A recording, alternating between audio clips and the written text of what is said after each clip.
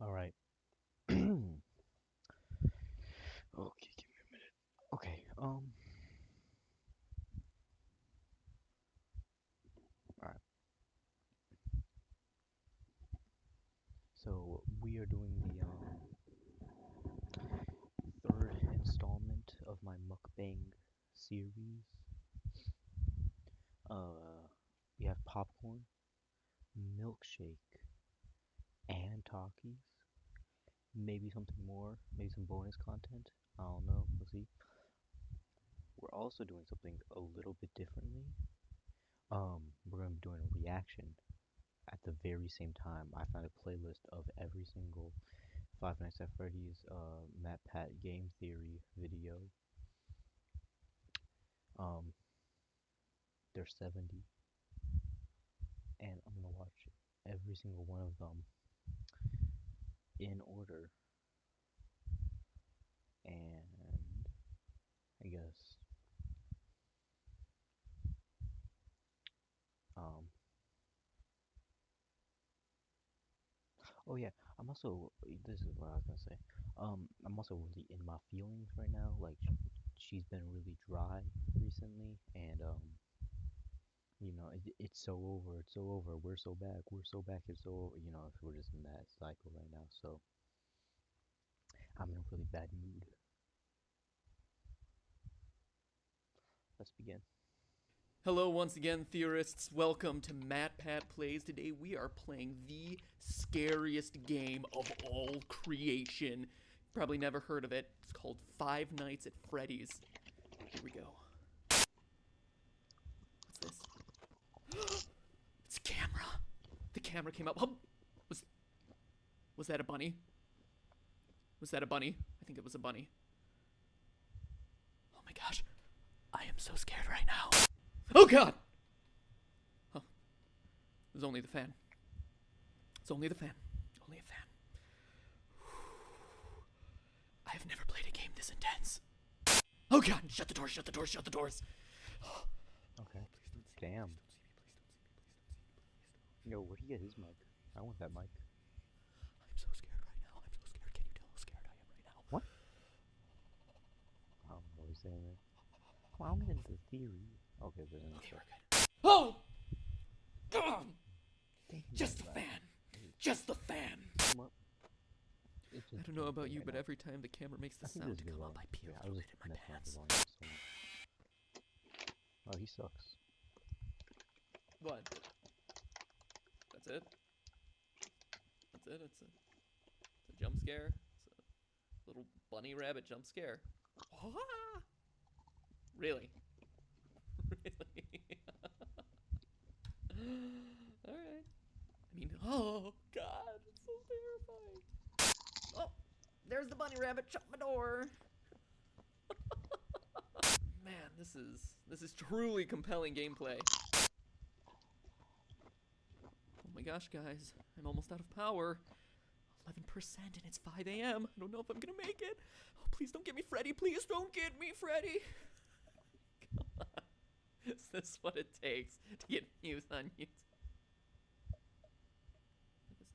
What is this?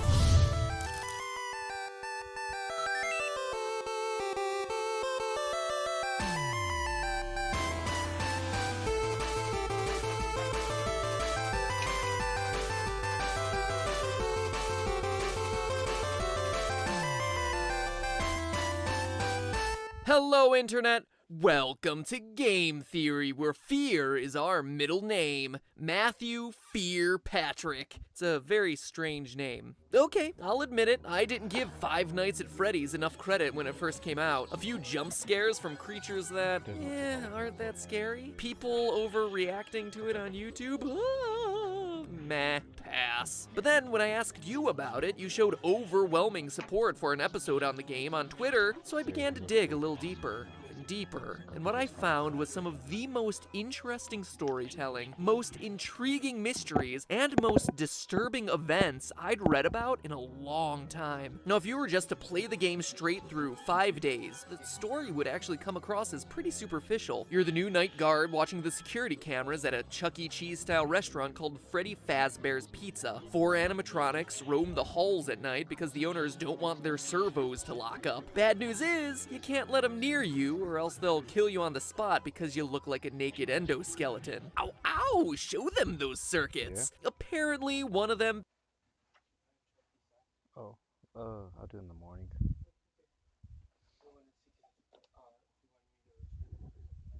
Alright.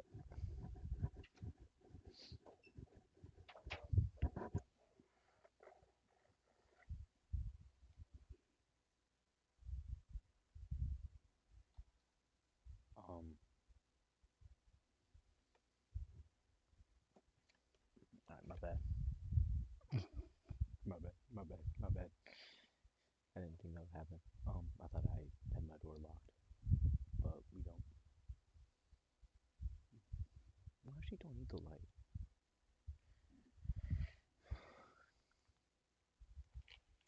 Oh, well, this looks like I'm in like a dungeon or something.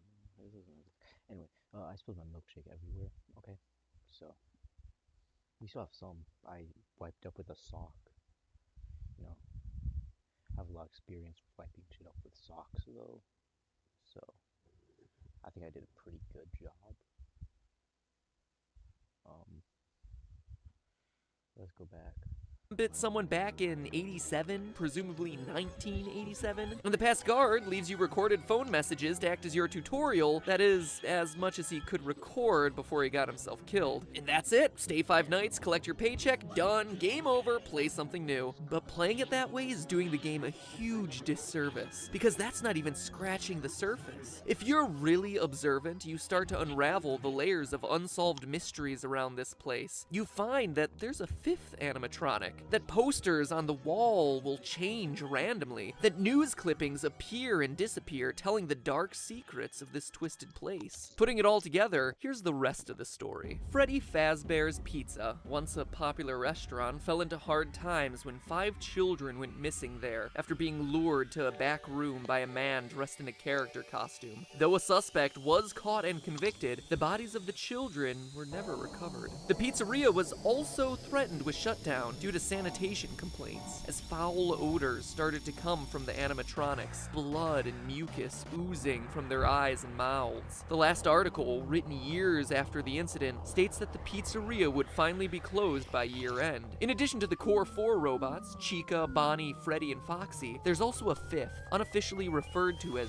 Golden Freddy. Ignoring the rules of physics, Golden Freddy appears and disappears at will, can inexplicably travel through doors, wherever, causing strange hallucinations. And when he attacks you, you're not taken to the typical game over screen, your game crashes. So that's unsettling. And there's also strange messages appearing on the walls, repeating the words, "It's me." According to the game's creator, the place is indeed haunted by what we can only assume to be the spirits of the 5 lost children. So that's the gist of it. Murder, missing children, foul odors, killer robots, and pizza. But that story leaves a lot of lingering questions. Who is your character? How's he fit in? Why does he stay for 5 nights when he's very clearly confronting the possibility of death? What more can we know about this terrifying Golden Freddy? And most importantly, what is the complete story behind 5 Nights at Freddy's? They're all good questions about a delightfully incomplete and mysterious story with just enough threads to keep you theorizing. So now, if you'll indulge me, let me reciprocate that story with one of my own. I think you'll find it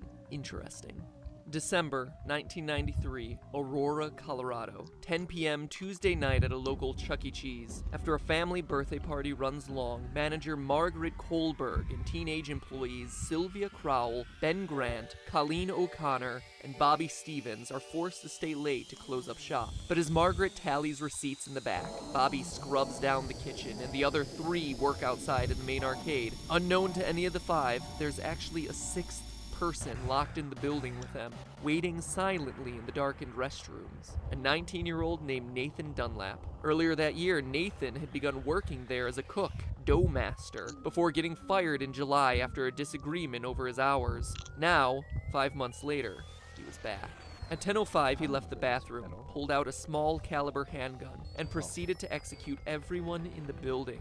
First Sylvia, then Ben, then Colleen. Dunlap then moved to the kitchen, where he surprised Bobby Stevens. The bullet entered Bobby's jaw, sending him sprawling onto the ground. Then finally, Nathan moved to the back, the office, where Margaret opened the safe before Nathan shot her twice, proceeded to grab her bag, filling it with $1,600 in cash, arcade tokens, and keychains. Spurred on by the building security footage, police were at his home a few hours later, where he was promptly arrested. Eventually, he was tried and sentenced to death, but his story re-entered the news just recently as his punishment has been postponed, leading people to debate whether he's able to sleep soundly, knowing that his execution has been delayed. This is a tragic story, a disgusting waste of human life, and one that I won't joke about or make fun of in any way, but I want to address it because I have a strong suspicion that this story is the one that inspired Five Nights at Freddy's. Let's look at the facts. First, I don't think that there's any doubt that Freddy's is a parody of Chuck E. Cheese. From the singing animatronics to the alliterative naming of the characters, the parallels are just obvious, so the setting is certainly the same. Next, what year does Five Nights take place? The time is certainly kept vague, but there are clues that we can put together. For one, the Chuck E. Cheese franchise had a tremendous period of growth and success in the late 80s and early 90s, but started to decline along the same time as arcades, with at-home video game consoles taking center stage. So that's one clue, but we can get even more detailed, specifically with your character's paycheck. Each night you're working a 6-hour shift, and you're spending 5 nights there. So that's 30 hours of total work time for $120. In total, $4 an hour. How can they do that? That's below minimum wage for 2014. But in 1990, minimum wage was $3.80. In 1991, it was raised to $4.25. And by 1996, you were looking at about $5 an hour. So the game seems to take place between 1991 and 1996. The Nathan Dunlap story took place in 1993. But let's move on to the most important comparison, the victims. In the game, there were 5 child victims. In the real-life story, there were also 5 victims. But we can get even more specific. Online theories about the game always tend to draw a parallel between the number of kids missing to the number of animatronics, saying that the children's bodies were stuffed in the various suits. And this appears to be true. Bonnie and Chica both have moans and raspy breath sound effects, as though someone's trying to cling to the last threads of their lives stuffed inside the costumes. And other sounds made by the animatronics are just slowed down versions of children's laughs and screams. Additionally, as the news clipping mentions, the suits ooze blood and mucus and begin to stink, like decaying bodies or reanimated corpses. So 5 victims, 5 suits, seems like a slam dunk, but nowhere does it say that all 5 were murdered, only that they went missing and couldn't be found. Also, the trouble a lot of people have with this theory is Golden Freddy. Why is that guy so limp and lifeless, so unlike the others? It's weird, until you go back to the real life story. Yes, there were 5 people shot that night in Chuck E. Cheese, which matches the 5 victims in Freddy's story, but of those, 1 survived. Bobby, the one from the kitchen, miraculously survived the shot to his jaw. After he was knocked to the floor by the bullet, he went limp, played dead, to avoid the killer coming back to finish the job. And that relates exactly to the advice you're given on night 3 by the phone guy. Try playing dead. Go limp. Again, let me reiterate that I'm not trying to make light of the real-life events by comparing them to bear costumes and animatronics, but I do want to point out that these similarities do exist. And what else is limp and appears to be a lifeless, empty suit in the game? Golden Freddy. Surviving the attack, Bobby was able to go to trial and be a damning piece of evidence in the case against Nathan Dunlap, ultimately leading to his death sentence. Which animatronic surprises you by appearing randomly? The one you don't expect and has no clear pattern?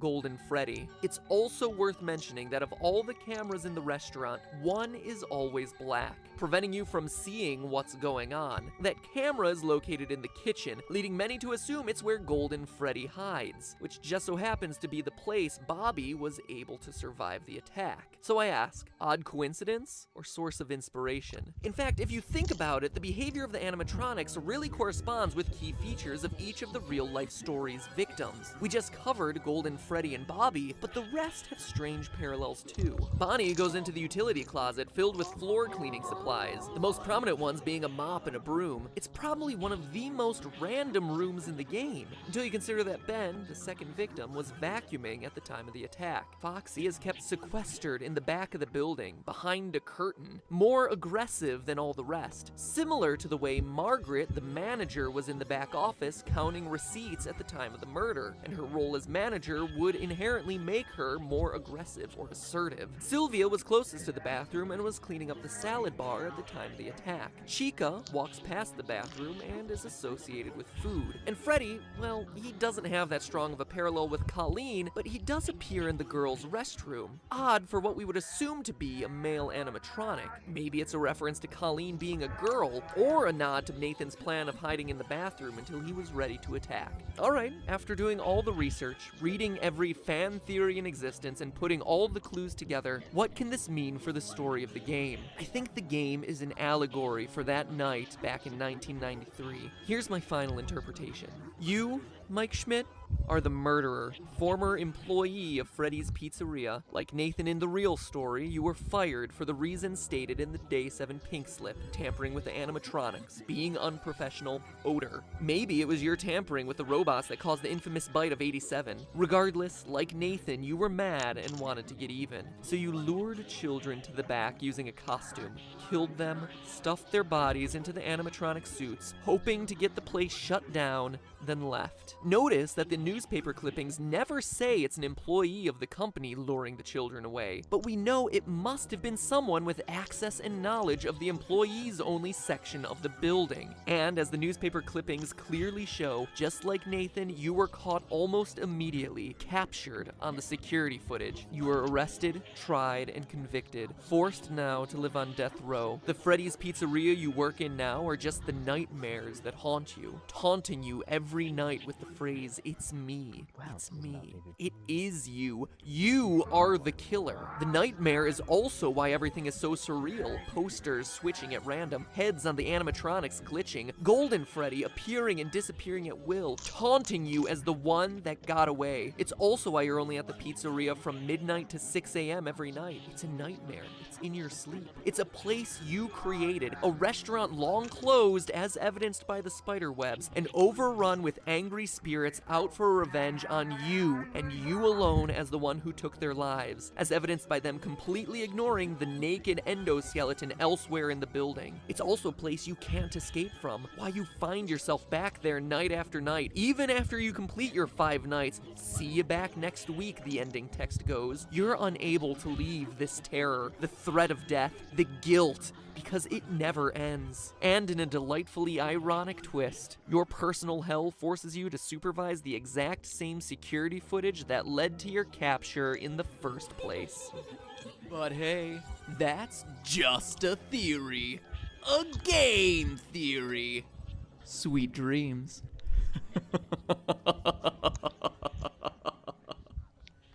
See, he seems crazy now, but he fucking loses You know what his October mind. reminds me of? Traveling where you don't. He loses his mind. Hello? Hello? Oh, hello, and welcome to the new and improved Five Nights at Freddy's 2 video. I'm here to answer any questions the game may have left unanswered. The game's developer, he's a pretty tricky guy. Don't worry, though, we'll get everything cleared up. Oh, and watch out for the puppet.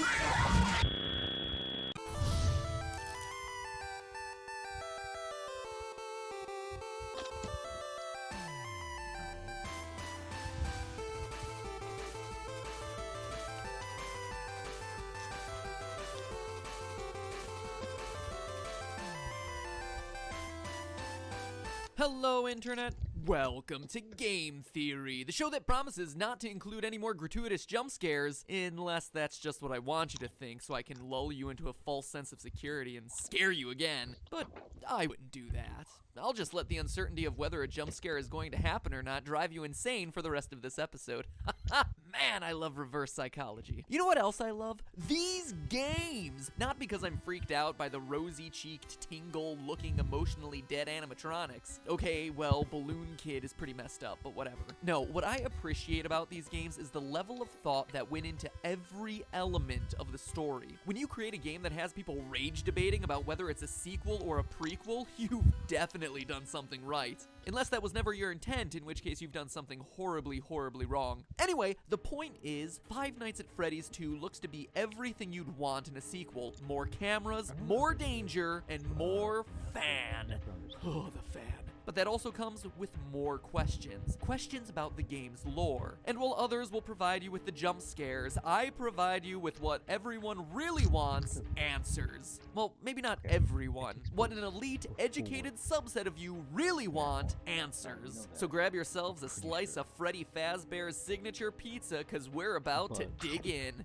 Ugh, tastes like cardboard. Let's get the big one out of the way first. Is the game a sequel or a prequel sequel? And what I mean by that is, contrary to popular belief, just because it has a big 2 slapped next to the name doesn't automatically mean the game comes after the first one in a timeline sense. It's a sequel, yes, but it tells a prequel story. Take for instance these all-time classics, Psycho 4: The Beginning, Lion King 1.5, and the actual all-time classic Godfather Part 2. All of them sequels that just so happen to also be prequels. It's not mutually exclusive. So where's Five Nights at Freddy's 2 fit in? Knowing its place in the timeline is crucial for understanding its story. Well, to figure that out, let's focus on the paycheck you receive at the end of your 5th night. The date places the events of the game in 1987, a whole 6 years ahead of when we determined the first game took place in our first video. Sounds like a prequel, but we found that date in the first game by calculating Mike Schmidt's hourly pay and comparing that to the minimum wage of the 90s. If Scott Coffin, the game's developer, is just picking random numbers for the payments, this bit of evidence would be meaningless. Except that he's not. At the end of Five Nights 2, you get paid $100.50. Divide that by the 30 hours worked and you get $3.35 an hour. The exact minimum wage for 1987, which means that us using minimum wage calculations to identify the year of Five Nights 1 is a perfectly valid way to prove it, and shows that it takes place after the events of Five Nights 2. Still don't believe me? Players brave enough to survive the extra Night 6 are rewarded with a bonus check and a newspaper clipping that says the toy robots are getting scrapped, and that the old ones are going into storage for a new, smaller scale version of the restaurant. That would explain why the old models reappear in Five Nights 1 and the toy models don't. And notice how it mentions a smaller version of the restaurant. The building in Five Nights 1 is significantly smaller than the setting of Five Nights 2. Need more evidence? What about the fact that on the first night in the office, the phone guy explains that the robots used to walk around during the day just like they do in Five Nights 2, but not anymore. Or the fact that phone guy dies in the first game, making it hard for him to also be the phone guy in Five Nights at Freddy's 2 if it takes place after. Call me the Phantom Menace, cause every way to Sunday, this game is a prequel. So with that revelation out of the way, we're able to piece together the rest of the timeline and dig a little bit deeper. Posters everywhere in Five Nights 2 welcome you to this new location, implying that there was another Freddy Fazbear's Pizza somewhere before this one. Additionally, the phone guy makes reference to it on night 1, mentioning the old location and how it was left to rot. So we know that there was one Freddy Fazbear's Pizza for the first game, one for the second game, and one that came before both of them that we've never seen. But even before that, the phone guy also mentions an even older restaurant called Fredbear's Family Diner, which, aside from its confusingly different name, also had different owners. So let me recap. There's the restaurant from the first game, which is the last in the timeline. The one that you're currently working at in 1987 in Five Nights 2, an older location of Freddy Fazbear's Pizzeria left to rot, and the original Fredbear's Diner. Jeez, I hope you're still with me, because this is more complicated than the Zelda timeline. Anyway, it's at this first location, the diner, where the whole story begins. Submitted for the approval of the Game Theorists Society, this is the true tale of Five Nights at Freddy's. When you die in Five Nights at Freddy's 2, before you've even gotten over the jump scare, you sometimes get a screen like this. Oh, turn it off! Turn it off, it's too horrifying. That, youngsters, was E.T. for the Atari, a console that came out before the NES. Yes, around the same time as the dinosaurs. It's widely considered to be the worst game of all time, hence me reacting in a horrified manner. See? Humor, folks. But seriously, you get these disturbing death minigames which, true to the 1987 setting, use Atari-esque graphics to depict various horrific events. All the while, a creepy robotic voice spells out letter by letter things like help them, save them, or save him. These death minigames are the most important piece in figuring out the true story behind these games. Let's start with this one. This death minigame has you playing as Freddy, taking cake to screaming children at a birthday party. As Freddy rushes around trying to keep the whole party happy, a single sad child looks on from outside, when suddenly you're powerless to do anything but look on in abject horror as a purple man pulls up in a car, murders the child, and drives off. It's my belief, loyal theorists, that this game takes place at Fredbear's Diner, and is chronologically the first event that we see in this timeline. How do I know? Well, it's a small establishment, and there's only one animatronic, Freddy, as opposed to all the other games which show other robots. But more importantly, this murdered child is the one that sets everything into motion. One of the new tasks added to Five Nights at Freddy's 2 is winding a mysterious music box that we're told placates one of the animatronics. If you fail to wind the music box, what you're introduced to is this terrifying thing, the puppet. It looks like No-Face from Spirited Away. You know what else he looks like? Take a look at that murdered child again.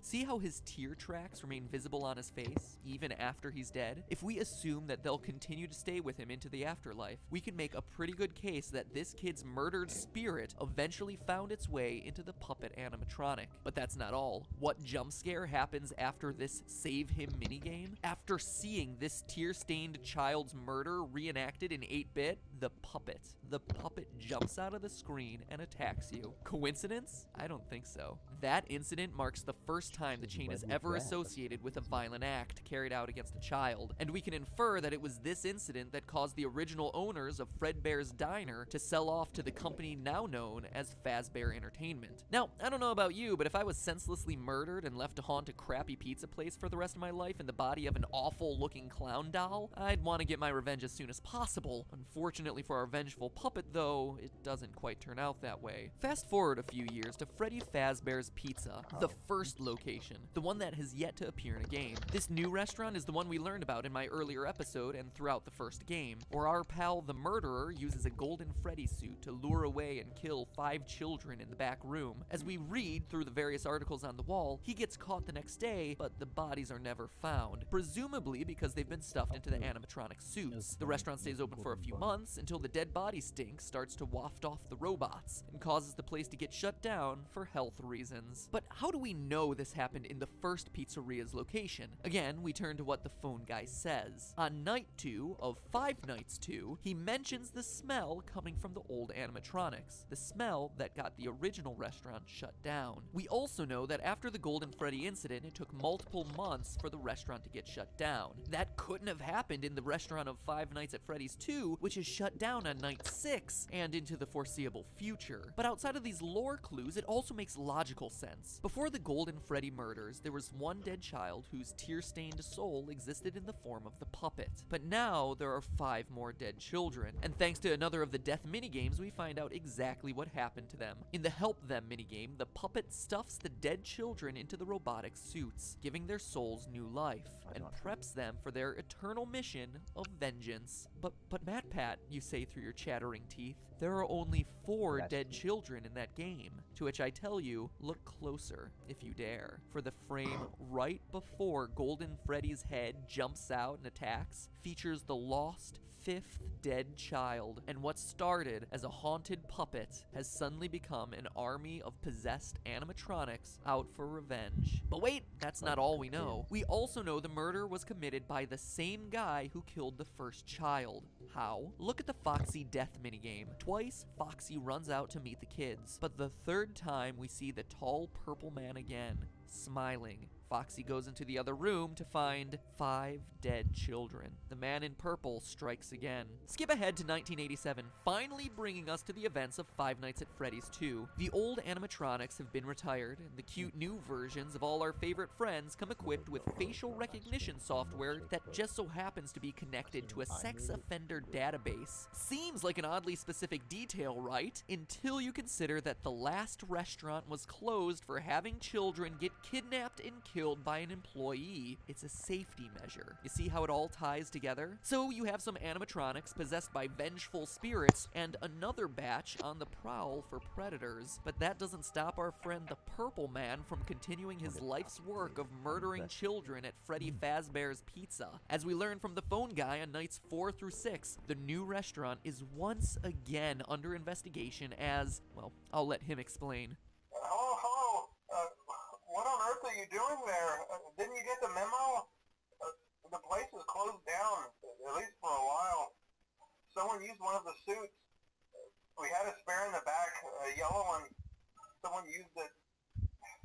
Now none of them are acting right. The Golden Freddy Killer struck again. The final death minigame also supports this. You, as Freddy, must walk through an exact replica of the building, animatronics all in their proper places, seeing the 5 dead children spread out through the various rooms. And based on what Phone Guy says, it seems like the guilty party was the former night guard, the one who moved to day shift and the one your character replaced. I mean, Phone Guy makes plenty of uncomfortable references to suddenly having an available position during the day. When we get it all sorted out, we may move you to the day shift. A position just became available.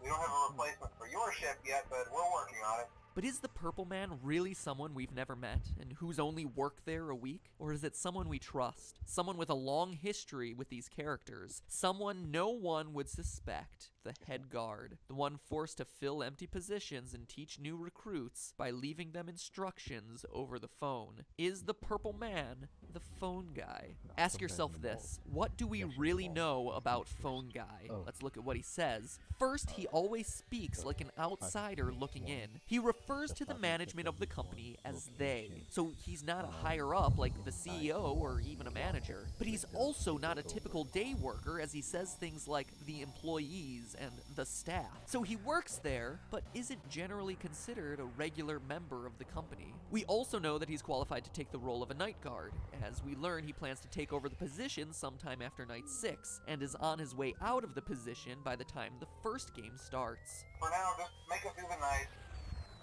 When the place eventually opens again, I'll probably take the night shift myself. I actually worked in that office before you.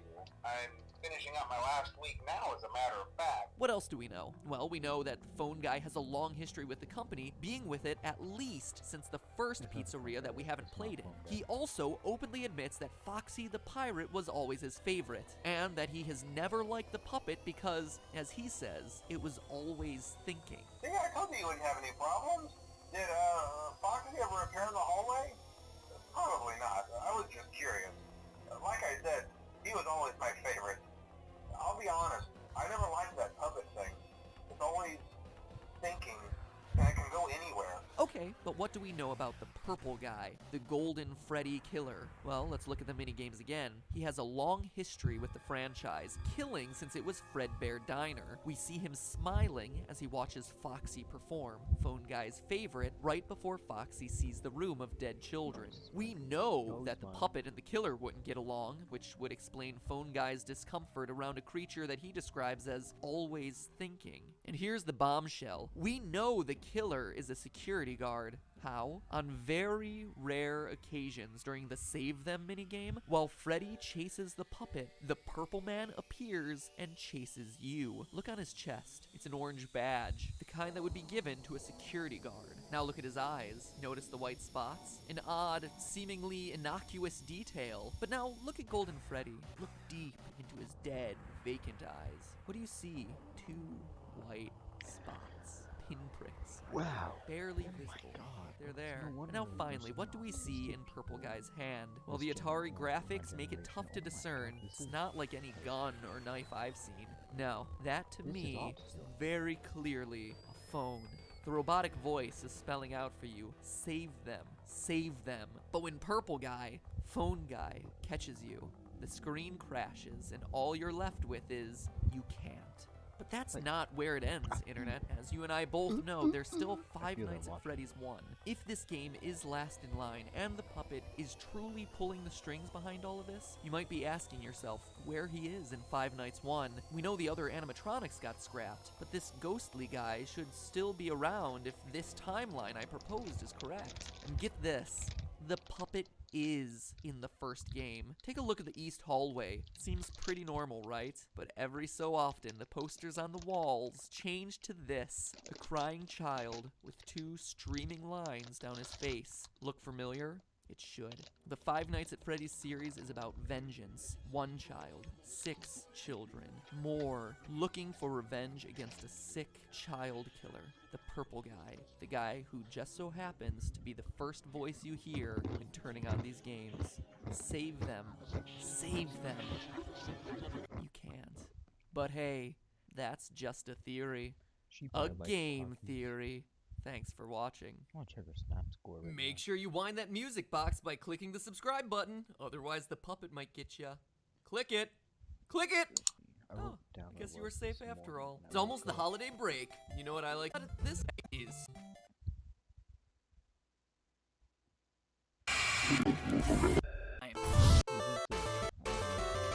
So is this actually?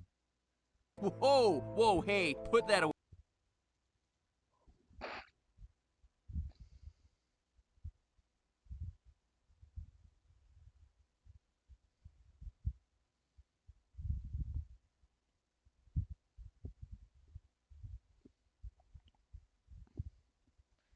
You wanted it, you're about to get it. Overall, the timeline of the franchise I presented in the last video still holds strong. Decades before the name became a horror legend meriting its own theme park style attraction, Freddy Fazbear got his start at Fredbear Family Diner. It's here where our story begins as Purple Guy takes his first victim, something we see in the Take Cake minigame from Five Nights at Freddy's 2. What tells us that this is Fredbear's and first in the timeline? Well, as I said last time, in addition to it being a small space, the only character we see is Freddy, whereas all other minigames feature multiple animatronics. He's also holding a cupcake. Since that would later become Chica's signature item, the event depicted in this game must have come before she was created. Additionally, notice that the Purple Guy's murder takes place outside the building. This is the only time we see him murder someone outside the walls of a Fazbear building, which implies that this is likely his first victim. Serial killers often have what's known as a signature, a way of killing that's unique to him and him alone. For Purple Guy, his signature is dressing in an animatronic costume, then luring children to the back of the pizzeria and killing them there. But this murder occurs before he developed this particular style, implying that it's the first. From there, we know that the puppet jump scare that always follows this minigame, combined with the tier design on both the dead child and the puppet's mask, implies that the soul of the first child now exists in the puppet. The event caused the original owners to sell the Fredbear name, who then rebranded and avoided the negative PR, becoming what we know today as Fazbear Entertainment.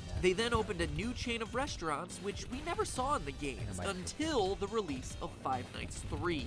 This is not Fredbear Diner like many interpret, but rather the first location of Freddy Fazbear's Pizza, predating the events of Five Nights at Freddy's 2. How do we know? Well, by paying close attention to the old recordings of Phone Guy dug up in FNAF 3, he introduces us to Freddy Fazbear's Pizza, not Diner, before explaining the functionality of the special spring lock suits. Welcome to your new career as a performer/entertainer for Freddy Fazbear's Pizza. Right now we have 2 specially designed suits that double as both animatronic and suit. He also lets us know that the animatronics are still allowed to walk around freely during the day, meaning that this is happening before the bite of 87, in which an animatronic bites someone during business hours, removing their frontal lobe and resulting in the animatronics being restricted to moving around only at night. For ease of operation, the animatronics are set to turn and walk towards sound to ease As Phone Guy informs us, and as we see in the Stage 01 minigame, there are two specialty suits, a Golden Bonnie suit and the origins of the infamous Golden Freddy. But the lifespan of these Springlock suits is actually short-lived as we learn about their one fatal flaw. After learning of an unfortunate incident at the sister location involving multiple and simultaneous spring lock failures, the company has deemed the suits temporarily unfit for employees. The classic suits are being retired to an appropriate location. Now, let's pause here. Two employees are killed by the failure of a Bonnie suit and a Freddy suit. Where else in the game do we see Bonnie and Freddy sharing a unique feature that no one else in the game possesses? Shadow Freddy and Shadow Bonnie. Could this be the origin of the paranormal Shadow suits? Yes, actually. Shadow Freddy and Shadow Bonnie are tied to the ghosts of the employees who died in the spring suits. Get this, the employees' bodies were taken out of the suits, which is why their appearance is more paranormal and why they can't possess them as well as the children can.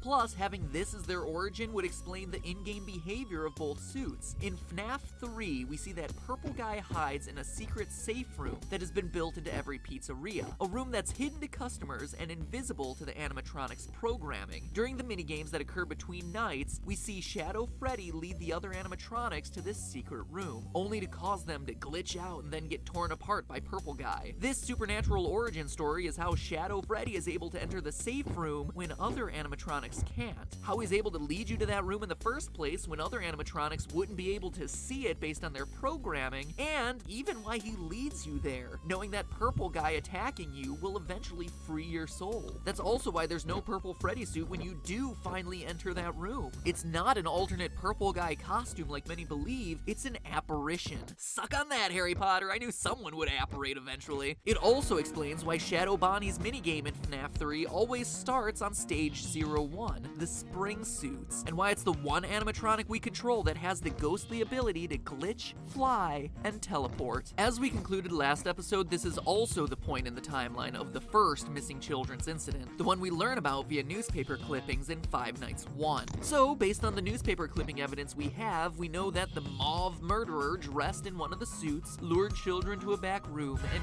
killed them. He's starting to develop his signature. But one nagging detail FNAF theorists have been wondering is, what suit does he use for his disguise? The answer? Golden Bonnie. Why? Well, remember the phone guy saying the faulty suits were being retired to an appropriate location. There's a high likelihood they're being stored in one of the safe rooms in the restaurants. Plus, we hear in FNAF 2 that the purple guy has a habit of using a yellow suit. We had a spare in the back, a yellow one.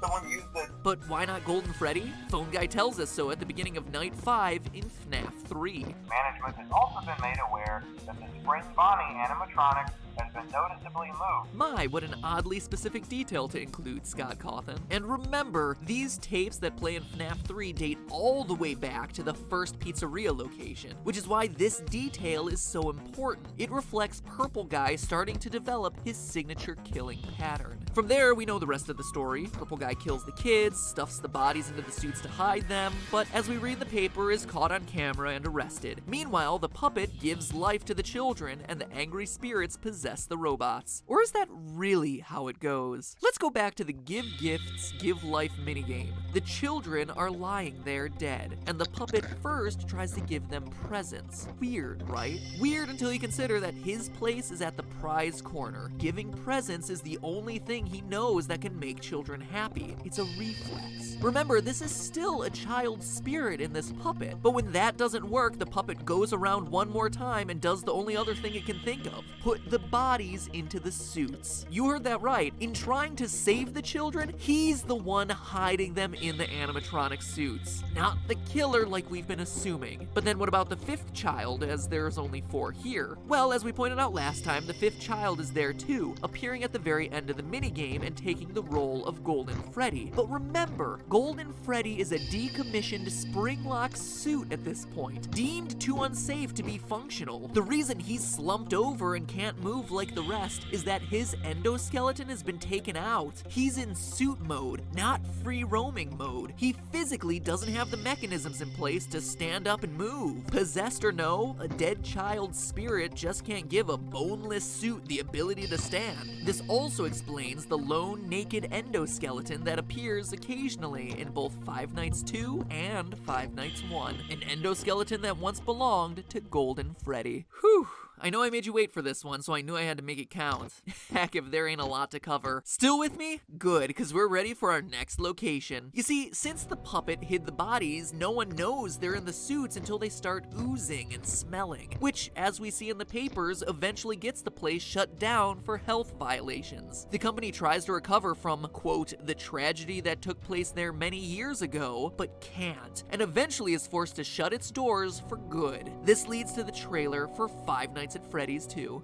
Finally, we're actually going to talk about a game in the series. Seriously, can you believe we've been going this whole time on locations that aren't even settings for the 3 main games? That is why this lore is so challenging, but also so interesting. Anyway, forgotten, dismantled, deactivated. These are the words you see at the beginning of the trailer. Back when the debate about whether this game was a sequel or a prequel to the first game, these words made it seem like a follow-up, that everything had been shut down since the first game, but it wasn't. These words are a reference to the business being closed down after that first missing children's incident. That's why posters everywhere in Five Nights 2 are all about the brand new Fazbear Pizza. It's the grand reopening after years of being out of business. That's also why the new toy animatronics have built-in facial recognition software to a criminal database. They need to be careful to prevent another incident, but as we know, it doesn't work. As we see in the Save Them minigame, 5 more children get killed in this new location. We know it's the new location because the minigame map's layout perfectly matches this new Fazbear business. We also know it couldn't have happened earlier in the timeline, as both the old animatronics and new toy robots are presented in the game. But this time, the puppet's solution isn't saving the kids, it's stopping the killer. He enlists the help of Freddy to try and SAVETHEM,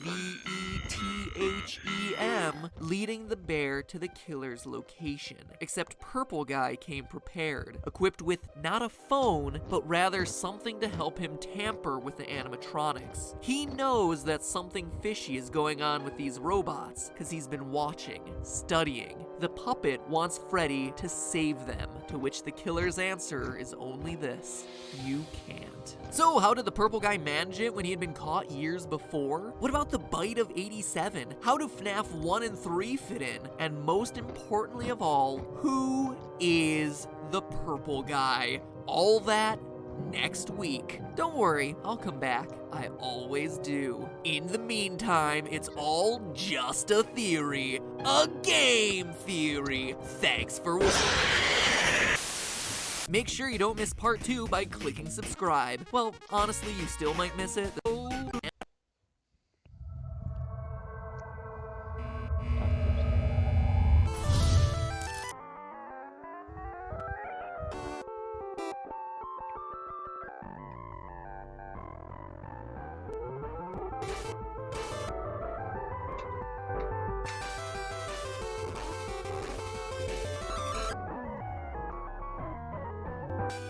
Hello, Internet! Welcome to Game Theory. We may not have made FNAF, but I like to think we've at least made it a bit more interesting. So in part 1 of this long-awaited all questions answered FNAF theory, we covered everything from the origins of the shadow animatronics, to the reason for Golden Freddy's ghostly behavior, to proof of what suit the killer uses. We clarified the timeline and even went so far as to dispel the myth that the killer is the one shoving the bodies into the suits. Click here if you missed it to get caught up. Don't worry, I'll wait. This is a pausable video after all. But today we're covering the major questions from the franchise, the final bits of the timeline, the ending of the game, and most importantly of all, the identity of the Purple Guy. So enough intro, let's cut to the chase. When we left things off, there had been another round of murder done in Fazbear Pizza. Purple Guy had once again used a Golden Bonnie suit to lure in another set of 5 kids and kill them, as depicted in the Save Them minigame from FNAF 2. The place gets closed for investigation a few days later, but the one thing that practically everyone overlooks in this location is that it gets reopened. In FNAF 2, the Night 1 phone call welcomes you to your new summer job at Freddy Fazbear's Pizza. Hello and welcome to your new summer job at the new and improved Freddy Fazbear's Pizza. Summer job. And yet, the paycheck at the end of the week reads November. There is not a single place in the world where November is a summer month. Not one. Meaning that these tapes, all these tapes, are pre-recorded. And honestly, that shouldn't be a surprise. Phone Guy's calls are recordings in every game. In FNAF 1, before Phone Guy dies, he says he's glad he recorded these messages when he did. I'm kind of glad that I recorded my messages for you. And then in FNAF 3, they find the old training tapes the Phone Guy made. First of all, we found some vintage audio training cassettes. Dude, these are like prehistoric.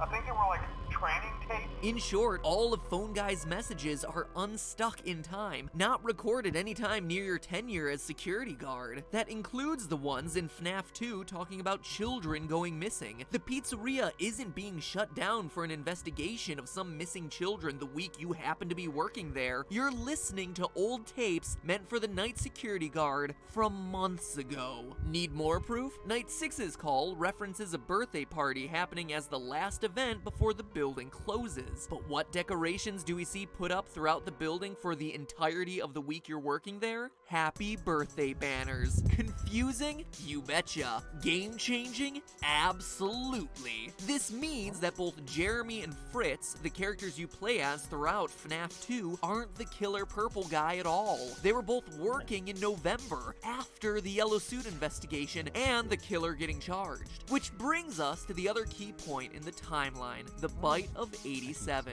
Ever since we heard about this mysterious frontal lobe nibble on that first fateful night at Freddy's, we've wanted to know more about this bizarre attack, the one that ends up resulting in animatronics no longer being allowed to walk around during the day. But now, 3 games in, we do know more. We know it took place in the location of FNAF 2 based on the 1987 date on Jeremy's paycheck. And furthermore, the newspaper clipping that ends FNAF 2 gives us a clue that it's the bite which closes this version of the restaurant, not some serial killing. Quote, after being open a few short weeks, the restaurant is closing its doors, the article says, with the new animatronics being scrapped for possible malfunction. That's game designer Scott Cawthon telling us that one of the new toy animatronics bit someone during the day. Why else would the new robots be scrapped while the old ones get kept for possible reorganization? Well, outside of an obvious need to retcon why these new robots didn't appear in Five Nights 1. It's because the company considered them safer,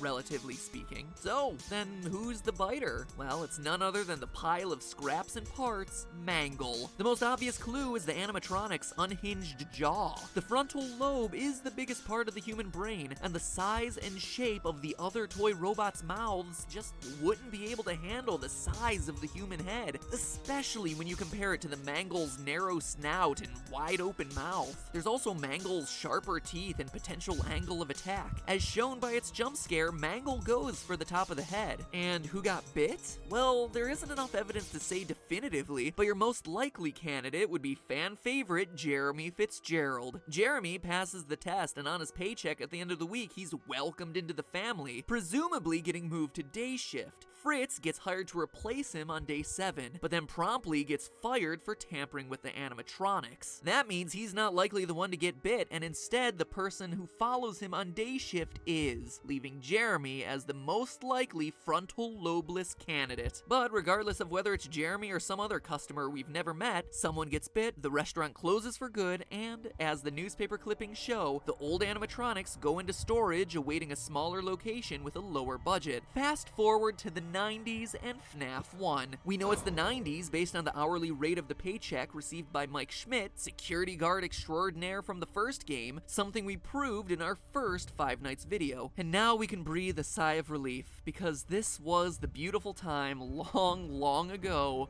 last August, when the games weren't so complicated, when the biggest mysteries were a game-crashing gold bear and the words "it's me." No death minigames, no puppets, no need to shoehorn in extra overcomplicated storylines. That all would come later when the first game became a smash hit and got itself some sequels. And boy did those sequels make things complicated, as both featured 8-bit minigames revealing more details about this location from the original game. First things first, we know that the purple guy kills 5 children here. We see it in the Foxy Go Go Go minigame from FNAF 2. Foxy runs past a grinning purple guy to see 5 dead bodies. Sorry, no fireworks this time, Foxy. And how do we know it's the FNAF 1 location? Well, it's the only time in the game when Foxy's stage, Pirate Cove, is located to the west of a dining area. See how he performs for the children by running to the right? That matches the map layout of the FNAF 1 pizzeria. We also know from the FNAF 3 minigames that this is where the purple guy dies inside a golden Springlock Bonnie suit in a safe room near the back. One built so that it would never show up on camera, conveniently explaining why it never appeared in the first game. But hold on, weren't those safe rooms sealed up a long time ago? I mean, we touched on this last episode, but the old recordings of Phone Guy we listened to throughout FNAF 3 say that these rooms are being closed off, discontinued, and will never be mentioned again. Why would a location 20 years later possess a safe room unless it was the same building as the first Freddy Fazbear's Pizza location? That's why it's in such disrepair when we see it in the FNAF 3 minigames, boarded up with rats on the floor. It's been closed down for years, which also means the dead kids from the Foxy Go Go Go minigame aren't another set of new victims, cause seriously, at this point the killer would have made his way through like a short bus full of pizza-hungry children. No, those kids are the first 5 dead kids, the ones who would eventually possess Old Bonnie, Chica, Freddy Foxy, and Golden Freddy. I mean, look, if the animatronics were possessed at this point, don't you think Foxy would be attacking Purple Guy rather than just running past him to perform for some dead kids? This also explains the random cutscene from FNAF 2 where the puppet's looking into Freddy's eyes. You can tell by the tables in the background and the design of both Bonnie and Chica that this is the FNAF 1 location with the old animatronics on stage. But it's not a flash forward to the game's next location, but rather a flash back to the moment the puppet brought these characters, these children, to life.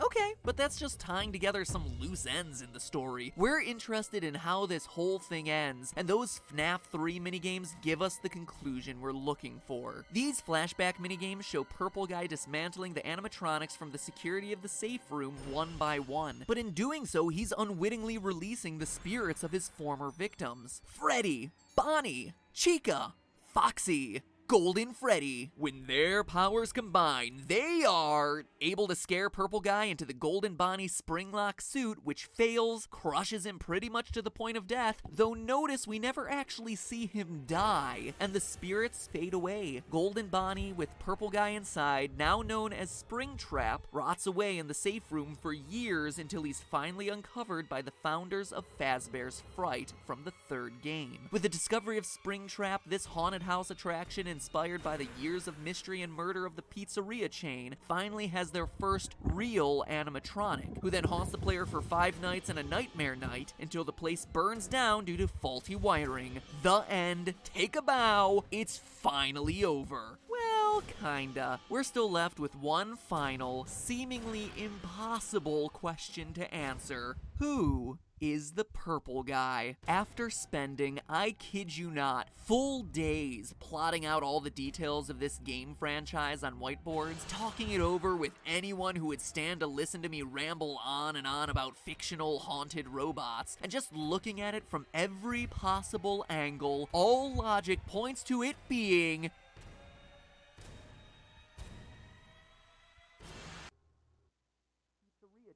finally has their first real animatronic, who then haunts the player for 5 nights and a nightmare night until the play seemingly impossible question to kid you not. Talking it over with anyone who would stand to listen to me ramble on and on about fictional haunted robots, and just looking at it from every possible angle, all logic points to it being the phone guy. And no, not because I made a theory about it and refused to let it die. Honestly, I couldn't care less if that last video was wrong. At this point, I just care about the truth, and phone guy makes the most logical sense. I know your complaints, and I promise you, if you stick with me, you'll be convinced. First, there's the circumstantial evidence I presented during my FNAF 2 theory. Phone Guy's admitted love of Foxy being reflected by the smiling purple guy sprite during the Foxy Go Go Go minigame. His distrust of the puppet, a creature haunted by his first victim that we see time and time again trying to bring a stop to his killing spree. His admitted role as a security guard, and even the weird phone-like object in his hand from the Save Them minigame. But there's even more evidence when we consider Five Nights 3. Consider this, he's the only person in the game who knows about the safe rooms. As we've mentioned before, all the safe rooms were sealed up back in the Springlock suit days, back in the first Freddy Fazbear's Pizza location, meaning every other employee coming afterward would have never even heard of these things. Phone Guy is the only character we meet who would have any knowledge of these rooms, and more importantly, of how they operate, how they're invisible to the cameras, and more importantly, to the animatronics. And that's just the beginning. He's also the only person who knows how to use the Springlock suits. Again, once they were decommissioned, the suits were hidden away. Regardless of whether you believe that the killer used a golden Bonnie suit the whole time, or you think he used a golden Freddy suit, either way, we know for a fact the killer was using one of the yellow Springlocked suits, and Phone Guy is the only character we know who had knowledge of A, where they were hidden, and B, how they were operated safely. Now, I know a lot of people have said that it couldn't have been Phone Guy because he knew better. He knew that they were dangerous and could kill him, so if he was indeed the purple guy, he wouldn't just hop into a Springtrap suit like we see depicted at the ending of FNAF 3. But there's one key detail that everyone has been overlooking, and that Scott carefully included in this game. Listen.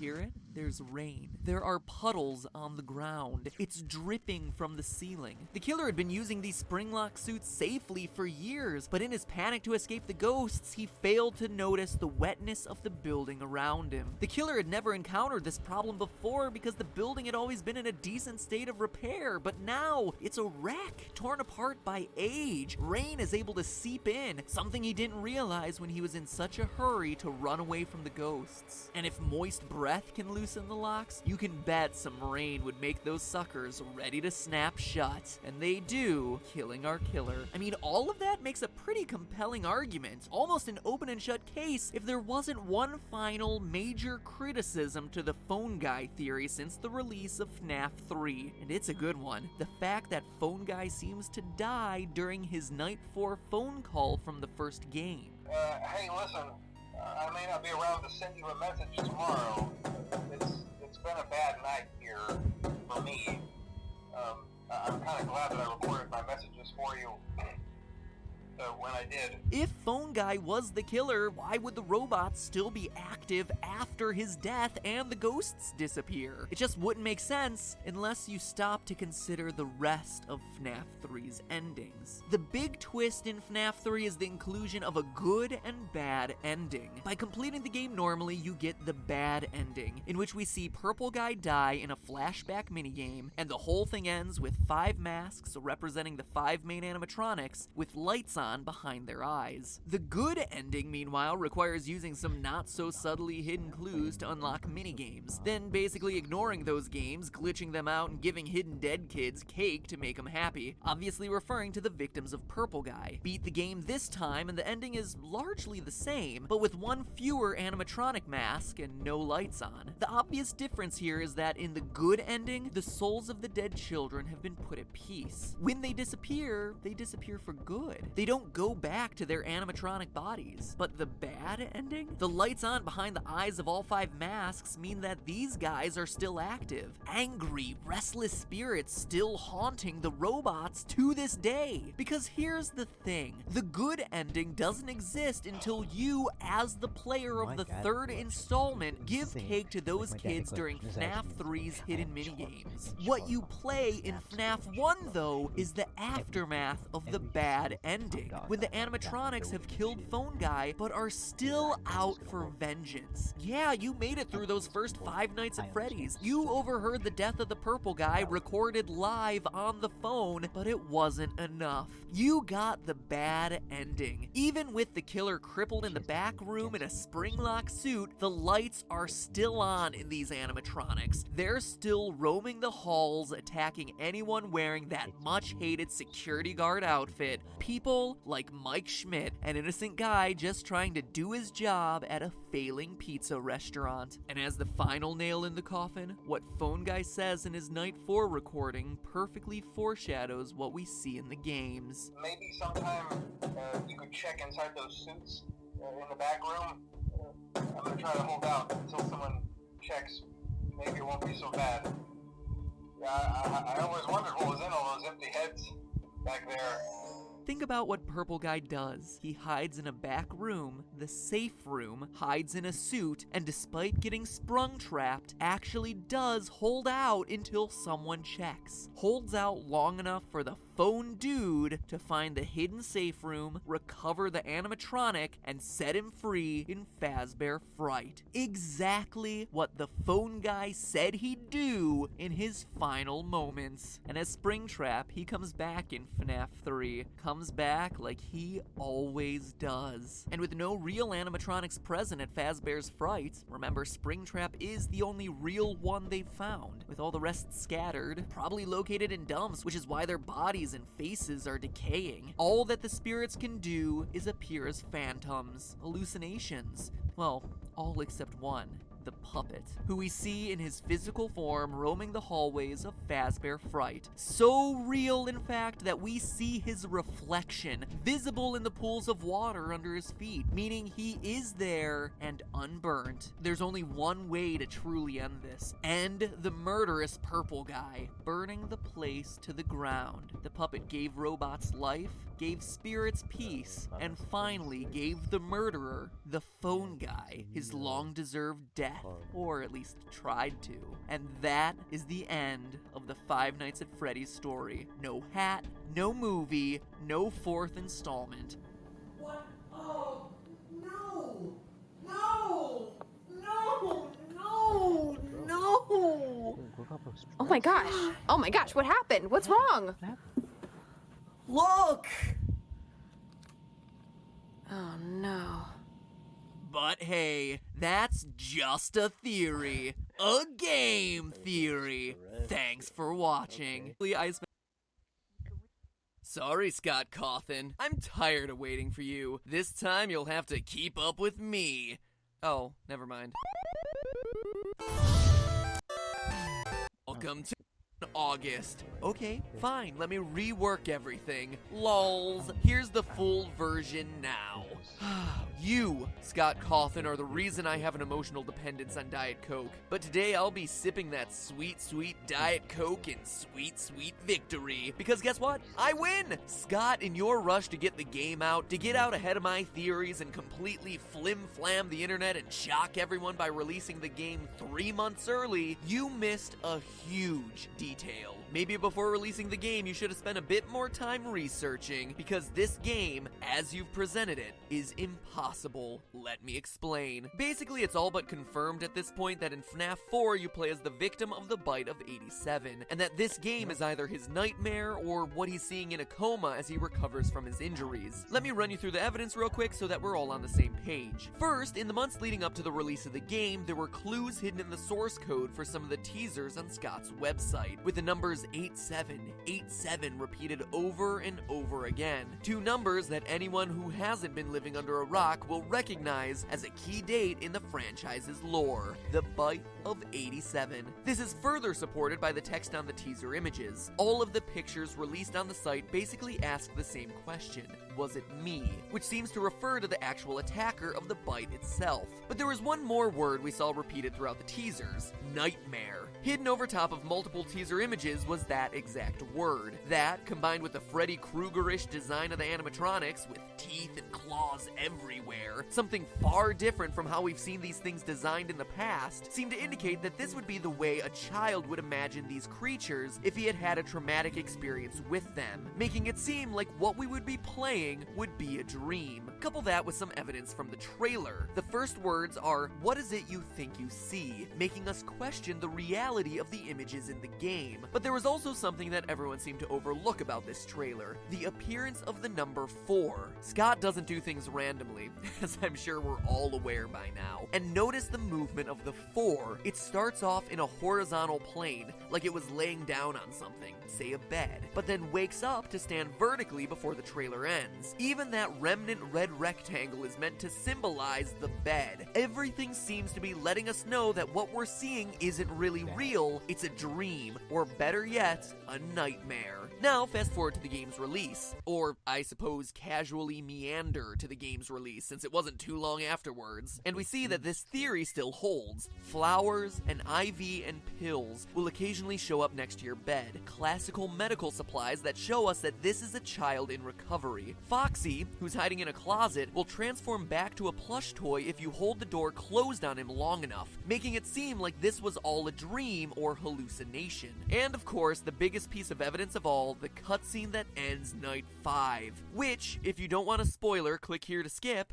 All of you skipped now? Good. Actually shows the bite of 87 take place in the mouth of the golden Fredbear. This is further supported by the quote-unquote boss of the game being that same golden Fredbear, where in the final nights, he's the one who ends up stalking you. All the other animatronics disappear. You're being haunted by the suit that bit you. So yeah, that's it. All the evidence points to the victim of 87 being our protagonist, the character we're playing as in FNAF 4. Good job, Scott. You finally put together a game with a coherent plotline.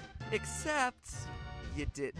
Scott Cawthon, if all of us are right in our theory, then you, sir, are wrong. Just when it looked like you were making a game that actually adhered to its own lore, you also made a game that is completely impossible from a scientific perspective. Loyal theorists, it's time we give Scott's latest bag of tricks a little lesson in real-life science. While frontal lobe injuries aren't as uncommon as people think, actually they happen all the time in car accidents, playing football, falling down, etc., having your whole frontal lobe bitten off has a much more profound impact on mental and physical functions. It would come with a whole slew of symptoms from motor skill impairment to nervous system issues, but the side effects we're most concerned with today would all be psychological. Removal of the frontal lobe significantly impacts the victim's ability to process certain types of stimuli, specifically fear stimuli. Let me give you some backstory. In the good old 1940s and 50s, psychiatrists often thought the best way to cure problems with the brain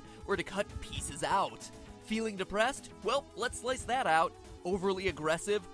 That chunk probably wasn't important. As such, there are extremely well-documented studies of patients without frontal lobes, and what's fascinating about them was what happened to their fear response. Patients without a frontal lobe become uninhibited because they no longer have a fear response. Way back in my Fallout episode, we looked in depth at the most famous accidental lobotomy in history, Phineas Gage, who literally had an iron rod shot straight through his head, completely destroying his left frontal lobe. One of the most striking differences between pre-Pole Phineas and post-Pole Phineas was his sense of inhibition. And by that I mean post-Pole Phineas had none. He had no sense of caution, no sense of fear or self-consciousness. He was described to be impulsive to the point of being rude and vulgar in public. No fear, no anxiety, no social pressure anywhere. Going back to the game, one of the things Scott does a great job of throughout the FNAF franchise is putting you in the eyes of Mike or Jeremy or whoever. We feel invested in our protagonist because we are that character. But in this case, that's scientifically impossible, specifically because of the bite of 87. If the main character of this game truly is little Timmy Lost a Lobe, he wouldn't wander around a house clicking a flashlight on and off. Why would he? He doesn't care, because tragically, he no longer has the capacity to care. His brain structure no longer allows it. As if this weren't enough, a frontal lobe injury also tampers with concentration and attention span. The main character in the game is still supposed to be concentrated over a long period of multiple hours. But the thing is, patients without frontal lobes don't have this ability. In fact, they can only stay focused on what they see immediately happening in front of them. A child missing a frontal lobe who repeatedly turned a flashlight on and off in a hallway without seeing anything would lose interest. They wouldn't have the mental wiring necessary to concentrate on self-preservation. They would literally just go back to bed. The game is impossible the way it's being presented, because it would literally be over before it began. But the final and biggest nail in the coffin for this one is how frontal lobe injuries affect the imagination. The frontal lobe controls a ton of mental processing abilities, including dreams. You might think that an uncontrollable imagination would lead to exactly the kind of nightmares or hallucinations you see in this game, but in fact, it's the exact opposite. Rigorous studies have been done on the imaginations and dream states of lobotomized patients.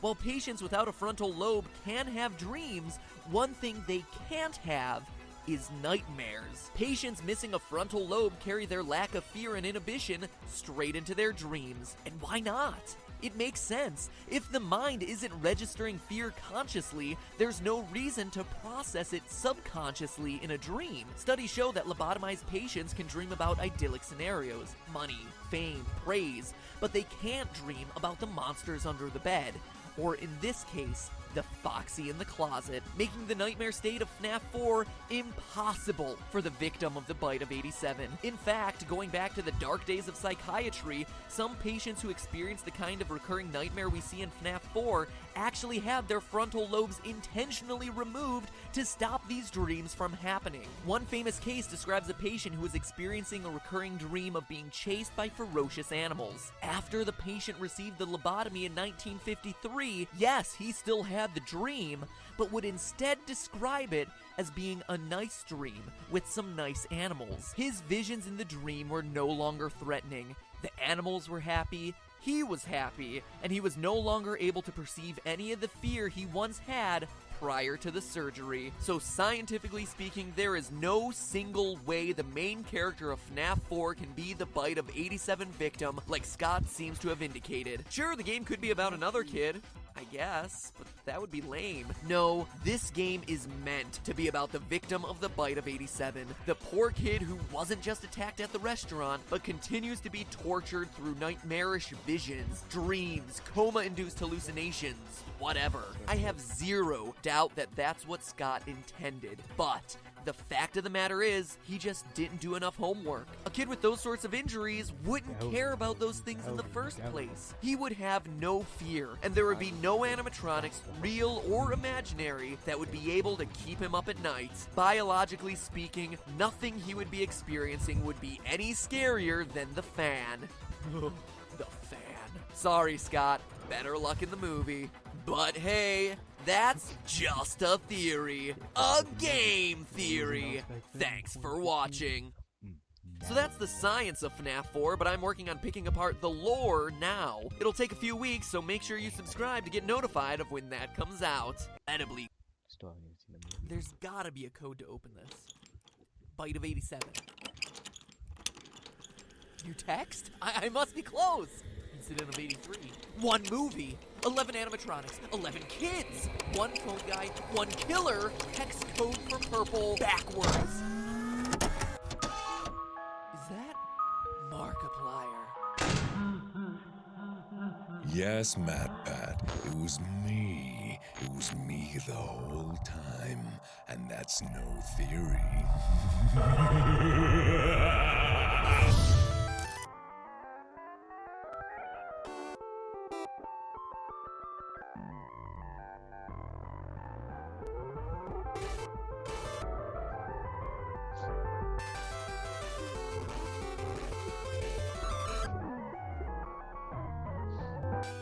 Hello, Internet! Welcome to the Five Nights at Freddy's podcast. Oh, sorry, I mean Game Theory. Game Theory, the show that covers theories on other games in the 2-week intervals between new installments of FNAF. But if I'm ever gonna see requests for games other than FNAF 4 in my Twitter feed, this video needed to be made. Because, I have a confession, Internet, I made a mistake. in my last FNAF video. Not in my research, mind you. My conclusion that this kid scientifically could not be the Bite of 87 victim was actually 100% right, both scientifically and, as you've been eager to point out, lore-wise. No, I was wrong in calling this the Bite of 87. I'm man enough to admit my mistakes. Hey, it's why they're called theories after all, right? Anyway, in this case, Scott was sure to let me know my error in his first comment on any of my videos on the franchise to my knowledge, which was really exciting, but it did leave me wondering, should I feel honored or trolled? And let me just say, because you were asking, I didn't delete that comment. I only delete comments from game theorist bots. No, I don't want your free PSN codes, okay? So I guess Scott must have deleted it himself. Maybe there was a typo. Or maybe a clue to FNAF 5.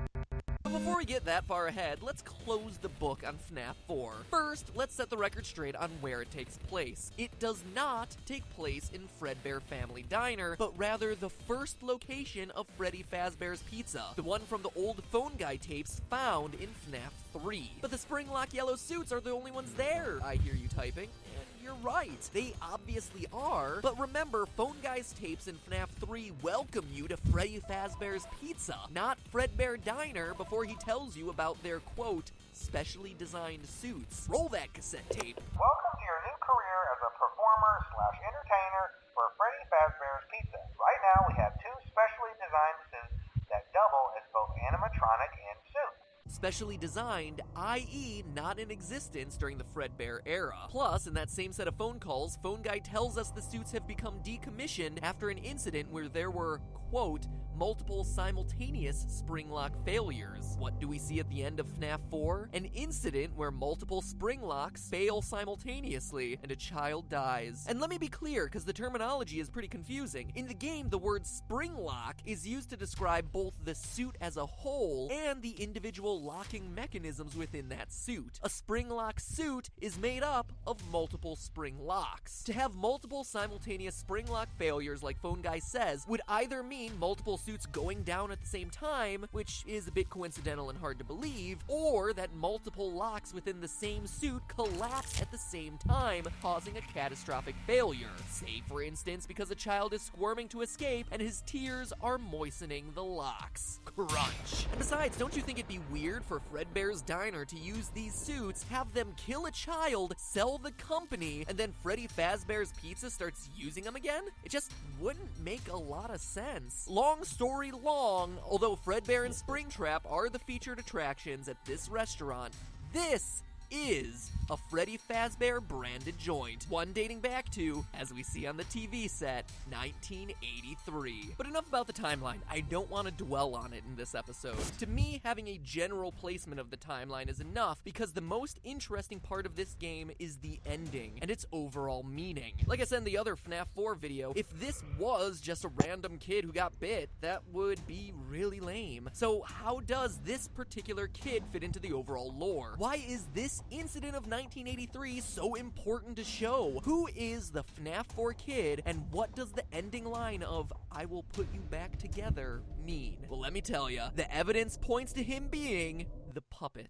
Let's look at the evidence. First, many have pointed out the streaming tears down the kid's face, which mimic the tears down the puppet's mask. Okay, sure, that was good evidence when we first saw them in FNAF 2, but at this point, those nice pixelated streams are on nearly every chubby-cheeked kid who's ever entered these restaurants. So alone, it's not much to go on. But we can take it one step further. While the tears themselves might not be interesting, look at this. It's a screen from the Mangle minigame back in FNAF 3. This weird, crying giant silhouette was just kinda out of place in the last game, and all us FNAF theorists just kinda glossed over it in our analyses, since, seriously, what is it? I mean, it kinda looks like the puppet, right? With its overall fabric feel and its thin striped legs. I mean, that's what I thought at the time, but again, there was really no reason to bring it up since it just didn't fit anywhere. But now we have a new game and new information that might make this make sense. Look at its body position. Notice anything specific about it? It resembles a position we see our FNAF 4 kid in a lot throughout the game, including his final scene, kneeling down, 2 streaming tear tracks and his face turned 2/3 toward the camera? Do you see the connection here? But not only that, look at what our kid wears. A black and gray striped shirt. And remember, this is in a world where all the other kids are generally wearing single color outfits. It's an oddly specific detail. Now I ask you, what's the signature look for the puppet? None other than black and white stripes. But besides those design details, consider that there's no sign of the puppet anywhere in this game, and yet practically every other animatronic is present in some form, meaning that this game likely exists at a time when the puppet has yet to be created. Remember when he just kinda showed up in FNAF 2? Which, I should remind you, takes place 4 years later than this game. He just kinda came out of nowhere. Well, this could be the puppet's origin story. This idea of kid as puppet also works really well with the locked box at the end. What's in there besides Markiplier's stunning face and buttery voice? A puppet. As we see in FNAF 2, he has a habit of coming out of boxes, and he's the only one who can bend and fold up into a space that small. But there's even more evidence when you look at the timeline. Now, I challenge you to ask yourself one question. What exactly is the child afraid of in this game? Why does he hate this restaurant so much? The easy answer would seem to be the animatronics, but that'd be wrong. It's important to note that at the time of the cutscene minigames, he's not scared of Freddy, Bonnie, and Chica. When you walk over the pile of plushies in the corner, we see that he considers these characters as his friends. Foxy is kinda in that camp too, but to a slightly lesser degree because his brother has started scaring him with the Foxy mask, hence the head being pulled off. Even the weird psychic friend Fredbear isn't a scary presence for him. So clearly he's not scared of the characters. Is he scared of the people working at the restaurant? The purple guy? Maybe, but that's not quite the full answer either. Again, watch how he behaves. When trying to escape the worker in the Fredbear outfit, he can't muster the courage to run past the show stage with the yellow suits. He collapses in fear. And when the bullies drag him over to the stage, he's freaking out. Clearly, what he is specifically afraid of in this restaurant is the yellow Springtrap suits, whether in animatronic mode or suit mode, which begs one question. Why?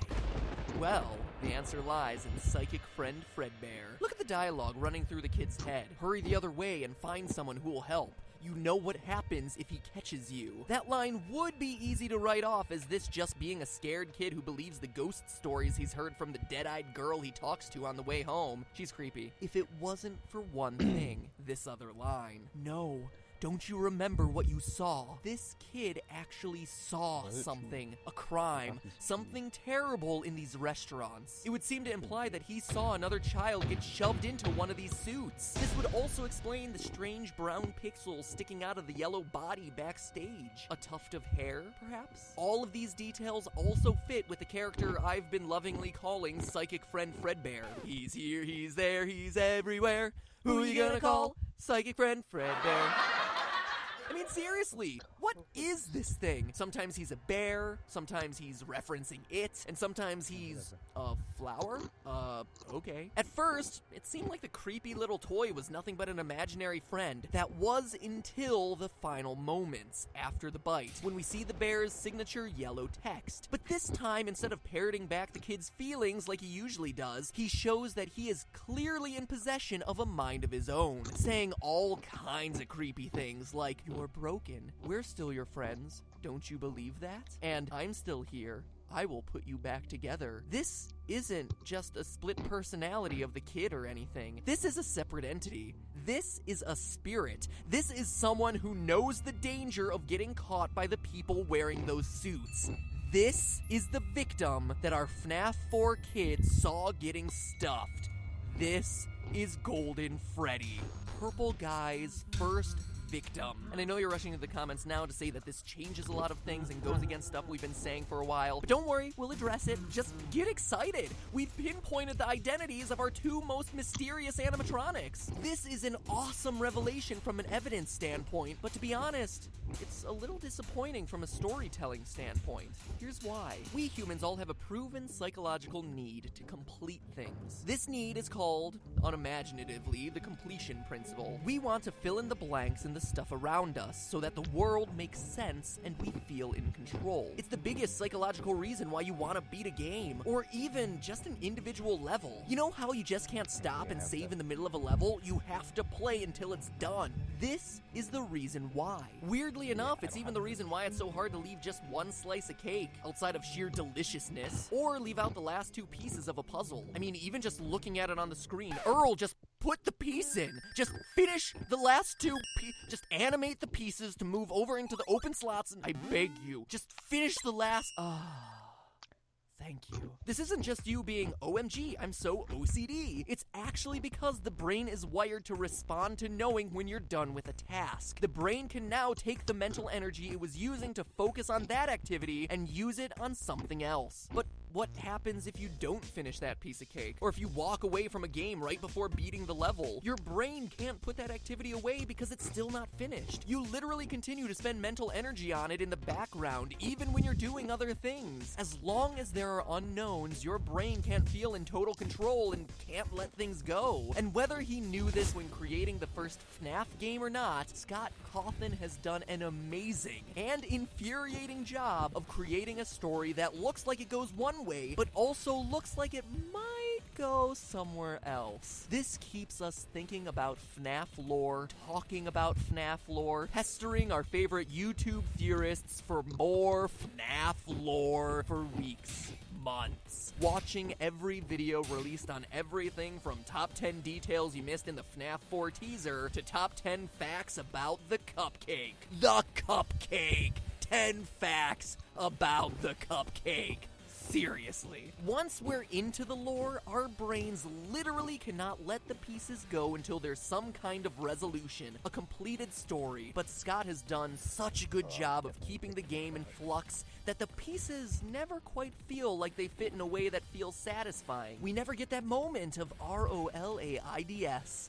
That spells relief. So we want the pieces of the puzzle to fit together cleanly, and the problem with FNAF is that while there's plenty of evidence for the story to go one way, there's also evidence for it going somewhere else. Try this one on for size. Well, there's a lot of evidence for the kid in FNAF 4 being the puppet, and I'd bet my bottom dollar that that's the solution that Scott intended. From a storytelling standpoint, more pieces actually fit together if the FNAF 4 kid becomes Golden Freddy and not the puppet. This would make our first victim, the one our FNAF 4 kid sees get killed, the puppet, like we've been hypothesizing since FNAF 2. Suddenly, you have a group of 5 kids celebrating a birthday, one kid associated with each animatronic, with the one representing Golden Freddy being the odd man out. And this scenario perfectly mimics the FNAF 3 good ending with the Happiest Day minigame, where 5 souls from 5 kids, each representing a different animatronic, reunite to celebrate a birthday that never really happened. It actually creates a beautifully bookended story of redemption and forgiveness, a reunion of brothers. And yeah, I know the complaints. Don't get me started about the size of the kids being different. They're the spirits of dead children in an 8-bit minigame, okay? Literalizing the sizes seems to be a bit of a stretch. And it goes even further than that. In the FNAF 2 Give Gifts minigame, the puppet gives life to the dead children, with Golden Freddy as the odd man out who doesn't get a mask and does a ghostly jump scare at the end. That would reflect the 4 bullies getting killed in the pizzeria by Purple Guy in response to this incident, while the one, Golden Freddy, dies somewhere else, like a hospital bed. I mean, we do see the IV and pills and flowers, and as a result, that's why the puppet, the first victim, is able to reach those 4 kids' souls and save them, while Golden Freddy has to behave like a ghost. It also gels with the idea that the Take Cake minigame represents the first victim at the first location, and why the puppet is always the jump scare, because he's the kid we've just watched get killed. So a lot of storytelling pieces fit together, but at the end of the day, that leaves us with too many questions about why Golden Freddy is talking to our FNAF 4 kid. A spirit needs to be inhabiting that bear for the story to make sense, and Scott certainly put in plenty of evidence that leads us to believe that the FNAF 4 kid is the puppet. The FNAF 4 kid needs to have seen a tragic, scary incident to make him fear the restaurant, which means he can't have been the first kid to have been killed. In short, the challenge here is that you have a choice. There's more evidence for our FNAF 4 kid becoming the puppet, but the resulting story is more satisfying for him to become Golden Freddy. And either side leaves you wanting wanting more, because not all the evidence works in either scenario. And that is the true secret to FNAF. The completion principle demands that we get answers, that the scraps of evidence across the 4 games come together cleanly. But if and when they do, our brains will just be able to move on and forget about it, making it just another game that we played and is collecting dust on our shelf, or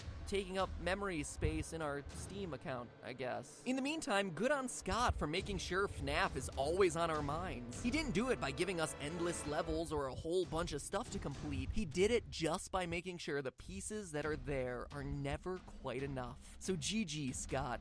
GG. And GG to all of you too, theorists. All of us. For trying to complete the story and solve the mysteries. I may complain about it, but honestly, I've been having a blast. It's like the Gravity Falls of video games. It's been my honor to work with all of you on this quest over the last year, and I look forward to trying to continue the quest in the year to come. In fact, since this has been a video many of you have been waiting for a long time, now that it's finally out, this Thursday at 4 o'clock p.m. Pacific time, I'll be live streaming right here on the Game Theorist channel, answering You've Been at GT. No, 5 nights. No, won't do a video. I won't. No, not another. Ha! Oh, jeez. It's just a dream. Wait, what the frickin'? Honey, help, I'm human! What are you talking about? You've always been human. Hey, what you reading? What is this? The new Five Nights game got announced. Why is unlisted? What? Hey, everyone. Really? Nothing but 5 Nights at Freddy. Considering we know any moment now I'll wake up in this hall where I discuss the notorious Friday, keep up to date on the newest. Who are you, bro? Who is he? Today, What? we end the horror. Today, we solve FNAF.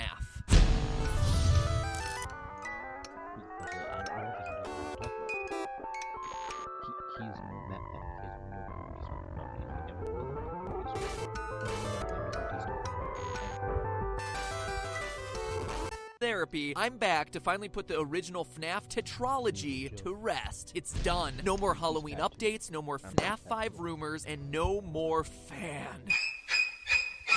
Suck on that, you multi-bladed propeller of air. So shortly after my last Freddy theory, I arranged a live stream with some fellow FNAFers to close the book on the series. And what happened was something that none of us expected. We have internet. We're back. No, not the stream issues. Scott started talking to us. Well, kinda. He kept updating his site, scottgames.com, with cryptic messages as to the true meaning of the game. What is seen in shadows is easily misunderstood in the mind of a child. In the FNAF 4 minigame, why would the tiny toy Chica be missing her beak? And finally, 4 games, 1 story. It was incredible! After a year of taking shots in the dark, finally we were, in a way, hearing back from the man who knew all the answers. Scott Cawthon, the creator, was reaching out from the shadows to give us, for pretty much the first time ever, concrete leads as to where to look. But what did these cryptic clues mean? In the moment, the best I could do was this. Is it possible that FNAF 2 didn't actually happen? But in the days that followed, those 3 clues led theorists on Reddit, Steam, and YouTube to completely throw out everything that they knew about the franchise. What if we were looking at the franchise all wrong? Instead of counting animatronic toes, calculating minimum wage rates, and tracking Purple Guy's work history, maybe we needed to take a step back. What if everything in FNAF was just a dream? That's right, a FNAF dream theory, that everything we play through in these games was created in the mind of the FNAF 4's crying child. It sounds like a cop-out, right? Like a lazy storytelling cliche. Maybe, but stay with me. Even if you think you've heard parts of this theory before, you'll want to stick around. I've unearthed the clues that finally put our year and a half of FNAF speculating to rest. Of the 3 clues Scott gave us that day, the most damning one was the last one. Why would tiny toy Chica be missing her beak? What? In the FNAF 4 minigame, you can talk to a small girl on the playground with toy versions of Bonnie, Freddy, and Chica, but her beak is missing? During the stream, we were all like, Scott, please. But when we looked, sure enough, there it was. A few orange pixels laying on the ground. What? Seriously? This was the crucial detail all of us had missed. And yet, for as absurd as it may sound, those 5 pixels changed everything, upending a year worth of theorizing. Because that missing beak directly parallels FNAF 2's new version of Chica, who loses her beak when she goes on the attack. It was something we all had written off as a graphical glitch or a design choice, not as a clue to the meaning of the entire series. And yet, here it was from the creator's mouth. And that is when it started to click. FNAF 2's shiny new animatronics. What are they called? Toy animatronics. And that's not just a cute name the community came up with, like Freddles. It's right there in the custom night menu. It's canon. That's a strange name for a bunch of robots, right? Unless it's meant to be taken literally, and then they're all just a bunch of oh my god. What if they are toys, and this is all just a dream scenario inspired by these little guys? Well, let's keep going with this toy clue. I mean, obviously, the toy animatronics are shiny, plastic-looking fake, just like a small plastic action figure would be. But it explains a bigger question about FNAF 2, the look and design of Mangle. I mean, seriously, the story we're told to believe in this game is pretty absurd, that kids just rip it apart and put it back together again, and so the employees just leave it as a mangled collection of parts for small children to play with. What parent would ever be comfortable letting little Timmy touch that thing? Oh, and here's a cute thing for you to play with. Oh my gosh, who could have seen that coming? But if we assume FNAF 2 is in the mind of a child who has seen all these toys, Mangle makes a whole lot more sense. He's just a dismantled toy. Think about Sid from Toy Story, who fuses various toys together to create hideous abominations. This explains Mangle's 2 heads. I don't care how much you redesign Foxy, no one planned him to have 2 heads. In fact, note that Mangle appears in a girl's room. An insignificant detail? I don't think so. The Chica Beak shows that this girl's toys fall apart, just like Mangle, the tear-apart, put-back together toy. And toys explain FNAF 1 too. The crying child of FNAF 4 has 4 plushies in his room. The crew from FNAF 1. Plushies, as in soft, stuffed animals. What are the original 4 animatronics made out of? Soft materials.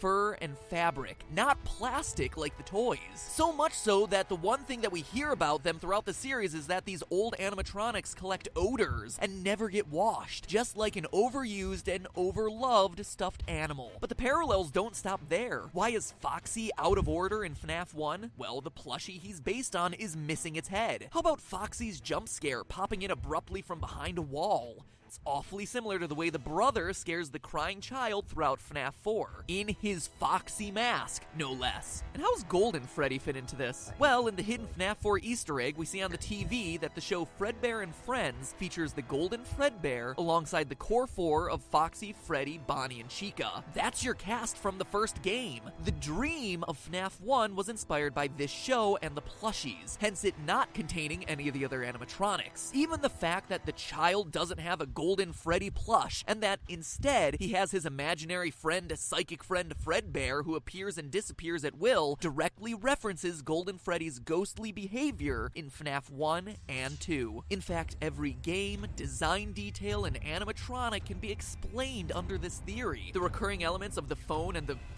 fan, right there from some of his favorite toys. The fact that no one in their right mind would work in a place like this? Dream. Firing an employee for something like odor? It's a child's imagination of what employment is like. How about the weird metaphysical hoops that you have to jump through to access FNAF 3's minigames? Well, dreams have weird rules where dialing codes into cinder blocks makes perfect sense. FNAF 3's Springtrap is directly inspired by the girl in her golden body finger puppet that pinches and traps her finger. The idea that the animatronics stuff you into suits comes from this girl spreading the urban legend that if you die, they hide your body and never tell. The naked endoskeletons come from his time trapped in the supply room. Balloon Boy is the dream version of this kid, excited to go to the birthday party. They even have a single balloon each. Even the oddballs of Shadow Freddy and Shadow Bonnie fit under this theory. They're the product of the crying child being freaked out by the shadows that Golden Freddy and Bonnie cast onto the wall. And while we're on the subject of shadows, Dream Theory even rolls up the purple guy. Let's pull in Scott's second clue. What is seen in shadows is easily misunderstood in the mind of a a child. Yes, he could be referencing the shadow animatronics, which are literal shadows, but what he's more likely referencing is Purple Guy helping a fellow employee put on the yellow suit. They're in a dark, shadowy room, and what the kid sees,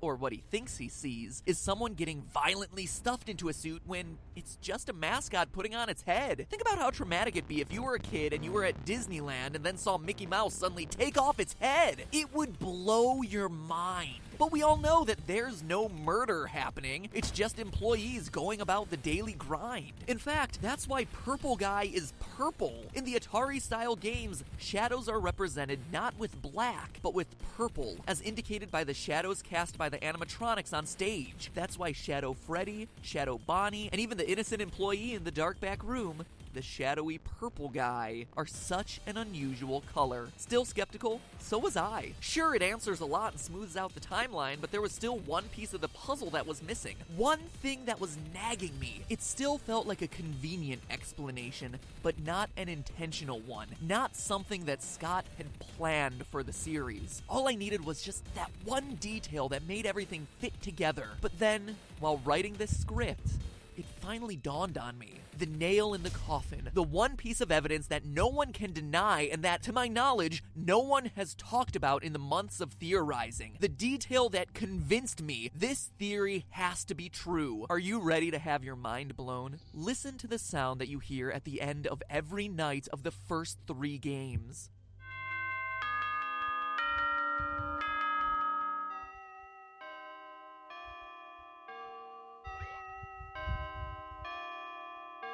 A grandfather clock, chiming the same song every time. Why would the end of my shift in an office be signaled by a grandfather clock chime? It wouldn't, unless I was asleep, dreaming in my house with a grandfather clock right outside my room, just like the layout of the crying child's house we see in the FNAF 4 minigames. 6 o'clock a.m., time to get up. But now let's look at FNAF 4. How does each night end there?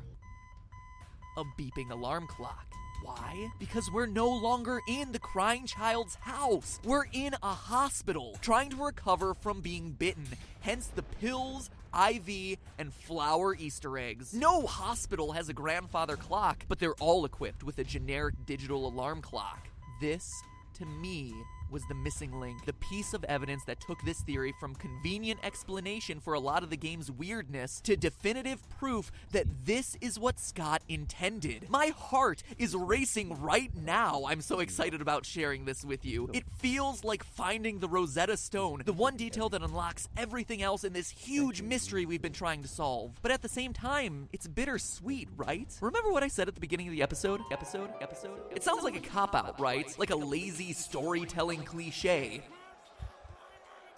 How many of you agreed with that? If you're honest with yourself, I bet a lot of you. You'll notice across my videos I don't cover dream and coma theories very often for exactly that reason. They're too easy, too flexible. Because it's all a dream, weird stuff can be written off, logical errors overlooked simply because it's not actually real. In the theory world, they're OP.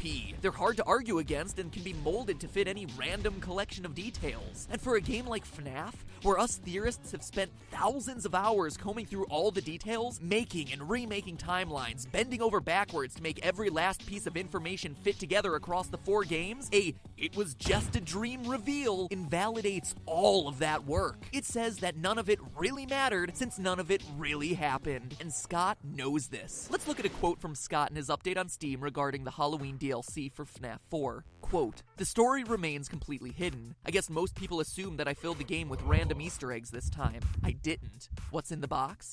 It's the pieces put together. But the bigger question is, would the community accept it that way? The fact that the pieces have remained elusive this time strikes me as incredible and special. A fitting conclusion in some ways, and because of that, I've decided that maybe some things are best left forgotten forever." End quote. To me, the key phrase here is, would the community accept it that way? He knows that it's all a dream explanation would fail to live up to our astronomical expectations. It's underwhelming. What about about the puppet? What about the oddly specific detail of the paychecks? How about Scott confirming on Steam that my FNAF 2 theory was almost 100% correct? It's this "will the community accept it" quote that makes me think Scott intended the dream theory to be official, but also understands that ever revealing it would be a huge mistake. Hence him keeping it locked in the box. I mean, you can already see it in the comment threads discussing earlier versions of the dream theory. People enraged by the sheer mention of this thing. Heck,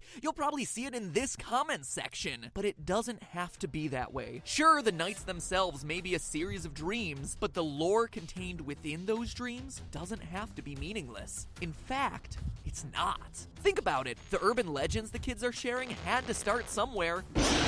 That crying child clearly saw something that made him scared of these restaurants. And then how do the Atari games fit in? Are they just dreams within dreams? They're not. In researching this episode, I not only found the clues that solidify the dream theory, but also the missing links that we've all been overlooking in putting the FNAF timeline together. Scott's final clue about 4 games, 1 story may be a reference to a crying child's nightmares and eventual death in the hospital, but it can also be referencing the story of the game's primary struggle, the puppet and the purple guy. And next week, we're covering that on an all-new Game Theory Saturday the 19th at 3 o'clock p.m. Eastern Time, 12 o'clock p.m. Pacific Time. That's noon for all of you currently trying to stream discussion. Ask your... Well, whoa.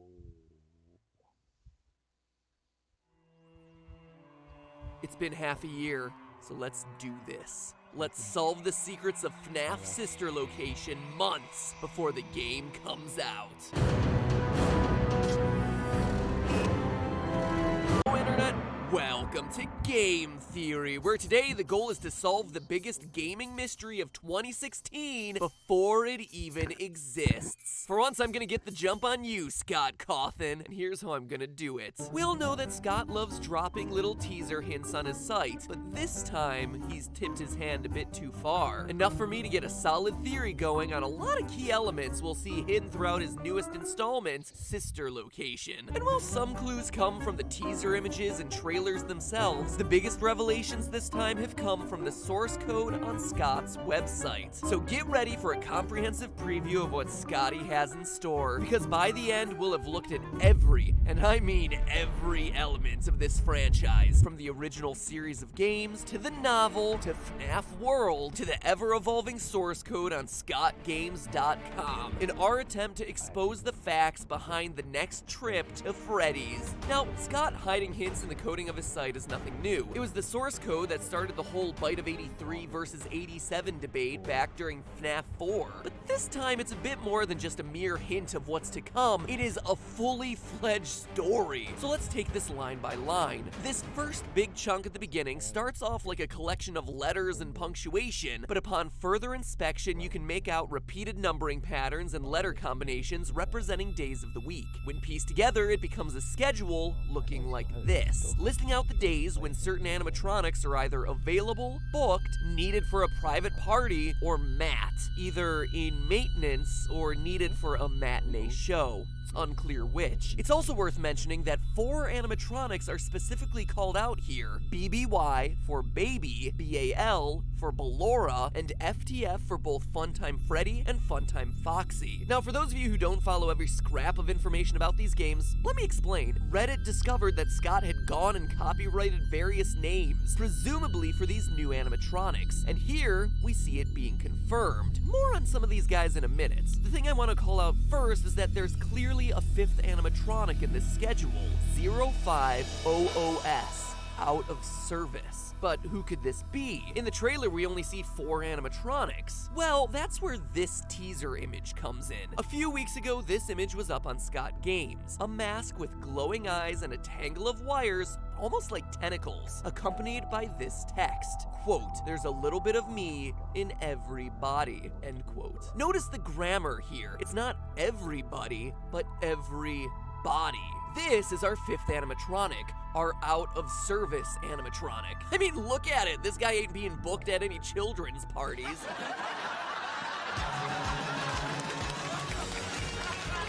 But that's not all we can conclude about him. The text indicates that a piece of him, his soul, his mechanisms, whatever, is in every other animatronic body. This could have two possible explanations. Either he's possessed the other animatronics and is controlling them, which would explain the "don't hold it against us" line from the teaser trailer we hear over and over again. Or, more likely, he's the reason the other animatronics have life in the first place. This pile of wires is kind of like the puppet from the original series, giving gifts, giving life. Or maybe this is the puppet, a new and rebooted version of the puppet. Now, stay with me here. One thing that we've largely forgotten about since his first appearance back in FNAF 2 is how the puppet character just didn't fit in with the FNAF world. Sure, as it kept making appearances in game after game, we just kinda accepted its role, but seriously, think about it. FNAF 1 through 4 were all about animatronics with big, bulky bodies and an animal theme. But then insert the puppet, thin and with a human face, complete with red cheeks, crying eyes, and red lips. Features that we haven't seen on anything else until now. Fast forward to Sister Location and we see humanoid faces everywhere. Ballora and Baby, rosy cheeks, lipstick. And now look at Day of the Tentacle over here. Notice that the ears can detach, separate itself from the main mask part of the face. It's the exact same silhouette that our puppet's face has had since the second game. Additionally, if you look at the trailer for Sister Location very closely, you discover what may be a very cool Easter egg. In the reflection of Funtime Foxy's cheek, we see something. For all the other animatronics, it's a part of their body. For Ballora the ballerina, we see the reverse of her arm and earrings. For Baby, it's her finger and bow. But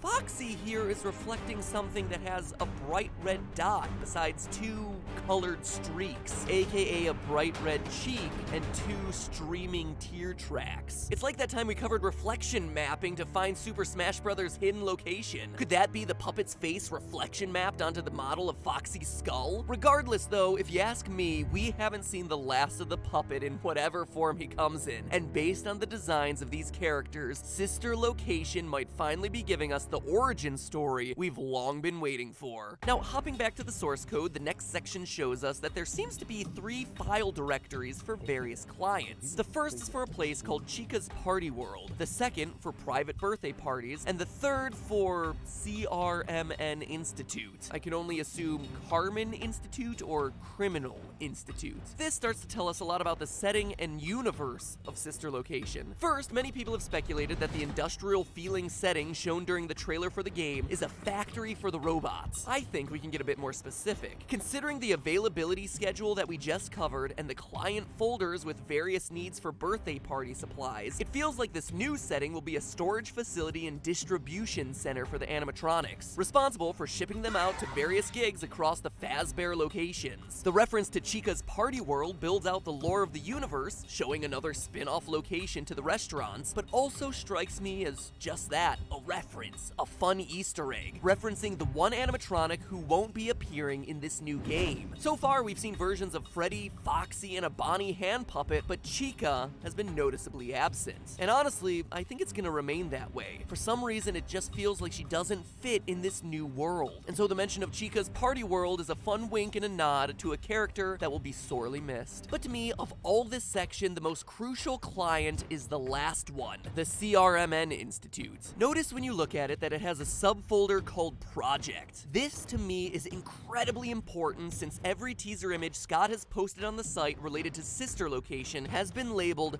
project.jpg. Seems like a generic naming convention, right?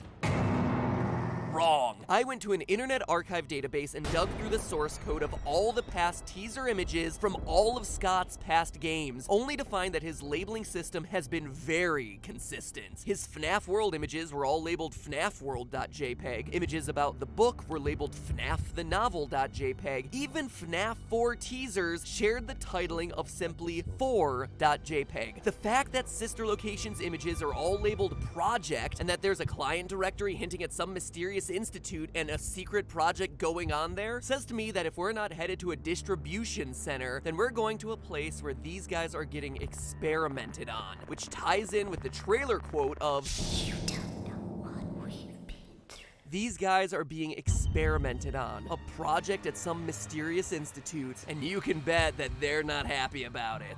But perhaps the most crucial detail hidden in the source code is the last line. A line that blows the door wide open on the story for this new game. Service log, maintenance CO, or care of, AFTN Robotics. Afton Robotics. What the heck is that? It's a good question. If you're like 99% of the fan base and only know the games, this might not ring a bell. But if you happen to buy and then make it through all 500 pages of the Five Nights at Freddy's Silver Eyes novel, then that name sets off all sorts of alarms. You see, in the book, the Fredbear and Fazbear restaurants were founded by two men. The first is named Henry. He's the father of the main character and the creative half of the company, the one responsible for designing and building the robots that we all know and love. The other co-owner was, ready for this? William Afton, and he was in charge of the business side of the restaurants. Paperwork, taxes, things like that. So to see Afton Robotics in the source code teasing Sister Location is huge, because it means that the stories of Sister Location and Silver Eyes are linked. But get ready for this. Here's the bigger twist. By the end of the book, it's revealed that William Afton is what we fans of the game would know as the Purple Guy. Yeah, in the book, Purple Guy is revealed. Afton is the one who kidnaps and kills children while wearing Fredbear-themed suits. His first victim is Henry's son Sammy, followed by 4 other kids whose souls eventually possess the infamous suits. So, through these source code teasers, not only has Scott confirmed that this new game will be tied to the lore of the book, but will be dealing with a robotics company founded by and named after the child-killing Purple Guy. Now that's already a huge mind blow, and I'm about to go further, but before I do, let's address the elephant in the room, the canonicity of the book. The internet, by and large, dismissed Silver Eyes under the assumption that Scott said it's not canon to the first 4 games, but that's not entirely true. If you read his entire statement, and I understand that it's hard for you, internet, since it's 3 whole paragraphs that aren't summarized with a TLDR line, he actually says, quote, "Sometimes the lore of something can become so crowded that you can't tell an original story anymore. The first 4 games and the books should be considered to be separate continuities, even if they do share many familiar elements. The book is canon just as the games are. That doesn't mean that they're intended to fit together like 2 puzzle pieces. The book is a reimagining of the Five Nights at Freddy's story," end quote. And this makes sense, right? The first 4 games were crushed under their own convoluted lore and fan base dedicated to making every new toe added to Foxy mean something. Now, I'm not saying that's a bad thing to have people enthusiastic about your story, but it does become limiting when you make continuity errors or want to do something new with these characters. And with the Five Nights at Freddy's movie coming ever closer, it becomes even more important. There needed to be room to insert actual characters into this story. You can't make a movie out of some pre-taped phone tutorials and silent furry monsters. Thus, enter Silver Eyes, which builds out new characters, new faces, and new stories that can be told in the setting of these games. So yeah, the separate canonicity of the book makes sense, but as Scott said, it's a reimagining, and obviously there's gonna be a lot of crossover, and based on that Afton clue we just saw, Sister Location is gonna be bridging the line more and more. So does any of this matter? Yeah, actually a whole lot, because if we take the Silver Eyes Sister Location connection to its logical conclusion, huge pieces start to fall in place. Let's start by working backwards. Based on the trailers and teasers, Sister Location's main animatronic is this clown girl, Baby. But the teaser trailer isn't the first time she appears. She's introduced at the end of the FNAF World Update 1.2, something we discovered in our playthrough of the game over on the GT Live channel. Once you collect all the characters and beat Chica's Magic Rainbow, long story not worth explaining, you're immediately taken to a cutscene where a mysterious figure at a desk apologizes to you for creating a robot that cannot be deactivated. The bot's name? Baby. We then see a pair of eyes light up, telling everyone to take their seats before cutting back to the room to see the desk guy lying there dead, presumably killed by Baby. Now, many people assume that desk guy was Scott Cawthon since he's the creator of the animatronics and the minigames that you play in FNAF World. However, it'd be weird for Scott to kill himself. Plus, the dialogue from the FNAF in Space minigame, yes, again, FNAF World is a weird game, seems to imply that Scott is a separate entity from this desk guy creator figure. So if desk guy isn't Scott Cawthon, human, then who else could he be? Well, now that we know that Baby and Sister Location both have ties to Silver Eyes, we can actually identify who this mysterious creator of FNAF World is. He's Henry, co-founder of Fredbear's and Purple Guy's business partner. How do we know? Well, not only is he the creator of the games and animatronics, his death also lines up with the way he dies in the book. Stricken with grief over the death of his son, Henry commits suicide in the living room by letting one of his animatronics kill him. One that remains nameless in the book, but is clearly not any of the core 6 of Freddy, Foxy, Chica, Bonnie, Golden Freddy, and Golden Bonnie. In other words, Henry the creator is killed in his home by a mysterious new animatronic, just like we see happen to Desk Guy in FNAF World. The events just line up. Now that's all the stuff that I feel really confident about, but now let's have some fun and take it even further. Admittedly, I don't think that this is where Sister Location is headed, but there is enough of an evidence thread to take us to some awesome extremes. So let's have a little bit of fun with this, shall we? First, notice how Baby is introduced to us at the end of FNAF World as 2 yellow eyes in the dark. And what's the first image we see in that game? 2 yellow eyes in the dark, along with the iconic ending line from FNAF 4, "I will put you back together." It's also the last thing that we see in the true ending to the game. 2 yellow eyes saying, "I will put you back together." Now, I know what you're thinking. There's no way that those are Baby's eyes. 1, why would she say that when she wasn't even in FNAF 4? And 2, we all know that that line and those eyes belong to the imaginary friend, Psychic Friend Fredbear. He's here, he's there, he's everywhere. Who you gonna call? Psychic Friend Fredbear. Well, don't be so sure. Let me remind you of something. In the FNAF 4 cutscenes, each character has a specific color for their dialogue. Number 787878 for the brother, FFFFFF for crying child, 57C0FF for the brother's friend, etc. Psychic Friend Fredbear's dialogue for all of his lines is always the FFFF57 shade of yellow. And yet, for the final lines of "You're broken, we're still your friends, I will put you back together," it's a different shade of yellow, FFFFA0. Similar, yes, but definitely different from Fredbear. So very intentionally, Scott made this a different character, but in a strange twist, it's actually a color of dialogue shared with one other character we see in FNAF 4, Pigtail Girl.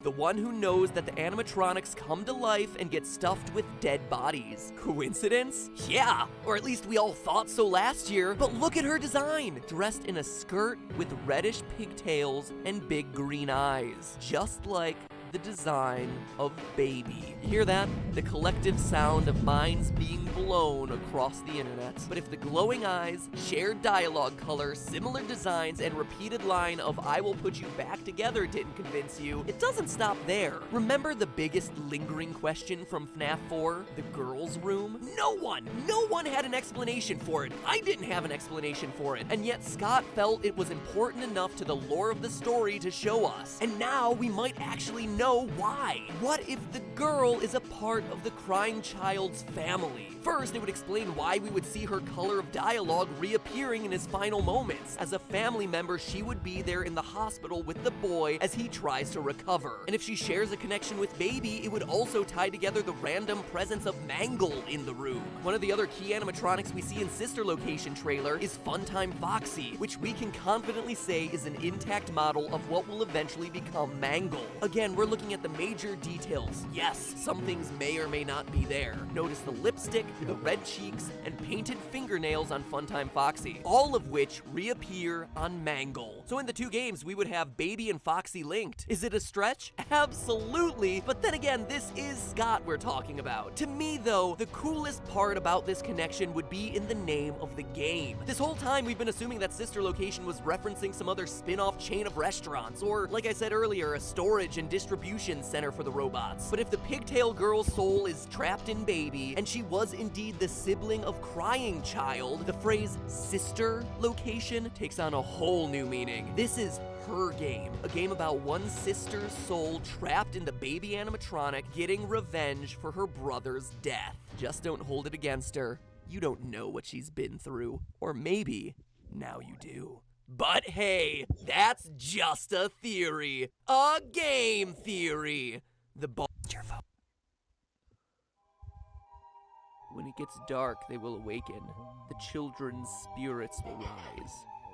they will kill you. That's incredible. I'll just walk out in the morning, stepping over your corpses one by one. You are intruders. None of you will survive the night.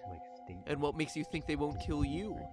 Because I am one of them.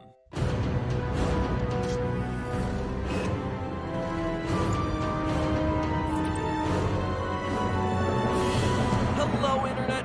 Welcome to Game Theory, still available to consult on the FNAF movie's storyline. Seriously, Scott, I'll be waiting by the phone because I can practically guarantee I've put more collective hours of thought into counting animatronic toes, tracking eye colors, listing out the differences between pizzerias, diners, and rental services, parsing out your phone guy calls, and counting and recounting again the number of dead child carcasses left in your story's wake than literally anyone else out there. I mean, I've even gone so far as to do the unthinkable for these sister location videos. That's right, I reread The Silver Eyes. In an ironic twist, it took longer than the actual game. Now, here I am piecing together this script after, I kid you not, a weekend spent doing nothing but thinking about these games, writing and rewriting timeline after timeline to account for all the nonsensical Easter eggs shoved into this 4-hour experience. And you know the conclusion that I've reached? That your version of events isn't satisfying. That any theory I come up with that attempts to bend over backwards and cobble together every line of dialogue, design detail, and character motivation will be overcomplicated at best and inherently flawed at worst. And that's not me admitting defeat, it's a fundamental problem with the series right now. This one just tried too hard to do too many things. You've got elements of the past 4 games mixed in with FNAF World, mixed in with the book, all of which at this point have questionable canonicities, conflicting storylines, and competing dates. Couple that with characters that mimic other characters, characters that lie to you, and characters that may not even exist across the different story threads of the franchise, and it's unclear if this is a continuation of the books, if it's a continuation of the games, or just an outright reboot of some kind. The best analogy I can think of is that it's like the giant human glob you turn into at the end of Inside. A mass of limbs all struggling to work together to move in one direction, but all just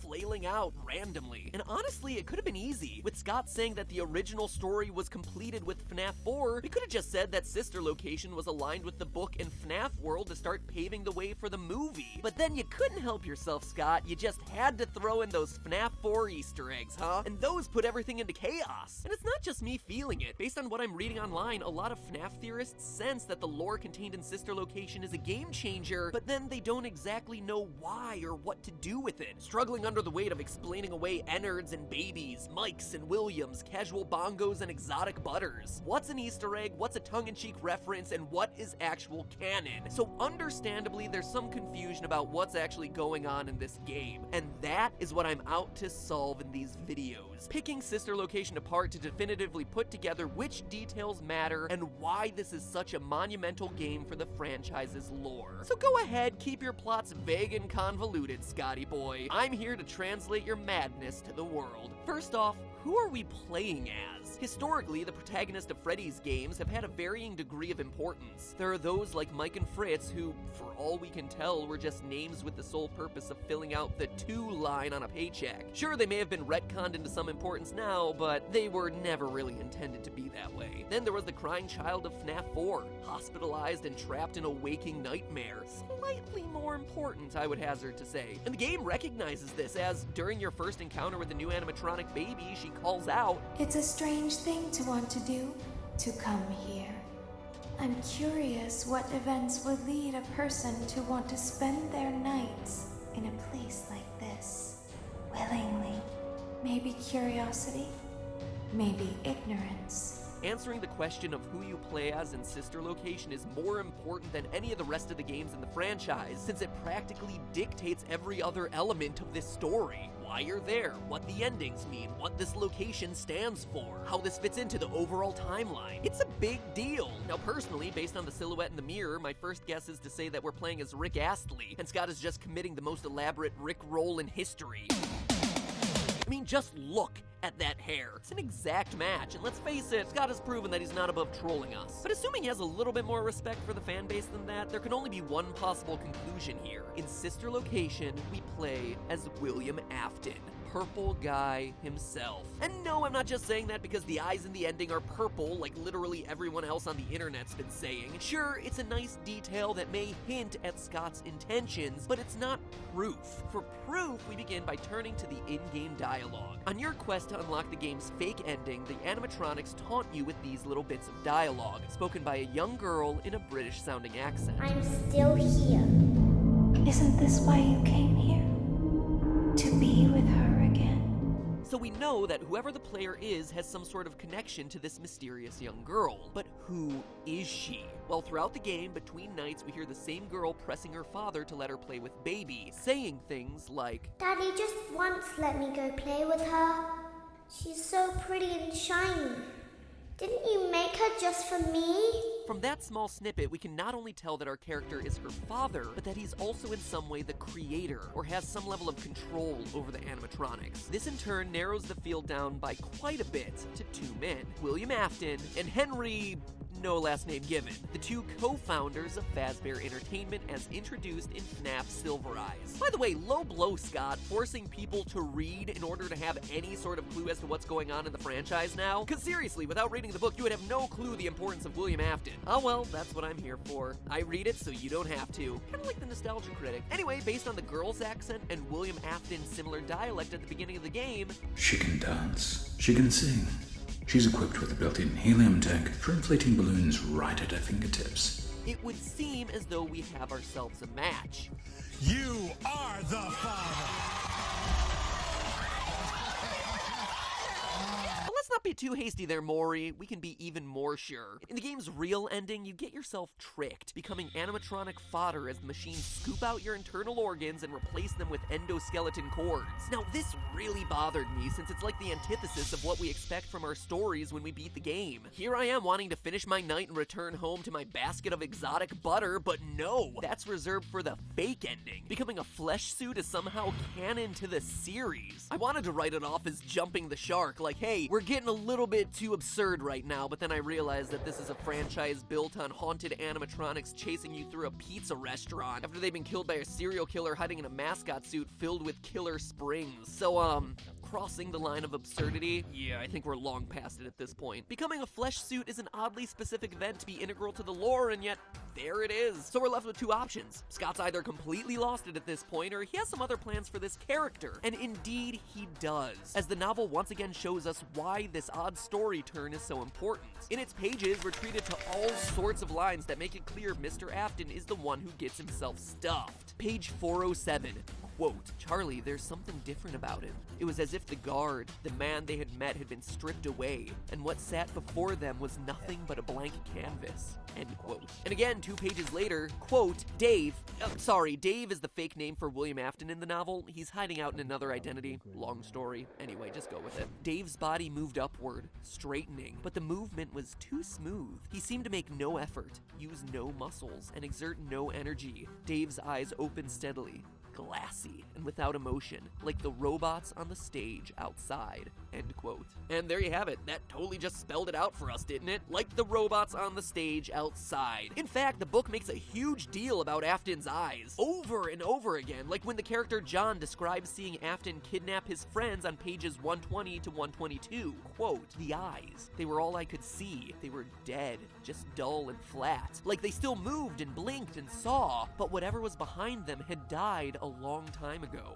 End quote. Died a long time ago, you say? Like perhaps in an underground murder bunker, doubling as a robotic distribution center, perhaps. Now real quick, let's pause here and have some real talk to Ennard, Baby, and the gang. Guys, we're gonna have a bit of an intervention here. If your goal is to blend in with the outside world and look like us, look like any other human, choosing to go with the purple eyes is not gonna be helping your cause all that much. Artificial intelligence? More like artificial idiots. Do your homework. Humans don't tend to have purple eyes. I mean, seriously, you have a blue-eyed animatronic just waiting to go. Look, there's Foxy. He has brown/orange eyes. Great. Anyway, I digress. Who am I to judge? Maybe we're all just left to assume that Afton walks around in those cool colored contacts. Anyway, it's not just the eyes that give away Afton as the animatronic's meat puppet. His overall physicality has undergone a drastic change over the years as well. On page 418, we hear that Afton started off robust and lively, a hefty man who had the ruddy geniality of a financially shrewd salmon Santa Claus. Financially shrewd Santa Claus, huh? No one said the writing of this book was any good. There's clearly a reason why only 500 people made it all the way through this book. And I say that because on Amazon Kindle, they actually show you the most popular highlighted sections, and like, they all drop off by midway through the book, so I can only assume that I'm the only person who made it all the way through. The things I do for you. Anyway, soon after, our financially shrewd Santa Claus is accused of murder. He's released due to no bodies being found, and then he skips town. However, when he comes back, he's a changed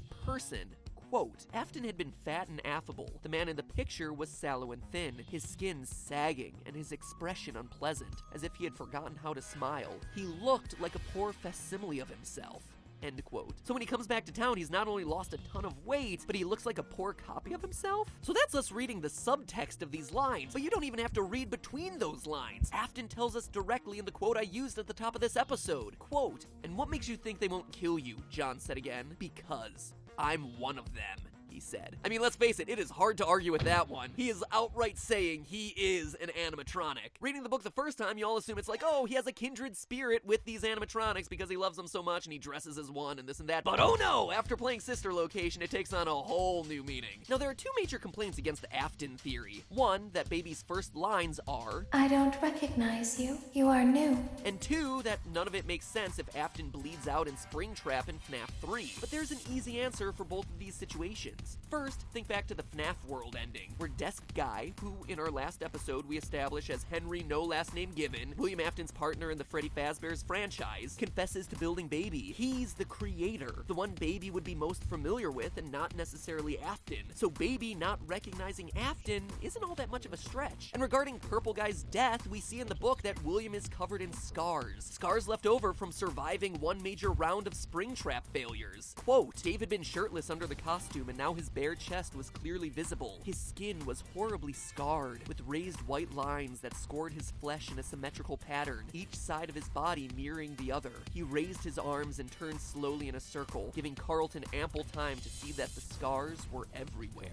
Also note that we never actually see Springtrap die in FNAF 3, just collapse into his own pool of blood and shiver there. The light never drains from his eyes. And Silver Eyes shows that it's not only possible, but that William has indeed survived a Springlock failure in the past. So could the FNAF 3 incident be the reason he has all those scars in the book? Absolutely. Also, according to the timelines the events line up. All of the events of Silver Eyes take place in 1995, placing it long after any events that we've seen in the games thus far, with the exception of Fazbear's Fright, which may have been a hallucinogenic dream sequence anyway. So all in all, cool story, bro. We play as Purple Guy in Sister Location. Thank you for selecting Casual Bongos. But why? What does all this mean for the plot of the game? It actually explains a lot, but from here it also tends to get really complicated, because now we're dipping into the FNAF 4 surveillance footage, FNAF 4 locations being tied to Sister Location, child experimentation, and the identities of Baby and Ennard. So instead of rushing my way through it to get it all done in time, I'm gonna pause right here and hold all those explanations for the next episode. Now that we know who is playing the game, we need to know why and how it affects the rest of the series as we know it. So click that basket of exotic butter, casual butter.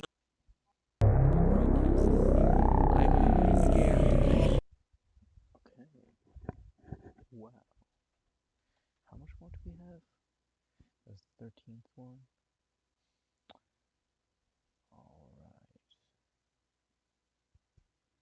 Alright, so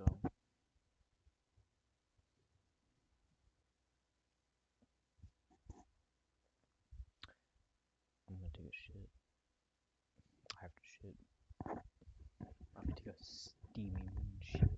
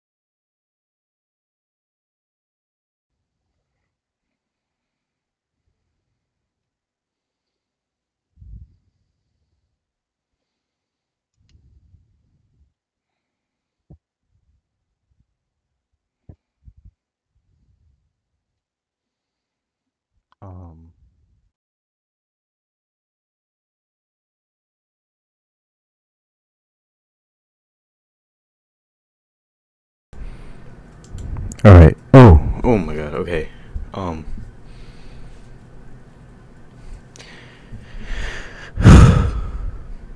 The mic is blown up. Right. The mic is blown up right now. The mic is blown the fuck up.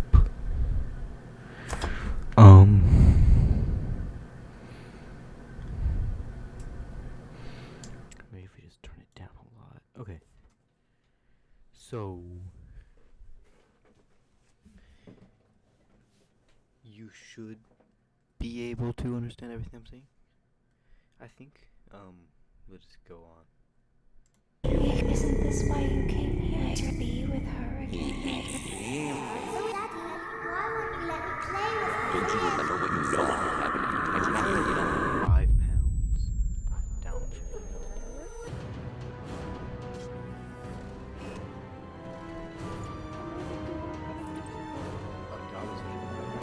Hello, Internet! Welcome to Game Theory, 7 million theorists strong. And a lot of that is thanks to this franchise. More often than not, when I talk to people about their favorite episodes of this series, it's these. Young, old, it doesn't matter, the FNAF series was their first introduction. So I always feel a lot of pressure on these videos to deliver in a big, I'm proud of what they represent. Ever theoristically right to straight the breath that we've used. You guys will not promote Sister Location. And believe it or not, the answer is actually quite sad. So the question of the day is, can a game make you feel sympathy for a child murderer? Because once you have the complete story, you might just see Purple Guy in a whole new light. One line across this entire franchise answers everything. I will put you back together. But before we get to all of that, let's back up a bit. Last time, we established that William Afton, Purple Guy himself, is who you play as in Sister Location, and the one who eventually gets himself scooped. We also established that he once had a daughter who got herself killed at the hands, or should I say at the metal claw grip, of Baby. But there is so much more hidden in this game than that. By playing through the game and unlocking Sister Location's secret private room, players get treated to a shocking Easter egg. By typing the date 1983 into the keypad beside the monitors, the static blazes to life, revealing blurry footage of the FNAF 4 house, the plush trap hallway, Foxy's closet, and creepiest of all, the crying child's bed. We also get a clue as to how this is being done. Sitting there on the desk is none other than our good old friend, Psychic Friend Fredbear. He's here, he's there, he's everywhere. Who you gonna call? Psychic Friend Fredbear. A little less psychic this time, and a little more plush, cradling what appears to be a remote control. Now, many have said that this is a walkie-talkie, but it is, in fact, a camera control. Notice the buttons on top. Those are switchers, allowing you to switch between the different cameras you have placed in the environment. The wheel on the bottom presumably allows you to turn the cameras or potentially focus them. The Fredbears from FNAF 4 are just that. Fredbear plushes equipped with hidden security cameras, something mothers are using all the time these days to monitor their children, and also getting themselves hacked while doing it. See also the Watch Dogs episode. Creepy stuff. But that begs the question, why would anyone have remote monitoring of a child's bedroom programmed to run into a secret room in an underground animatronic storage facility? And also, why that house? Well, it's important to note that it's not just any house. It's a house that's connected to Circus Baby's Rentals. You heard that right. Sister Location is under the FNAF 4 house. During the Freddy Breaker Room Challenge, we're presented with a map of the facility. We see the entrance elevator, main hub area, and the various holding rooms branching out all around it. But what we also see, more faintly, are 3 other areas. Maps that should look pretty familiar to fans of this series. The plush trap hallway, the path to Fredbears, and the crying child's bedroom from FNAF 4. No joke. Just like the vent system maps from previous games, the faded diagram would imply that all of this is located on a different level than Sister Location, i.e. above it. And as we can see, not just above it, but connected to it. In fact, while we were too busy freaking out over the ever-nearing Funtime Freddy, most gamers overlooked that as a part of that minigame, we were responsible for returning power to those areas of the map. They were even labeled Observation 1 and Observation 2. Observation? Observing what? It just gets creepier and creepier. Now, before you go saying that an underground facility facility attached to a house is far-fetched, it's actually something supported by the book in details I guarantee everyone overlooked while reading it. Page 118, our main character Charlie is outside her childhood home, which is also home to Henry, co-founder of Freddy's. While exploring her father's animatronic workshop, we get the following quote. She knelt again and put her hand on the ground, fishing around until she found a small screw in the bare dirt. She palmed it, then looked closer. There were small holes in the ground, exposed when she moved the loose dirt. Charlie ran her fingers over them, thoughtful, end quote. Tiny holes hidden under the dirt of an animatronic workshop, huh? It's an oddly specific detail that never gets mentioned again and never goes anywhere, but is one of those things that gets the theorist mind to tickling. Because when I hear of mysterious holes in the ground in someone's private workshop, I think trapdoor. Hidden trapdoor, or more accurately, secret entrances. Could this be a hint as to a secret entrance in Henry's animatronic workshop into sister location? In fact, we can prove using more details from the book that it is still being used by Afton. Earlier in that same chapter, Scott makes sure to drop a few more hints that seemingly never go anywhere, but we all know Scott better than that, right? And now that we have sister location to reference, these little details start to make a whole lot more sense. Quote, the benches were there where her father had assembled and tweaked his inventions, but the materials, the blueprints, and the half-finished robots that were once crammed onto every surface had disappeared. Where are they? End quote. So we have missing blueprints and partially finished bots that have just disappeared, but it continues. Quote, Charlie, John said from across the workshop, he was in the dark corner. If the skeleton had been there, it could have reached out to touch him, but it's not there. Notice the italics here. This isn't something that we're doing for effect in the video. This is actually straight from the book. Time and time again, Scott and the team working on this book are emphasizing these lines as though they're pointing to a greater mystery here, that someone has stolen these materials and are using them for their own devices, that they're hidden somewhere in this world. But it's a mystery that never gets solved within the pages of the book. But perhaps most importantly of all is a paragraph a few sentences later that pulls all these clues together and may finally give us an answer as to what is in the box. You know, the box. Quote, John was standing beside her father's toolbox, and he stepped away as she came over, giving her space. Charlie knelt down before it. It looked as if it had just been polished. It was made of dark, stained wood.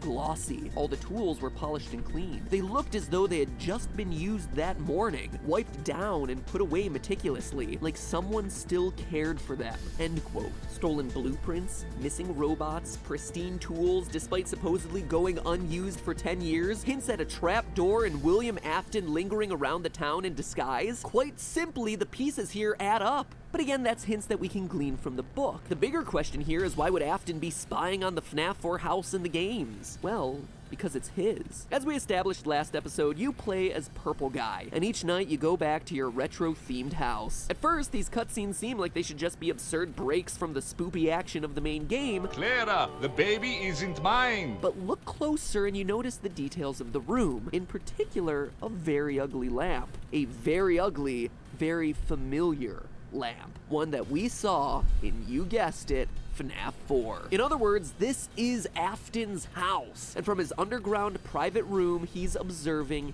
his kids. Crying child, the older brother, and the girl who eventually becomes baby. As I suspected in my prediction video for this game, this truly is a sister location. A sister's location. And from there, all the parts start to fit together. So let's retell this story from the beginning now that we have all the pieces. Remember what will happen if he catches you. It's a line we hear repeated over and over again throughout FNAF 4, and now we know why. Crying Child has seen Golden Bonnie abduct children multiple times in the past. This moment in the back room that we all debated about whether or not it was a murder is in fact a child kidnapping. Silver Eyes proves it as it shows that Purple Guy kills by trapping the kids in spring-lock suits.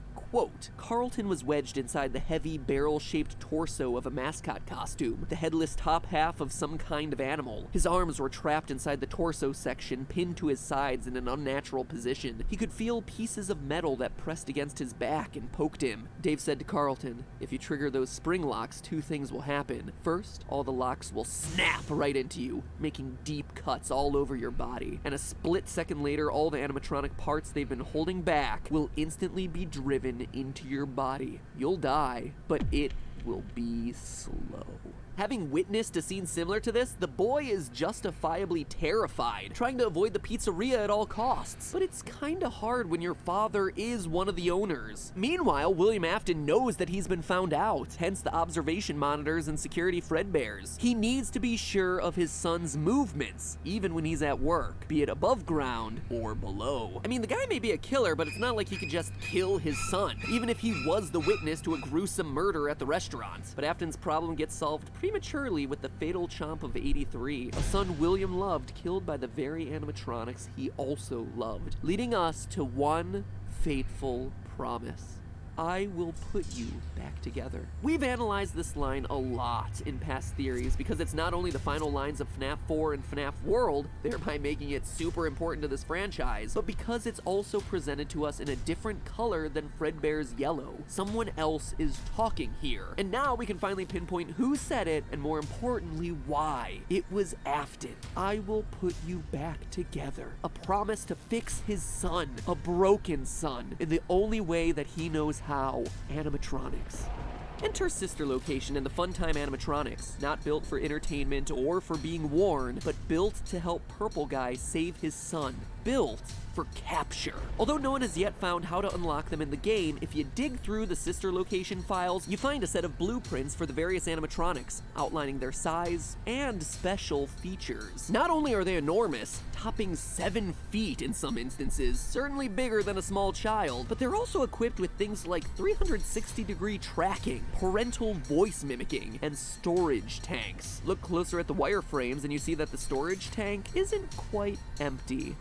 Yeah, that's a child in there, curled up, hidden in Fredbear's stomach, captured alive, ready to be experimented on. Because Purple Guy is no longer killing to satisfy himself, he's doing it to recover his son, to figure out the secret of fusing souls into animatronics. You heard me, Afton wants to unlock the mystery of giving gifts, giving life. And if that seems like a stretch, just look at the number of sentient, independent, and fully aware robots in Sister Location. You not only have the core set, but there's also the baby babies and the mini Renas. Tens of sentient animatronics moving against their programming. And unlike past games where we received explanations like anti-criminal systems, dying guys in murder suits, or the products of a nightmare, here they just kinda exist. Why? Well, Baby tells us over and over in the trailer for Sister Location. Don't hold it against us.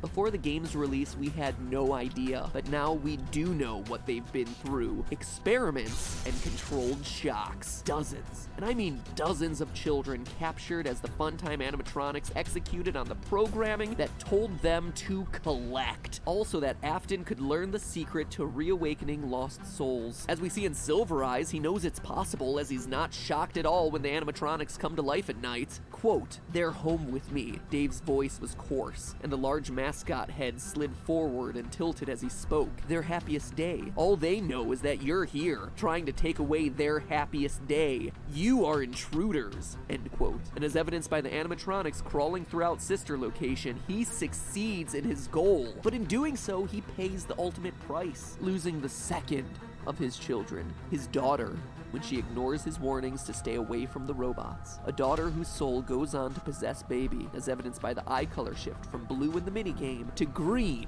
in all the other times that we ever get to see Baby. Now flash forward to the beginning of Sister Location, a place where, as we're told in the trailer, memories sleep, anger is restless, and secrets don't keep. The children's spirits are mad and eager to get out, but how does a ragtag group of sentient robots escape? Even if they made it to the surface, giant endoskeletons roaming around would be like the coming of Terminator 2, and humans don't take kindly to that sort of thing. And so they've been forced to concoct a sneakier plan to escape. They've put together their individual abilities Afton programmed into them, like Freddy's voice mimic and Bellora's misdirection tactics, to create a new entity, the collective consciousness known as Ennard, a tangle of wires and eyeballs that serves as their final hope. And we know it's all the animatronics together because it refers to itself as we. There is nowhere to go when we look like this.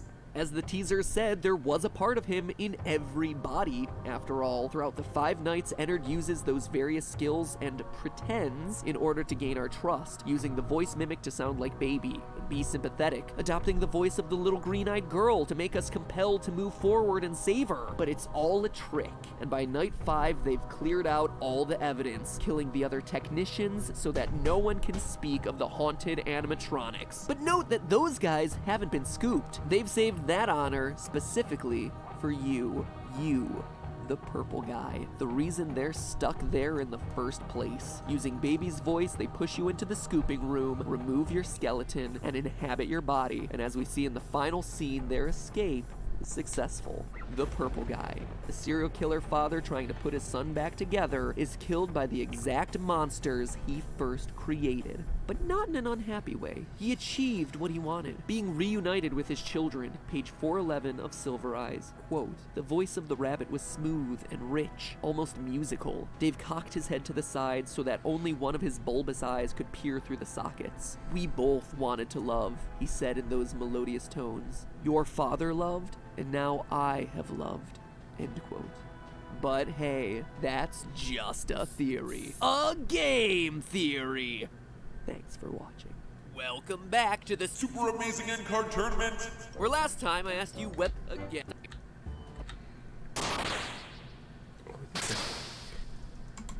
Hey everyone, Gaijin Goomba here, and yay, sister location's out. Now we can add ballerinas and dolls to the list of crap that horrifies us to our utter... Father, it's me, Michael. I found it. It was right where you said it would be.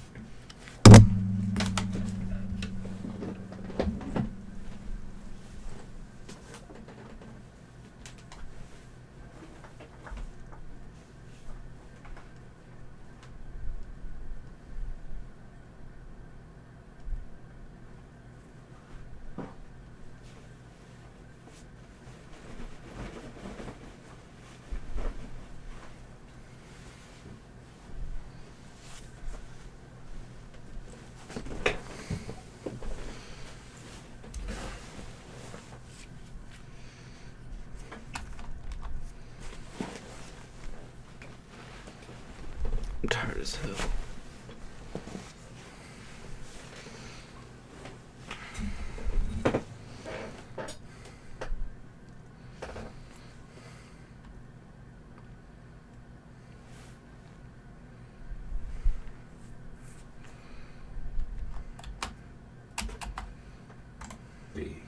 There is only one thing left for me to do now. I'm going to come find you. Nope. Nuh-uh, not touching it. No, sirree, Bob. No way. You can mechanically wheeze all you want, Michael Eggs Benedict, Afton, Purple Guy, Jingleheimer, Schmidt, but I am not spending another 20 minutes trying to piece together whether you're Springtrap, whether you're Purple Guy, whether you're a second Purple Guy, and whether all of this requires yet another rewrite of the timeline. I am not doing it. At least not until the next book comes out in June. Nope, no siree, doggo. Today, the series that prompted lore-based theories to flood this channel is getting the old-school game theory treatment. That's right. Today, I'm tackling the science of Five Nights at Freddy's. Matters anymore. One thing is clear. This is the moment that set in motion everything else in these games. Based on the evidence coming from 6 games and the Silver Eyes book, William Afton, creator of the animatronics, suffers this tragedy where his son's head gets crushed in a childhood bullying incident. A few days later, the son dies of his wounds in his hospital bed, setting in motion Afton's quest to, quote, put him back together. Cut to scoopings, sister locations, a dead daughter, and more missing children than you can shake a basket of exotic butters at, and all because of this one moment. The bite is treated as a freak accident, something that couldn't have been helped. The horrific ending of an innocent childhood prank gone wrong. A series filled with haunted puppets and reincarnated skin suits starts with this. Just a random tragic incident that nobody could have stopped. A simple mechanical failure. Remember, this is before any of the suits are haunted. It's still just a regular old animatronic. But is that really true? Does a regular old animatronic actually have the ability to crush a child's skull? Or is there something a bit more sinister going on here? Bill and Bonnie here are so deadly because they're spring-lock suits, but as we hear about in FNAF 3's phone calls, the locks are only used to hold back the sharp, pointy innards so they could be worn in suit mode. To change the animatronic to suit mode, insert and turn firmly the hand crank provided by the manufacturer. Turning the crank will recoil and compress the animatronic part around the sides of the suit, providing room to climb inside. Please make sure the spring locks are fastened tight to ensure the animatronic devices remain fixed. It's also something that we witness up close and personal during Night 4 of FNAF's sister location. The spring locks hold back the robotic innards, and them unsnapping and releasing the mechanism is what makes them so deadly. But during FNAF 4's Bite, Golden Freddy is already in robot mode. There would be no spring locks activated. They would not be snapping shut. To put it simply, the robot is operating like any normal animatronic would be, meaning that the danger is coming not from some weird, unique detail of FNAF-verse-style robots, but rather from the same mechanisms that exist in any animatronic, be it in a fictional pizzeria to the creepy remnants of Big Bear Jamboree heads looking down at you from the Winnie the Pooh ride in Disneyland. Go ahead, look it up. There's some nightmare fuel for you. Or better yet, if you're at Disneyland leaving the Heffalump and Woozle section of the ride, look behind you and look up. Ho ho! Prepare for a surprise. Anyway, all things considered, to truly unwrap this theory, we need to know how normal animatronics actually work. Enter a man named Vern Grainer, an engineer who used to build robots for Chuck E. Cheese. Turns out, how these things are built is actually a closely guarded trade secret, because I can pronounce my awas. But in an article he did for Nuts and Bolts magazine back in 2009, he confirmed that almost every entertainment robot on the planet is built from one core technology: pneumatic actuators. What are those? Well, yo, listen up then. Ya homies know that when all the sickest ballers want to pimp out their bangin' rides, yo, they install hydraulic lifts in their undercarriage, like Ramon from the Cars movie? Well, where hydraulics use oil and fluid dynamics to do that sweet lifting, yo, pneumatics use air pressure. You build up a bunch of air pressure and then release it. That release moves whatever you want. A piston, a pulley, the deadly grin of a lifeless singing bear. They're used in everything from robots to build cars to the jaws of, well, Jaws at Universal Studios. Now, Grainer doesn't specify how powerful pneumatic actuators in a Chuck E. Cheese-style robot's mouth would be, but we can go ahead and calculate a rough estimate. Whereas other actuators in the body and legs would have to be more powerful since they're moving larger, heavier chunks of robot, the ones in the mouth are smaller, more delicate. They only have to move a couple of ounces of plastic and metal for the jaws, teeth, and cheeks. The pneumatic tubes themselves are also only a couple inches long, meaning that they can only build up so much air pressure. All things considered, you're only gonna need about 40 psi of air pressure max to do all of that. That's not a whole lot. It's like the pressure created from a strong breeze. So how the heck do a handful of small pistons powered by air create enough force to crack a child's skull wide open? They can't. You see, crushing a human skull ain't easy. The 22 bones of the human skull are there to protect the most important organ in our body from damage, and the whole thing has got a rounded structure to help disperse any forces applied to it. The strongest boxer in the world could punch you in the head at full force, and it barely crack. But this perfectly normal Chuck E. Cheese wannabe not only cracks the crying child's head, but breaks through hard enough to cause severe trauma to the brain? How much force is needed to do that? Well, it's actually a tricky question. First, we gotta ask, how old is the victim? When you're first born, the skull is softer, moldable, since, you know, it has to pass through narrow lady bits. Once it's made that journey, it has to be able to accommodate for your growing brain. So it has these soft spots called fontanelles to give the skull flexibility. So I immediately thought that our crying child birthday boy might be a bit easier of a nut to crack considering how young he is, but the research didn't pan out that way. The soft spots disappear or ossify by the time that you're 9 to 18 months old. And I don't care how heartless of a killer you are, purple guy, you ain't letting your 1-year-old hobble his way home after a day of sitting terrified in a broom closet. Second, to answer the question I had to ask, what parts of the skull are we talking about? Because different sections have different thicknesses and, as a result, different strengths. According to research done by Tobias Matei, who studied children's bike helmets and how they protect the skull, the thinnest thinnest region of the skull bone is about where your temples are. Lo and behold, that's exactly where our crying child is seeing most of the damage done. When he's placed in Golden Fredbear's mouth by the bullies, he's facing outward towards us, mostly facing the camera, meaning that the weaker sides of his skull are the ones that are having to deal with the crushing forces of the teeth. So, I looked it up. To fracture the skull there would require the equivalent of a 1,100-pound man or 500-kilogram woman, equal opportunity not being sexist here, to step on the head in that exact spot. But then again, that's just to have the thing fracture. We're talking about a catastrophic head failure that impacts the brain. So we have to get a bit more specific and a bit harder of a bite. Luckily, I found a study looking into exactly that. Testing over 300 samples, some scientific madmen determined that human skull bone, when put under various kinds of stress, had a failure pressure of 1900 psi or 13 megapascals. 13 megapascals means that for every square meter of surface area, it takes 13 million newtons of force to break a skull open.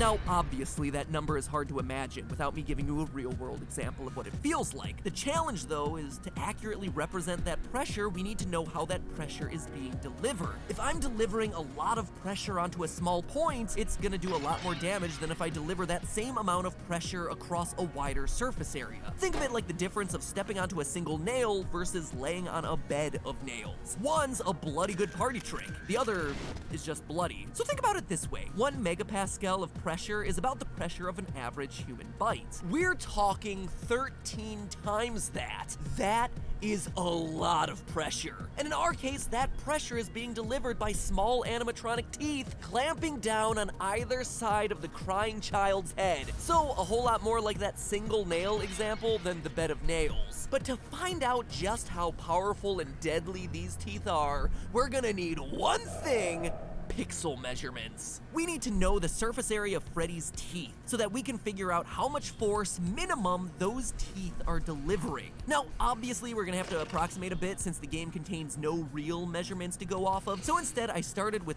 Freddy's face. It's an Easter egg I never really addressed in the theories, but way back in vanilla FNAF 1, lots of theorists were talking about an oddly shaped smudge on Freddy's face. This smudge is in the shape of a handprint. Now granted, it isn't a golden suit, but as we see in that game, the two are comparable in size. Given that the average human hand is about 18.89 centimeters long, we can use this handprint to scale everything else. Freddy's head then is 32 centimeters wide, or about twice as wide as an adult human's head, which makes a lot of sense. You need something big enough to serve as a costume. Now, using a combination of images from different angles, we can use this to determine the dimensions of one tooth, which comes to 1.4 square centimeters. It looks like he was bitten with 8 teeth, 4 on the top and 4 on the bottom. This gives us a total surface area of 11.26 square centimeters. So, using the power of math, we can use this figure to determine how much force each tooth is biting down with. And that number is bone-chilling: 14,758 newtons. Why is that a bone-chilling number? Because that's the strength that a full-grown crocodile bites with.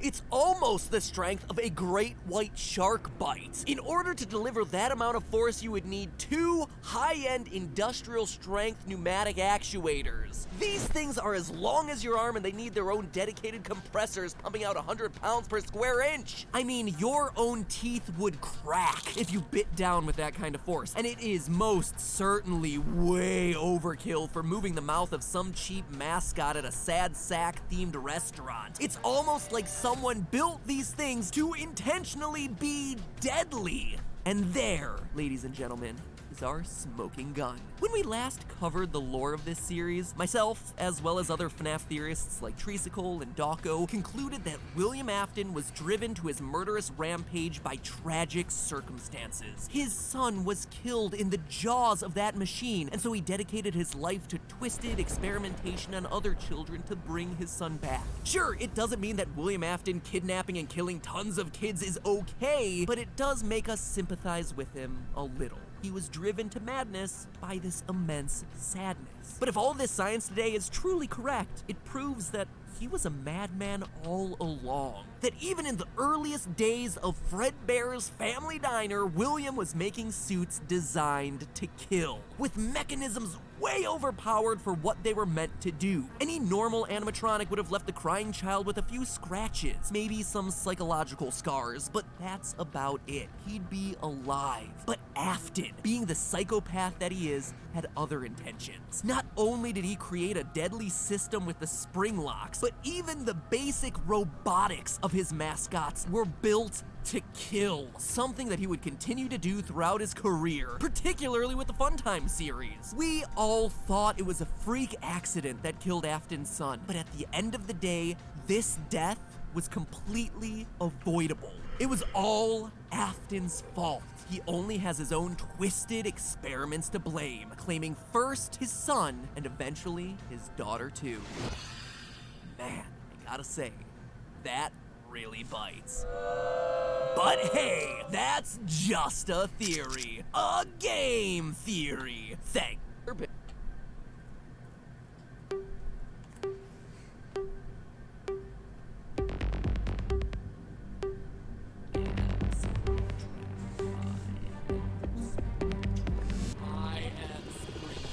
I am Springtrap. A horde of the Balloon Boys emerged from the cave, shaking back and forth on unsteady feet, their pointed teeth chattering loudly as they wobbled forward with staring eyes. Not again! I hate these things, Jessica cried. You and me both, sister. You and me both. Up top. Can't high-five me up top because you're a fictional character. Hello, Internet! Welcome to Game Theory, where... Yes, that's right, ladies and gentlemen. FNAF 6 is canceled. Looks like I had more staying power than you, Scotty C. Let's be honest, though, it's gonna be more delayed than canceled, really. And there's still the movie, the merch, a second book just released, a third book coming soon, and a fourth one on the way. So just like the animatronics, the series itself keeps getting reborn in new forms with increasingly absurd names. Withered Freddy, Nightmare Chica, Not So Fun Time Franchise. Speaking of ridiculous new names for the same old cast animals, let's talk about the latest addition to the roster, the Twisted Animatronics. Stars of the new FNAF book that came out at the end of June. Now, I'm gonna be honest, this book was definitely a step up from the first. It had 200 less pages. Oh, Sigbert, y'all! You need a calendar, man! I mean, don't take that as too high of a compliment. In 200 pages, you still had a college robotics major going to the scene of a murder and then touching the victim, getting blood all up on her hands, and no one on the police force even batting an eye over the blatant crime scene tampering that was happening. Then there's the fact that in the book, multiple Balloon Boys, including BB, JJ, and whatever other ridiculous combination of letters you can come up with, are canon too. But you know what? I still gotta appreciate lines like page 183, you never know when a corpse may wander out of the shadows wearing a rabbit suit. Even the books have become self-aware of their own absurdity at this point. Now at this point, Scott has made it clear that the books and the games are separate canons. And while that may be true, both are still shambling their way out of Scott's mind brain. We all know that Scott leaves plenty of holes in his stories, details or events that are left purposefully vague so that we can theorize to fill in those gaps. But what's interesting is that he leaves different holes in each series. And by looking at the two series in tandem, those holes start to fill themselves in with events from the sister series. The sister location! No, just no. Anyway, reading Twisted Ones was like reading the crib notes for Sister Location, because a lot, and I mean a lot of that game's weirdness became more and more clear as I turned more and more pages. So FNAF 6 may be dead, but we're gonna go back to beat the dead horse animatronic that is Sister Location. Can we name it Horsey? Horsey, the dead horse animatronic, and we just beat it every time we do an episode about one of these games? Great. Dead horse animatronic Horsey one final time, because thanks to the Twisted Ones, we have all the information we need to help that game make just a little bit more sense. First, how do we know that this book is anywhere close to related to Sister Location? Well, it's easy. The answer's in the title, The Twisted Ones. The recurring threat in the book are these so-called twisted animatronics. But even though we're supposed to think that this is a new breed of killer robot, they're not. Not at all, in fact. We've seen them before. before in Sister Location. Check out this description and let me know if it sounds She familiar. likes reading. Page 90. The creature had no fur and its face was smooth. It had a short muzzle and reading oval books ears more sticking out from often. the sides of its head. It had the general appearance of an 'Cause I know animal's she'd head, like though that. much larger than the animatronic animals from Freddy's. Running down the center of its face was a long, straight split, exposing wires and a line of metal frame. A thick plastic material was stuck to the face in large patches. So the twisted animatronics have a plastic-like covering and a face that splits open. It certainly sounds like the aesthetic of the Funtime animatronics, but it doesn't stop there. These guys were built to be big because their mission is to capture children, like Pokeballs, out for revenge. Page 140. Freddy's face slid across the bed like a python. His head lost its shape as it folded outward, taking hold of her feet and beginning to swallow, moving slowly upward as she fought not to scream or fight, his cheeks and chin dislocating further.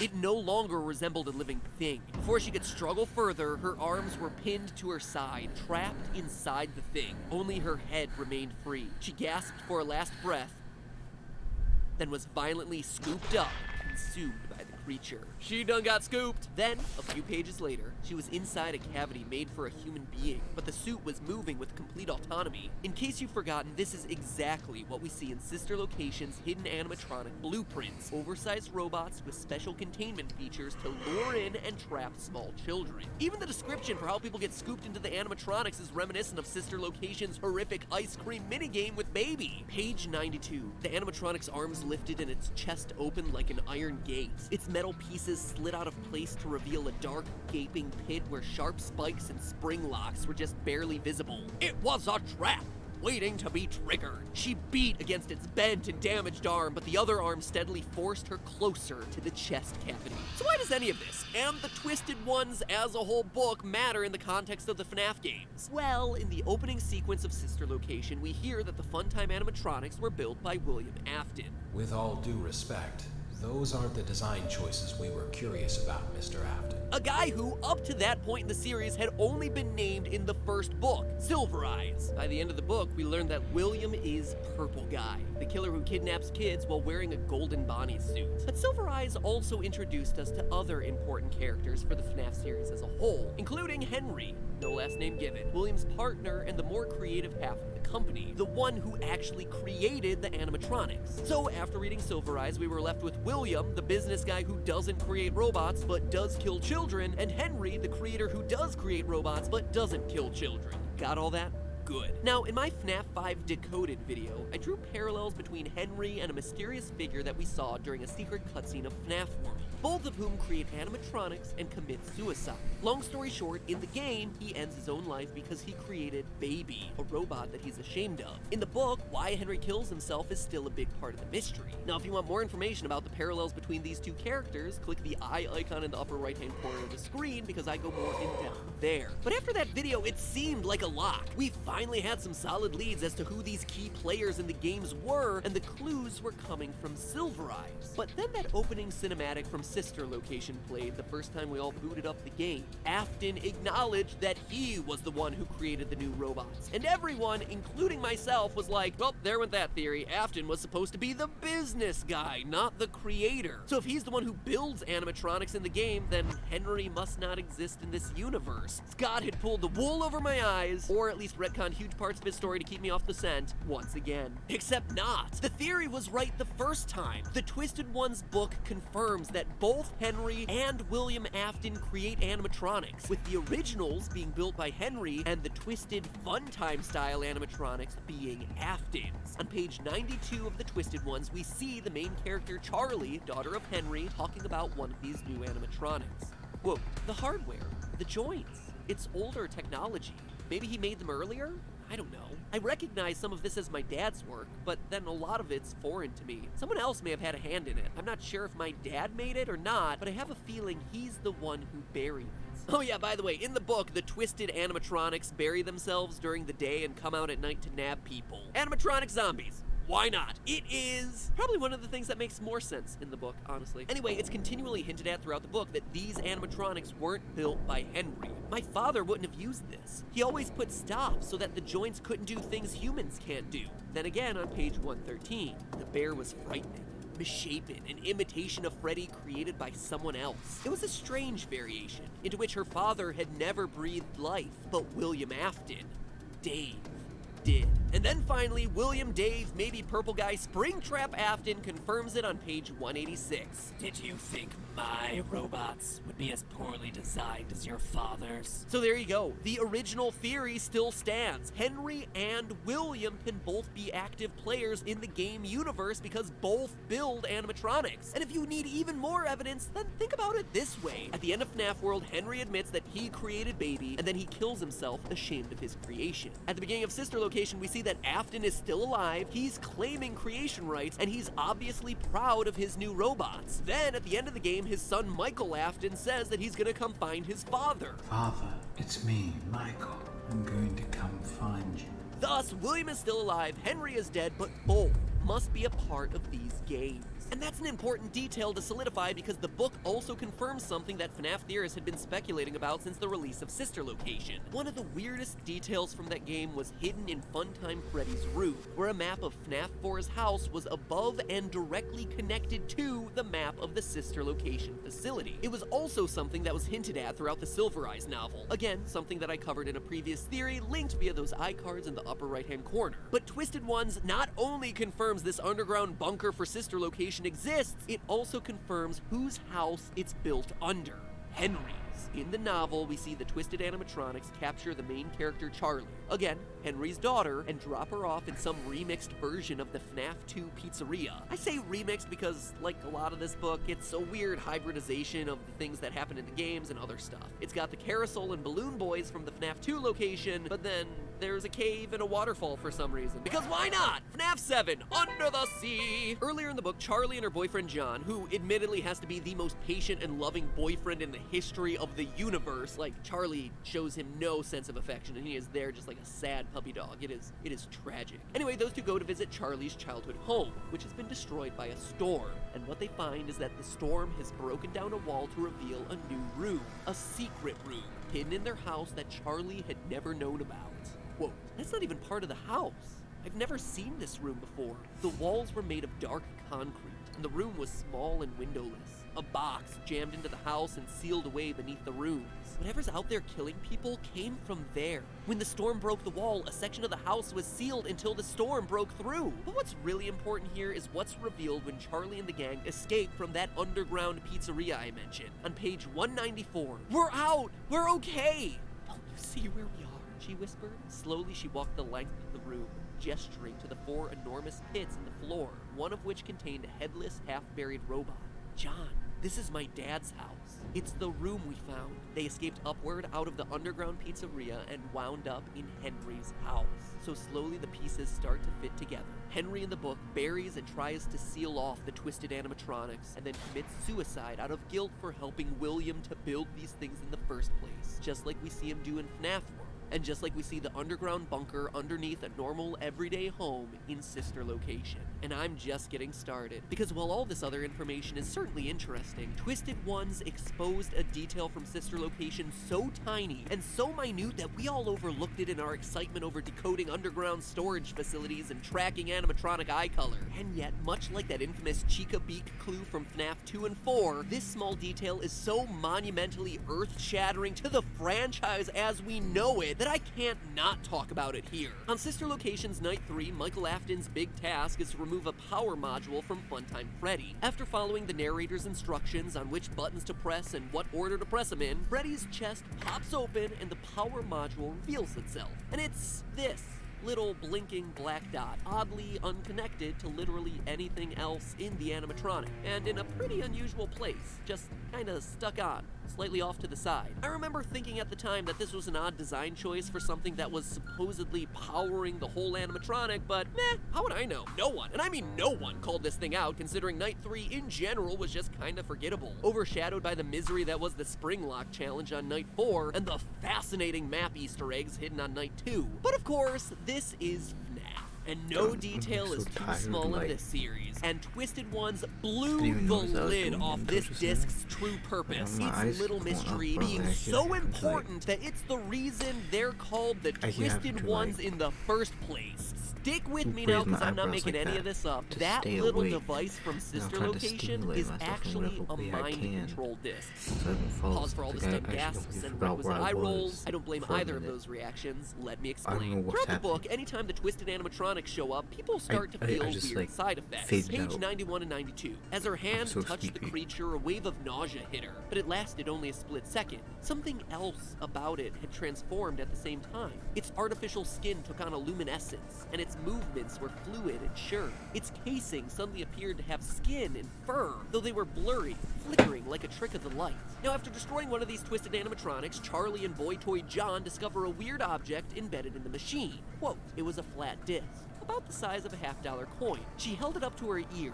Wow, that's really high-pitched. I can barely hear it. The sound is why you feel sick. It emits some kind of signal. It changes what those things look like. It changes our perception of what they look like, Charlie corrected. Freddy's image flickered like static on a television screen. The color faded from his fur, then everything that made him Freddy winked out, leaving only a smooth plastic figure in his place.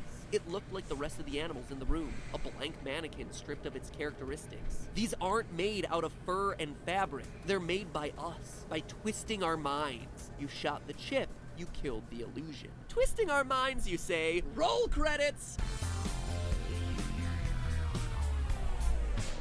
Now, for as ridiculous as a small disc that emits sounds that gets your brain to change the way it perceives the world around you sounds, it's actually kinda based in scientific fact. The brain is constantly having to process tons of information, so it is always looking for shortcuts. For instance, if I show you this text, you're probably going to be able to read it really quickly, right? It's because the brain isn't reading text by individual letters, but rather by the context of the other words around it, the way it expects the sentence to go, and making guesses off the most frequent short words that it sees on a day-to-day basis. The same is generally true in visual perception. Without going into detail here, it's how optical illusions work, and there's been plenty of research on how the brain fills in visual gaps that it experiences. So the idea that a disc is shooting out sounds that distract you, and thus cause your perception of reality to change to stuff that you're actually more familiar with isn't as far-fetched as it might seem. At least, not as far-fetched as robots haunted by dead children getting into an all-out rumble against other animatronics built to vor unsuspecting victims, which is literally a thing that happens in the climax of this book.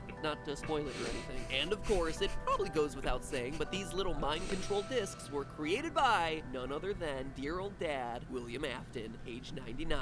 There was writing along one edge. She had to bring the piece of plastic close to her face to make the letters out. They were tiny and written in an old-fashioned flowing script. They read, Afton Robotics, LLC. Charlie dropped the disc immediately. Afton?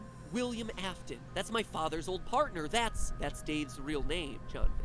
I thought he was just a business partner for Freddy's, she said slowly. I guess he did a bit more than that. So why and how does this matter in the context of the games? I actually think it has the potential to explain a lot. First, from the book. So the animatronics aren't changing shape, we're just being distracted. What's the purpose of that, though? To earn our trust, to look more friendly, to look more real, to lure kids closer. And that's something we definitely see at play throughout Sister Location. It was even in the hidden animatronic blueprints that we discovered. Weird technology put in place to lure and trap kids.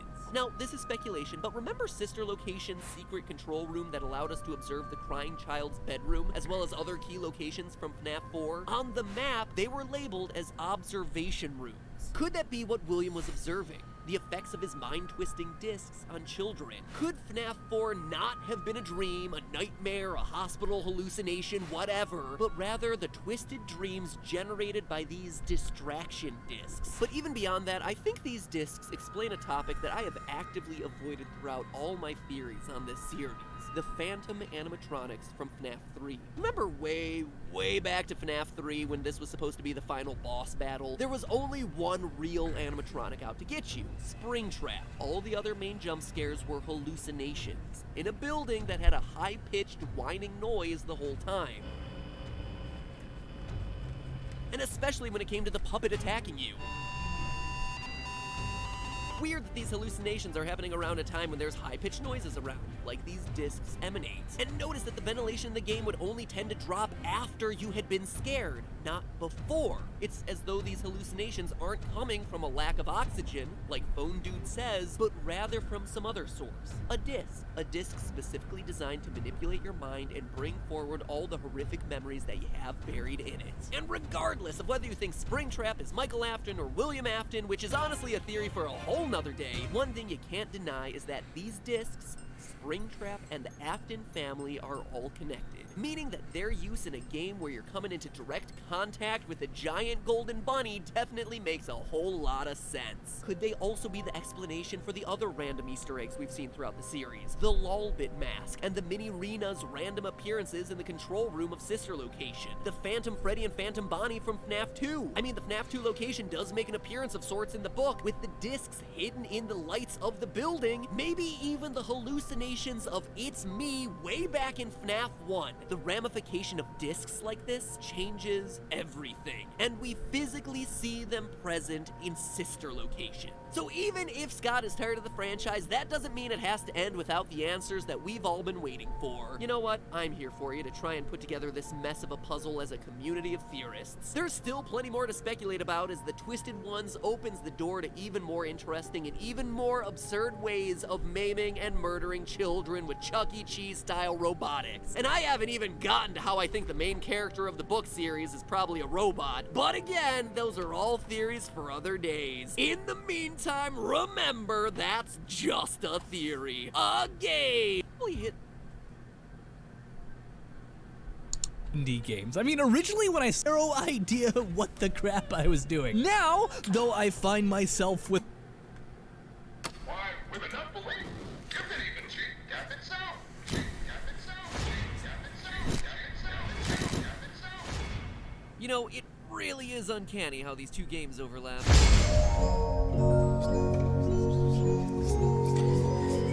kind of what I wanted to talk about for a while.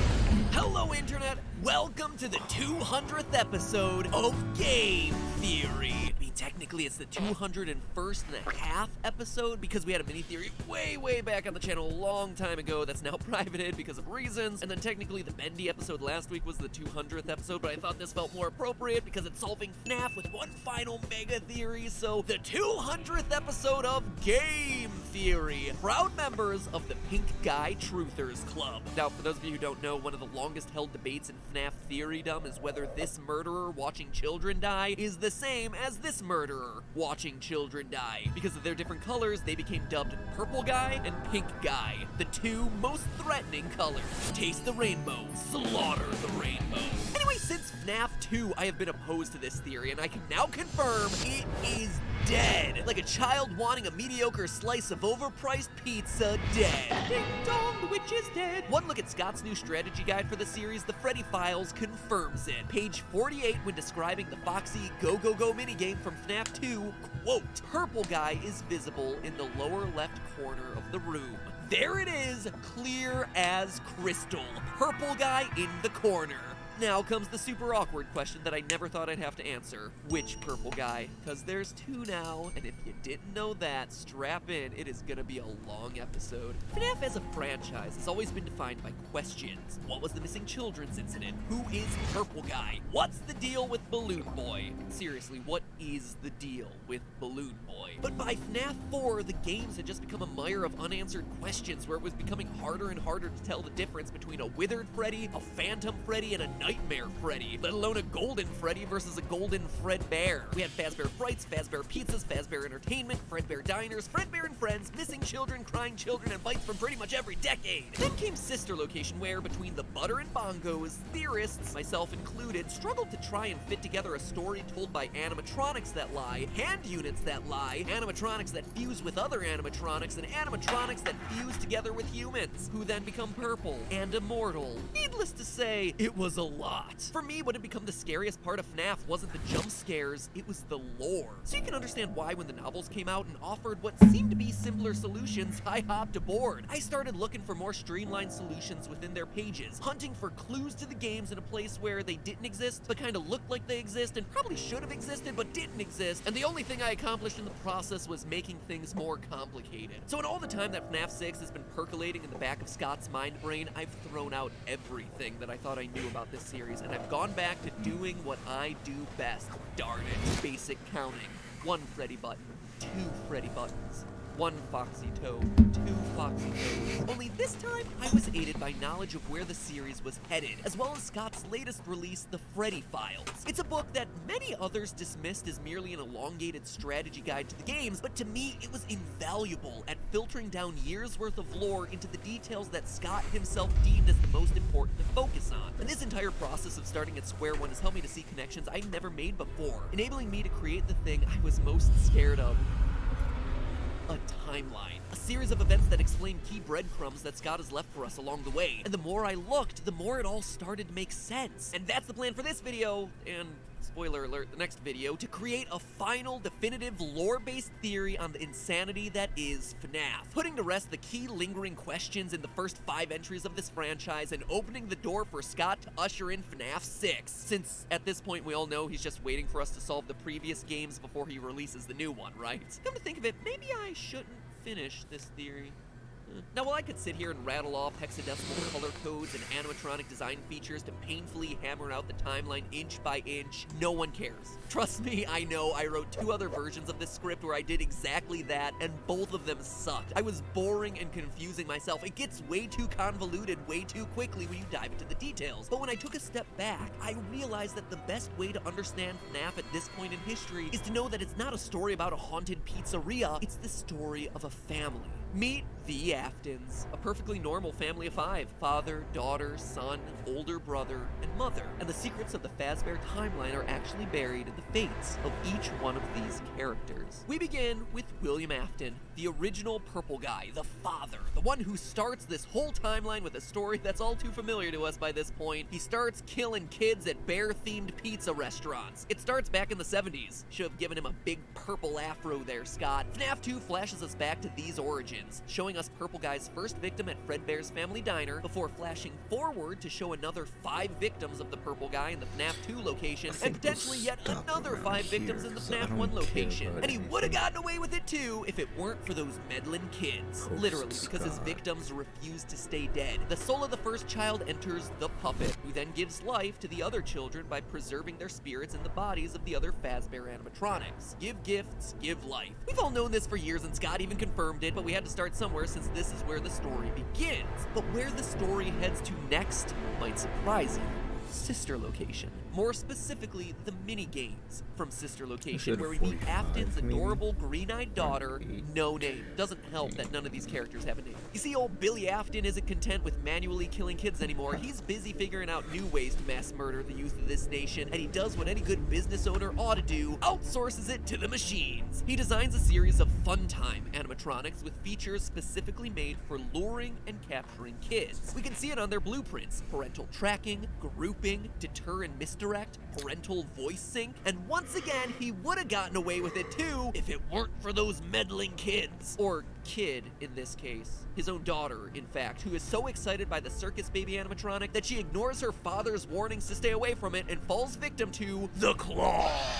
In true FNAF fashion, she done gets herself scooped, goes on to possess Circus Baby, and that causes the eye color of Baby to shift from blue to green. The tragedy results in the spin-off restaurant Circus Baby's Pizza World closing down in one day. The day it opens, and the fun times get stored, as the trailers say, deep below ground where memories sleep, just waiting for the day that they become rentals, one Afton down. Now, before we kill off the next Afton child, let's rewind a minute to explain why Afton's daughter getting turned into human Froyo goes here, since this is a pretty extreme break from how most people understand the FNAF timeline. Evidence the first, not only do we see the animatronics actively moving around their respective galleries, but their luring and capturing features were built with the specific intention of them acting as free-roaming robots, something that we know was phased out in the aftermath of the bite of '87. We also know that this incident happens before spring-lock suits get decommissioned. On night 4 of Sister Location, Baby traps you inside a spring-lock suit and says this: "You're inside something that came from my old pizzeria. I don't think it was ever used. At least not the way it was meant to be used." So Circus Baby and her pizzeria were from a time before the unfortunate incident at the Sister Location involving multiple and simultaneous spring lock failures, which prompted all spring locks to be banned, aka the bite of '83. more on that whole thing in a minute. But perhaps the biggest clues to the timeline placement of the baby incident come from FNAF 4, what most of us have considered the first game in the timeline, where the crying child gets bitten at his birthday party while psychic friend Fredbear, he's here, he's there, he's everywhere, who you gonna call? Psychic friend Fredbear, promises to put him back together. Throughout the game, the crying child, Afton's youngest son, keeps hearing the words, "Remember what you saw," repeated over and over to him. When the game first came out, the best I could do was speculate about what this was referring to, but now I think we have our answer. This moment. His sister getting scooped. The crying child saw this happen, thus prompting his fear of animatronics. And we know he saw it through one crucial design detail that Scott included. Look at how this kid's nightmares of Fredbear materialize. The stomach mouth. It's a design detail that we all overlooked, but there it is, positioned in the exact same way that Baby rips in half to claw grip Afton's daughter. It's how a child would perceive that incident. And that's not all. It also explains why the Afton home has an empty girls' room in it, something that Scott clearly thought was important for us to see. So why is it empty? Because the sister is gone. She's dead. She's a victim of William's sloppy kidnapping scheme. Just to be clear, I know a previous theory said this girl was Baby, but she's not. It was a predictive theory based on visual similarities that didn't pan out. In sister location, Scott very clearly showed us that Afton's daughter doesn't wear her hair in pigtails and has a different color of hair than the pigtailed girl in FNAF 4. And we all know how picky Scott is about colors, at least at this point in the series. He learned his lesson after the whole pink guy thing. That's not all. Ballora also gives us an interesting perspective as we move on to the next member of the Afton clan. Here's a big question that no one's thought to ask about this series yet. The mother.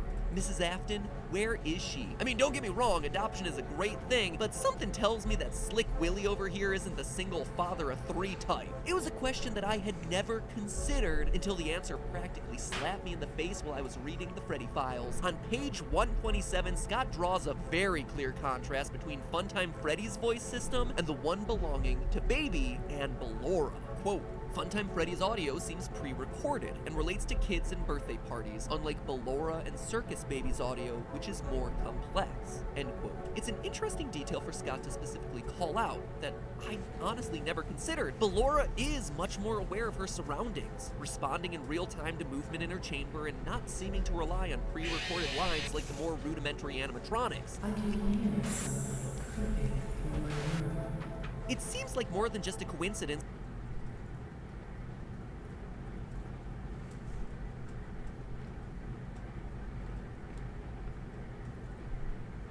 Losing my mind. I'm losing my mind just like my pet. I'm losing my mind.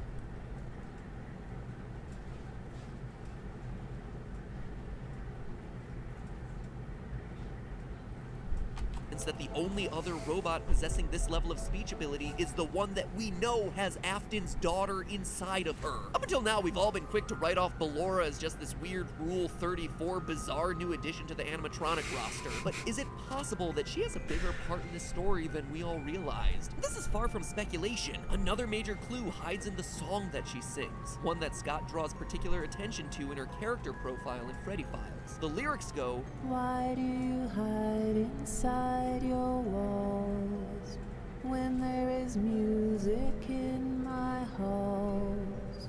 All I see is an empty room, no more joy, an empty tomb.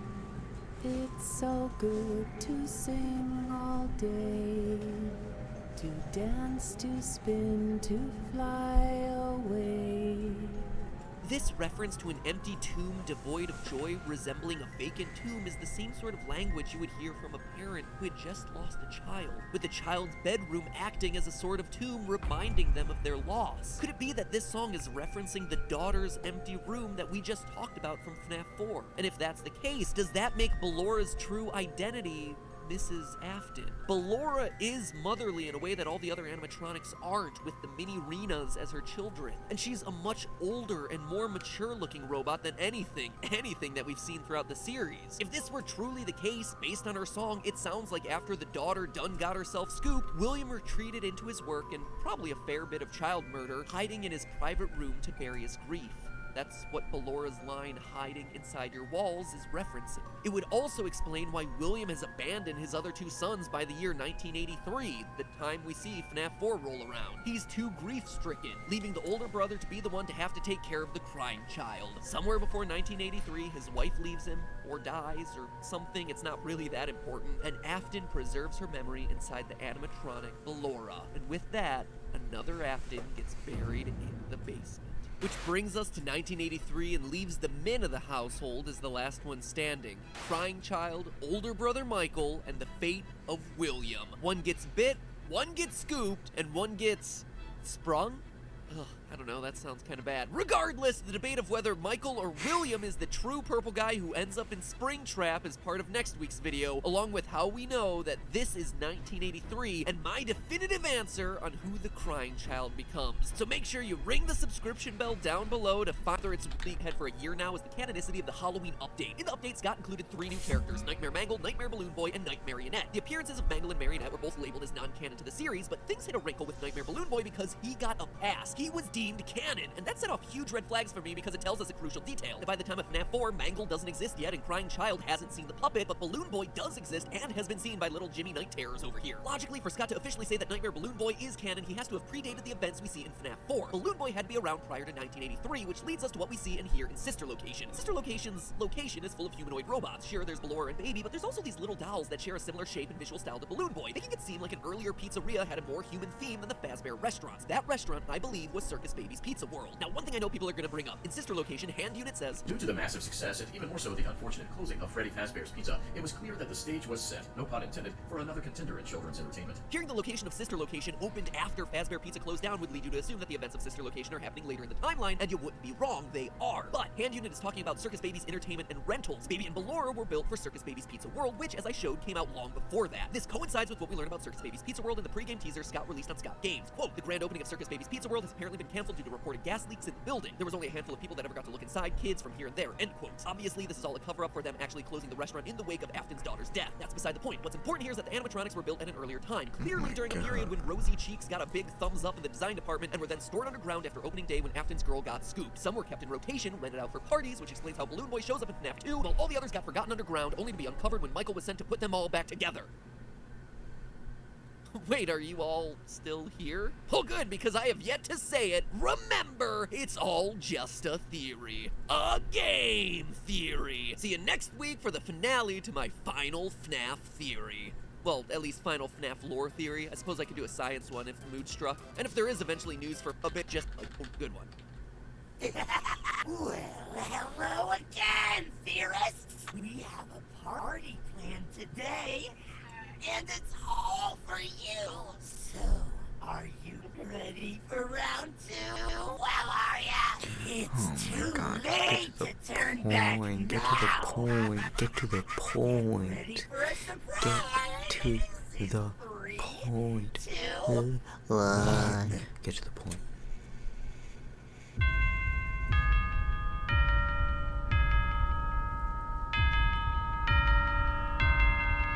Hello, Internet! Welcome to Game Theory, where, did you know that Funtime Freddy was almost German? Jawohl, check it out! Hello, little children. Glad to see you back again. Come closer. I'll sing a song for you. How wild is that? Forget Freddy Fazbear, it's Freddy Fuzzbar. Calling it right now, FNAF 5 gave us Sister Location, FNAF 6 gives us International Expansion. So, this is it. The end of an era. My last FNAF lore theory until a new game gets released. Makes me kinda sad, actually. So let's make it a good one as we set out to finish the job that we started 3 whole years together. And spoiler alert, purple guy, it's not the phone guy. Believe me, I tried. So of the 5 Aftons, last time we had killed off 2. Mother and daughter who go on to become Baby and Ballora. Afton's daughter getting clawed results in the immediate closure of Circus Baby's Pizza World, leading the company to retire the creepy, rosy-cheeked characters deep underground where memories sleep. But now let's talk about one question I haven't addressed yet, and one that was on everyone's mind during the launch to Sister Location. Where is Chica in all this? For the first time in these games, one of the core 4 animatronics was just gone. That seems significant, right? And it is. I joked earlier about FNAF Lederhosen location, but it touches on an element of these games that we tend to brush aside, that there's a business element running through all of them. Corporate doublespeak and liability talk coming from Phone Guy, parent companies in the form of Fazbear Entertainment, franchising with sister location. So what if Chica is missing from Circus Baby's gang because she was her own independent mascot at the time? It's not just wild speculation either. In the Scott Games source code leading up to Sister Location's release, we got all sorts of hints in the form of animatronic maintenance schedules, but mixed in there was a reference to something surprising. Chica's Party World, mentioned by name, definitive proof that the character was the mascot of another business existing at the same time as Circus Babies, which was also a client of Afton Robotics. Chica isn't in Sister Location because she isn't a part of the family yet. She's still a solo act, but we know by FNAF 4 she's clearly a part of the Fredbear and Friends lineup. So it would seem that Fazbear Entertainment grew by merging with or buying out the other animal-themed restaurants in the area, with Chica being the last addition to the crew and why she's a part of the series from here on out. So no, theorists, contrary to popular belief, it wasn't just Scott trying to reduce the amount of creepy poultry-themed fan art. Let's be real here for a second. Bibs aren't sexy. I'm just saying it now. All in it like I sees it. So Fazbear Entertainment decided to go all in on the animal-themed robots because the whole clown thing was just a stupid idea. I mean, seriously, William, do some market research. Americans are more afraid of clowns than global warming. Know your consumer, man. Anyway, in FNAF 4, Fredbear's expanded to have himself some friends, and has become so popular that they're in full sellout mode, complete with plushies, toys, a TV show, and the ever-popular item, masks. Get them now, because I hear they're selling like a god church. None of this would exist if this were truly the first location of a local pizza chain, confirming that this location in FNAF 4 is not where it all started like many have been assuming. What we're seeing here is something else, presumably what the TV says. Fredbear and Friends, a hybrid restaurant of the old Fredbear characters and the new spin-off ones where every character has their own spring-lock suit. Notice that the FNAF 4 Nightmare animatronics all have 5 fingers. The only other animatronic to have that feature, Springtrap. 5 fingers because the humans have to wear the suits. Which leads us to one of the biggest debates in this franchise. Is this 1983 or 1987? The bite at the birthday party makes it seem like it's 1987, but the TV says that it's 1983. Never before has so much nerd rage been prompted by discussion over trademark dates. Rage that lives on to this day, but now I can finally bring home to the storm. This is 1983. We know this based on a recent Reddit post Scott made on the subject of whether or not he's ever retconned his story. Quote, "The truth is that I've done one actual retcon in the series, although I'm not going to say where it was. There have been other times, however, when my original intentions didn't come across clearly. In those instances, I make a point to clarify in the next game. I used Sister Location to clear up a misconception from FNAF 4. End quote. Reading this, the obvious misconception from FNAF 4 was the year the events of the game took place, which, true to his word, he clarified via Sister Location and the private room camera code of 1983. 1983. When Michael Afton revisits his father's control room decades after the fact, he sees that all along William had been surveilling their family home using cameras that were password protected by one of the most sorrowful dates of his life. Regardless, neglectful father William participates in the worst Bring Your Son to Work Day program ever by taking his traumatized son to a restaurant filled with robots he's afraid are gonna scoop him. And solidly in the no-help column is his older brother who taunts him mercilessly for his fears. The story comes to a climax when the brother's teasing goes too far, getting his younger brother chomped at his own birthday party. At the end of the game, William, through his psychic friend Fredbear observation plushies, patent pending, promises to put his son back together, except he's too late. We hear a hospital flatline faintly in the background as the cutscene ends, meaning that the child dies. That's far from where his story ends. He appears in every other FNAF game because even though Daddy fails to put him back together, miraculously the crying child finds his way into becoming the ghostly Golden Freddy. For proof as to why, let's speed things up.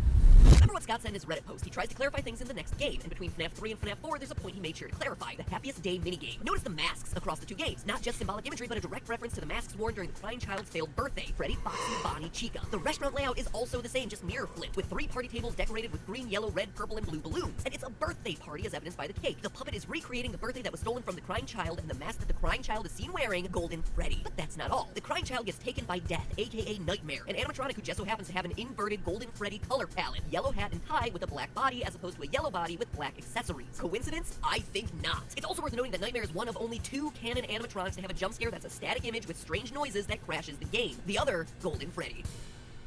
Which leaves us with 2, William and Michael, father and son. Purple guy and other purple guy. The rest of the timeline is the story of a serial killer father and the son who's following behind, retracing William's steps to undo his father's cruel work and free the spirits of the dead children. This next bit we're all pretty familiar with since it's based on evidence from Phone Guy. The bite of 83 causes spring locks to get discontinued. William, acting as a technician across all the Fazbear restaurants, is responsible for handling the recalled suits and starts using the Golden Bonnie outfit to lure children into the secret safe rooms hidden in the back of each restaurant while he'll be safely off camera. He first strikes on June 26th at the FNAF 1 location. This murder, dubbed the Missing Children's Incident, eventually gets the place shut down, but results in Foxy, Bonnie, Chica, and Freddy getting newly murdered children to power their engines. Those animatronics, along with the puppet, get shifted to the FNAF 2 location along with some new toy robots linked to a criminal database to prevent a mass murder from happening again. Even some old favorites get pulled out of retirement, specifically Balloon Boy, and with that full roster, Freddy Fazbear's Pizza has its grand reopening. Now posing as a security guard, William, with his spring lock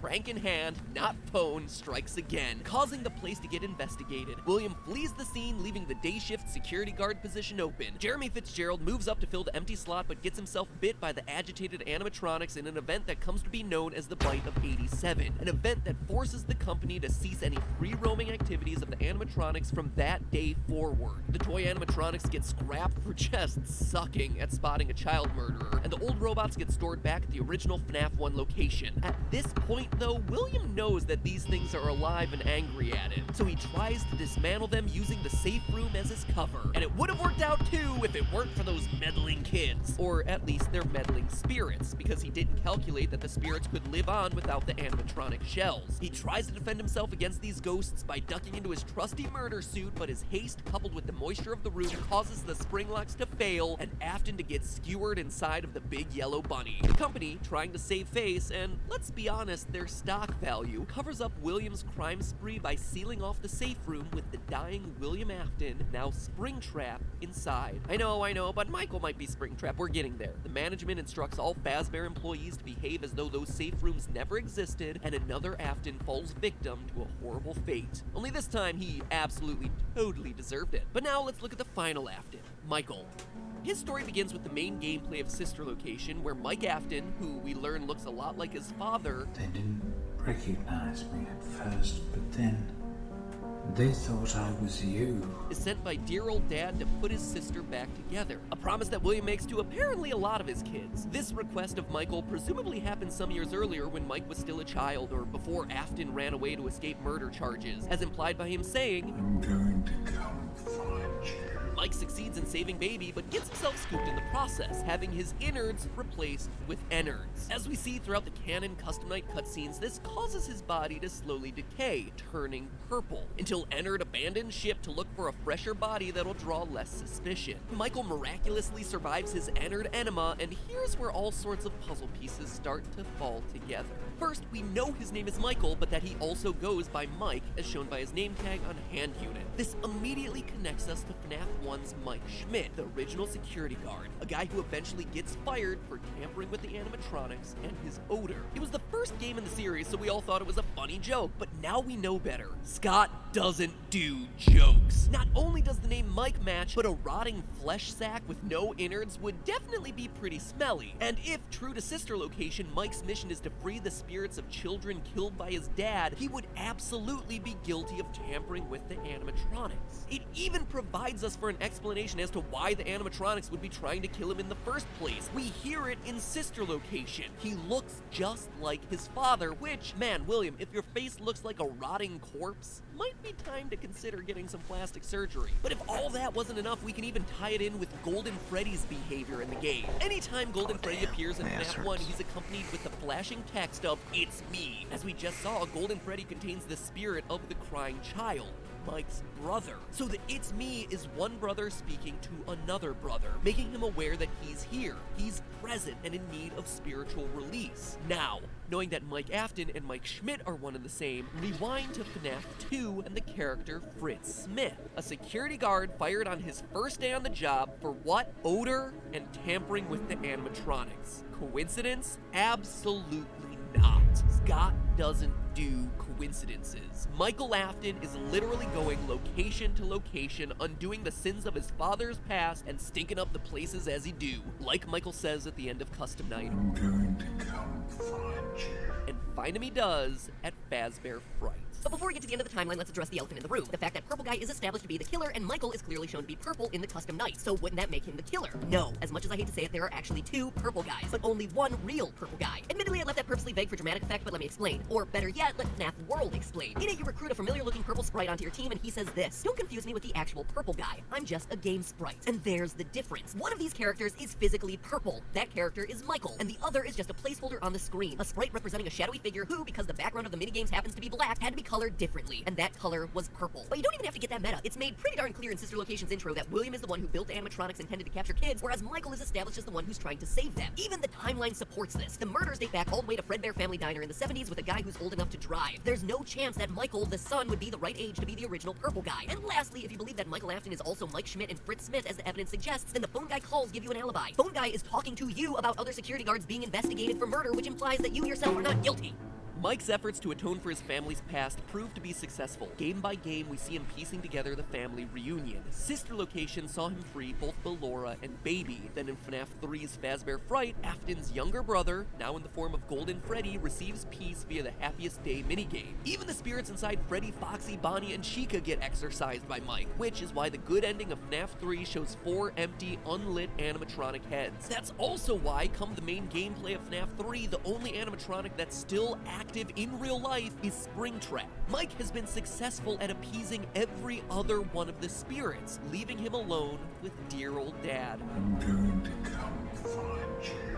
He gets a job as security guard of Fazbear Fright, and shortly after, the creators of the attraction stumble across FNAF 1's secret room, with the remains of Mike's father spring-trapping around inside. Mike sets the place on fire to finish off his killer dad once and for all, because seriously, did you really think that building just spontaneously caught on fire? Fires in fictional stories always have a dramatic purpose, and Mike would have gotten away with it too if it weren't for that meddling father, who in both the FNAF 3 newspaper clippings and Sister Location's special ending is shown to have survived the fire and is now undoubtedly more bloodthirsty than ever. The end? Question mark. Hallelujah. The craziest part of all this is when you actually stop and look at the story, there really isn't a need for FNAF 6. Outside of the return of Springtrap cliffhanger and revealing what's inside the box, yeah, remember that, everything else pretty much has an answer. Sure, there are still parts of the tale that could be more fleshed out, like the origins of the puppet or what happens after Ennard gets ejected from Mike, but at this point, all the characters have completed their story arcs. The family is reunited and the spirits are all at peace. It's actually pretty poetic. It took nearly 20 theories and literally weeks of my life studying these breadcrumbs to get there, but we did it. We got to a solution that fit together practically all of the loose ends, and that's pretty darn special. Thank you for being a part of that journey with me. It's been an incredible ride. I have no doubt that this isn't 100% correct, but you know what? It's an explanation I'm happy with. One that I feel provides a sense of closure to the series, and one that I'm going to let stand as my final word on the 5 games worth of series lore.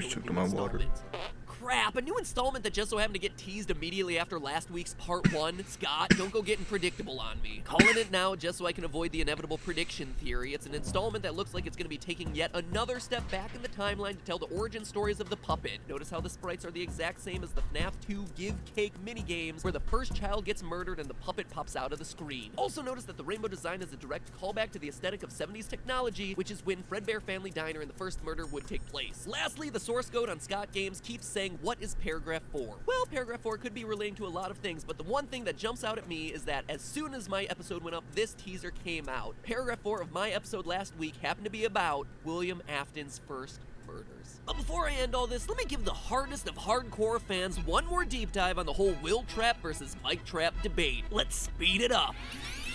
Most hardcore fans believe Mike is the purple guy currently in the Springtrap suit, and it's easy to see why. His voice is modified with an electronic effect in the custom night ending. Springtrap pops up at the end of Mike's final words. I'm going to come find you.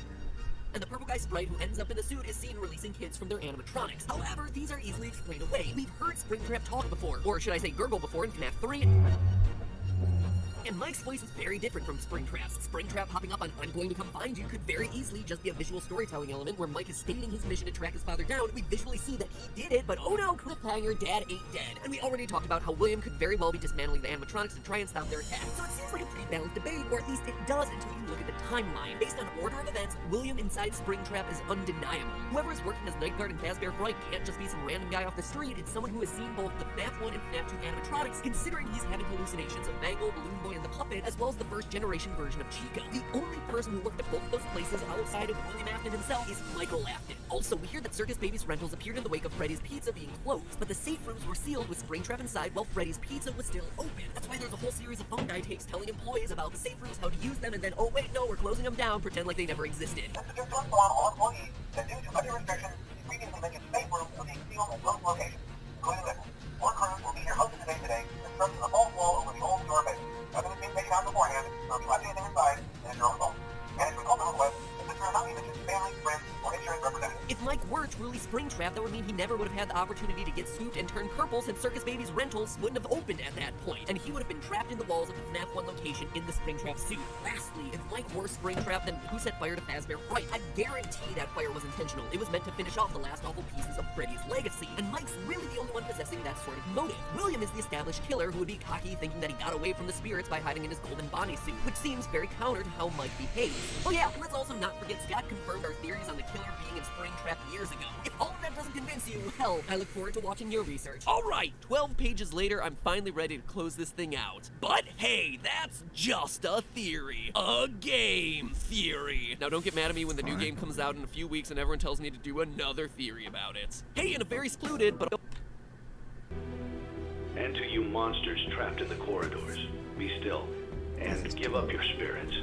They don't belong to you. For most of you, I believe there is peace, and perhaps more, waiting for you after the smoke clears. Although for one of you, the darkest pit of hell has opened to swallow you whole. So don't keep the devil waiting, friend. Jeez, Scott. I know we didn't get along all the time, but condemning me to hell seems a bit extreme. Seriously though, can we turn on some air conditioning here or something? It's getting a bit warm in here. Oh wait, it is me because I'm wearing my snuggly new game theory. Start the way to good nifty hoodie with new shirts, stuff in your belly when you're, don't worry. Complete with game even theorists like Mike Morty, men's in order, real gear. I have to warn you, long last time to get to you, so we service. Unlike your arm, eyes, super. Make sure you picture of you and let's talk about the end of this channel's most popular franchise. Hello, Internet! Welcome to Game Theory, where let's just take a collective moment and get this all out of the way. Say it with me now. Another FNAF video. You said the last one was gonna be your last. Yeah, I know, but I also said this. Now, don't get mad at me when the new game comes out in a few weeks and everyone tells me to do another theory about it. And true enough to form, that's exactly what happened. I released my final two-parter theory on the subject, and exactly 1 month later, FNAF 6, disguised under the fan-game-esque name of Freddy Fazbear's Pizzeria Simulator, gets released. Now, at this point, I wouldn't be surprised if you all thought that Scott and I were the same person. Come to think of it, you have never seen us in the same room together at the same time. Anyway, the game came out over 2 months ago, and ever since I've had countless people asking me for the theory. Over 10 people in the last week alone stopped me on the street and asked for a FNAF episode. And that's not even mentioning all the emails I've gotten in that time. So for Ben, Steven, Phil, Cassie, Matt, Lucas, Sarah, Alex, Matt number 2, and NBA Rookie of last year, Carl Anthony Towns, that's no joke actually, as well as everyone who has sent in something requesting an episode on FNAF, this one,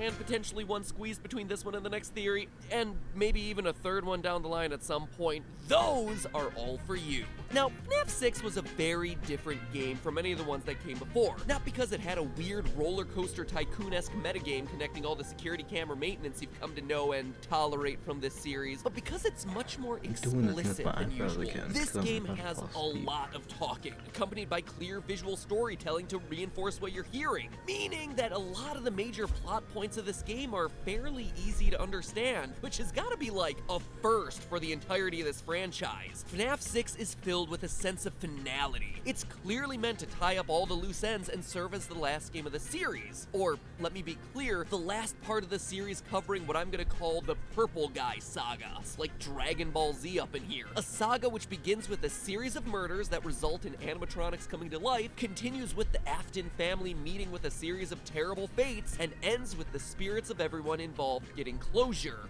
one way or another. Because this game feels much more obvious in its story, many online theorists have chosen to focus on the major story beats, actively ignoring the game's more unusual bits, the wrinkles that don't quite fit in cleanly. But it's in those wrinkles that we find answers to some of the longest held questions of the franchise, and the clues that we need to finally put the whole puzzle together. So stick with me and prepare to get a little wrinkly like a toe left in the bathtub for too long, because while today is certainly a theory, or rather multiple theories all in one episode, it's also Damn, me I don't trying wanna to see open the feet door right to you now, guys, low-key. equipping you with the information necessary to discuss the final points lingering around the edge of this mysterious franchise. Finally closing the book on the Purple Guy Saga. Now, before I get to the deep lore here, let me quickly run through the major reveals of this game just to make sure that we're all working with the same understanding. In the aftermath of FNAF 3's Happiest Day minigame, the spirits of Freddy, Foxy, Bonnie, Chica, and Golden Freddy have all been put to rest, which left only the lingering threads of Springtrap with William Afton inside, Ennard with Baby inside, Michael Afton, I'm a living corpse who used to have robot tentacles inside, and the puppet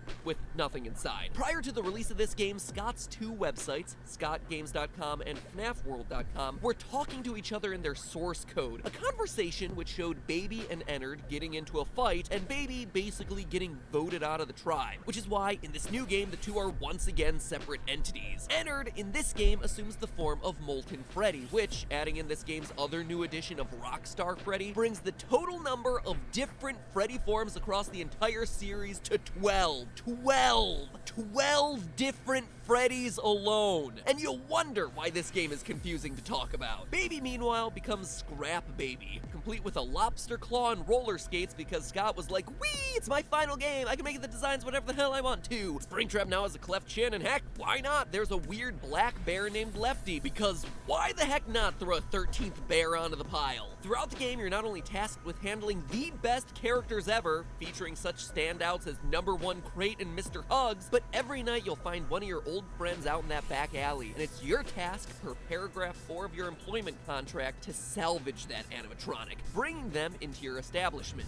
If you are playing this tape, that means that not only have you been checking outside at the end of every shift, as you were instructed to do, but also that you have found something that meets the criteria of your special obligations under paragraph 4. Fast forward a couple nights to the true ending of the game, where we learned that the whole pizzeria was just a trap made to lure the stray animatronics into the same place at the same time, so that they and the horrors of Freddy Fazbear's could be finished off once and for all in a final blaze of glory, even though that technically happened once before in FNAF 3 and Springtrap survived. But hey, who's counting? Me, but you know, that's what I do. And who of all people set up this trap? What is the identity of this mysterious cassette man? Well, the first clue we get is actually in the closing monologue. Although for one of you, the darkest pit of hell has opened to swallow you whole. So don't keep the devil waiting, old friend. It's an old friend of William Afton's, Henry, no last name given. And if that lack of a last name sounds familiar, well, it should. I mentioned this guy a lot during that dark period where I used information from the books for my sister location theories. In the book series, he's the animatronic genius who partnered with William to create the Freddy bots. And this isn't only speculation. One of the secret endings, the insanity ending, proves that this is Henry. If during the game you buy this freak show egg creature for way too much money, it causes your computer's power button to switch from green to blue. If you then hold the power button like you're starting the computer in safe mode, it causes a hidden recording to play. An audio tape that happens to be labeled HRY, Henry. But the insanity ending shows us even more than just a light connection back to the novels. As Henry talks about his regret over ever helping William create the animatronics and his plan to lure everyone together to finish this off once and for all, we're shown a series of secret blueprints. Most of them provide a bit more detail into how this wacky world works. We're shown that Afton's scooper from Sister Location functions by infusing things with, for lack of a better term, soul energy, what Afton calls remnant. This is how Michael was able to survive as a purple corpse post his Ennard enema. We also see that Molten Freddy, formerly Ennard, still contains the souls of Ballora, Funtime Freddy, and Funtime Foxy, and that our mission under paragraph 4 is to specifically collect and destroy the remnant once and for all. Remnant is destroyed by overheating, hence the fire at the end. We even learn the detail that literally no one was asking for: how to simulate children. The RASC, or Remote Activated Simulated C I'm assuming stands for child, simulates body temperatures of 98.6 degrees and then runs around making child noises, hence how you're able to lure all the murderous animatronics around in this game, and also probably FNAF 3. But what's most surprising is the final blueprint. Lefty, that oddball black bear that just showed up in this game. A bear that, according to its acronym, is programmed to lure something by emitting a bracelet code and then encapsulate it with a combination of lullabies and controlled shocks. A bear suit that was made by Henry that has the sole purpose of capturing none other than the puppet. You can even tell it's already accomplished its goal if you look closely at this rare screen you sometimes get when you boot up the game. The signature striped arm of the puppet showing through the Lefty animatronic. But it doesn't stop there. If you buy and then play the security puppet minigame 3 times over the course of your week in the restaurant, you see a child trapped outside the pizzeria wearing a bracelet. The puppet, a security device of all things, is trained to respond to her specific bracelet code, green, and so it chases her outside only to find her dying in the alley. Short-circuiting from the rain that's pouring down around it, it lies down next to her, and the two fuse into one. And this lines up with exactly what we hear in the game's true ending. My daughter, if you can hear me, I knew you would return as well. It's in your nature to protect the innocent. I couldn't save you then, so let me save you now. It's time to rest, for you and for those you have carried in your arms. Henry's daughter, the first victim, is the puppet, the one who gave life to everyone that came after her and gave peace to their souls in FNAF 3. Finally confirmed after I'd been predicting it for 3 years since the release of FNAF 2. So there you have it. Henry from the books is now canon in the games. His daughter is the puppet trapped inside Lefty. Everyone, including Michael, dies in the FNAF 6 fire, and Baby's name is established as Elizabeth in Henry's closing monologue. It's all pretty cut and dry. I mean, if you want to get really deep, the images on the walls in the alley are actually blurry contracts. You can tell based on the bullet points and oddly short paragraphs, which I have seen more than enough time to identify at a glance. And all of that relates back to that theme of what is paragraph 4, which has been Scott's calling card for this game. The creepy imagery of the ventriloquist and clown that you also see in the alleyway isn't teasing some new game like a lot of people have been assuming, but rather it's just an artistic recreation of the Afton family. William is the ventriloquist. The dummy, who looks exactly like him, represents Michael Afton, who, as we know, looks just like his father, just a smaller version of him, and has to parrot back a lot of what his father tells him to do. Elizabeth, aka Baby, is the clown, for fairly obvious reasons, and the bear on the leash is just Crying Child, a child who is trapped and held back by his family, who ultimately dies in the hands of Fredbear. FNAF 6 even offers explanations for the inappropriate costumes that were mentioned by the phone guy calls from FNAF 3. Yeah, you remember those? Until replacements arrive, you'll be expected to wear the temporary costumes provided to you. Keep in mind that they were found on very short notice, so questions about appropriateness/relevance should be deflected. They're the Mediocre Melodies crew from this game, which also happen to match up perfectly to the other masks that you see during FNAF 3's Happiest Day minigame. A green one is Happy Frog, the pink one is Pig Patch, Mr. Hippo is purple, there's some blue one for some reason, and then Orville the elephant is the orange one with the long nose. But for as much as FNAF 6 explains, and it explains a lot pretty explicitly, it leaves open 3 huge questions. 3 questions that no one has been able to answer for the past 2 months until now.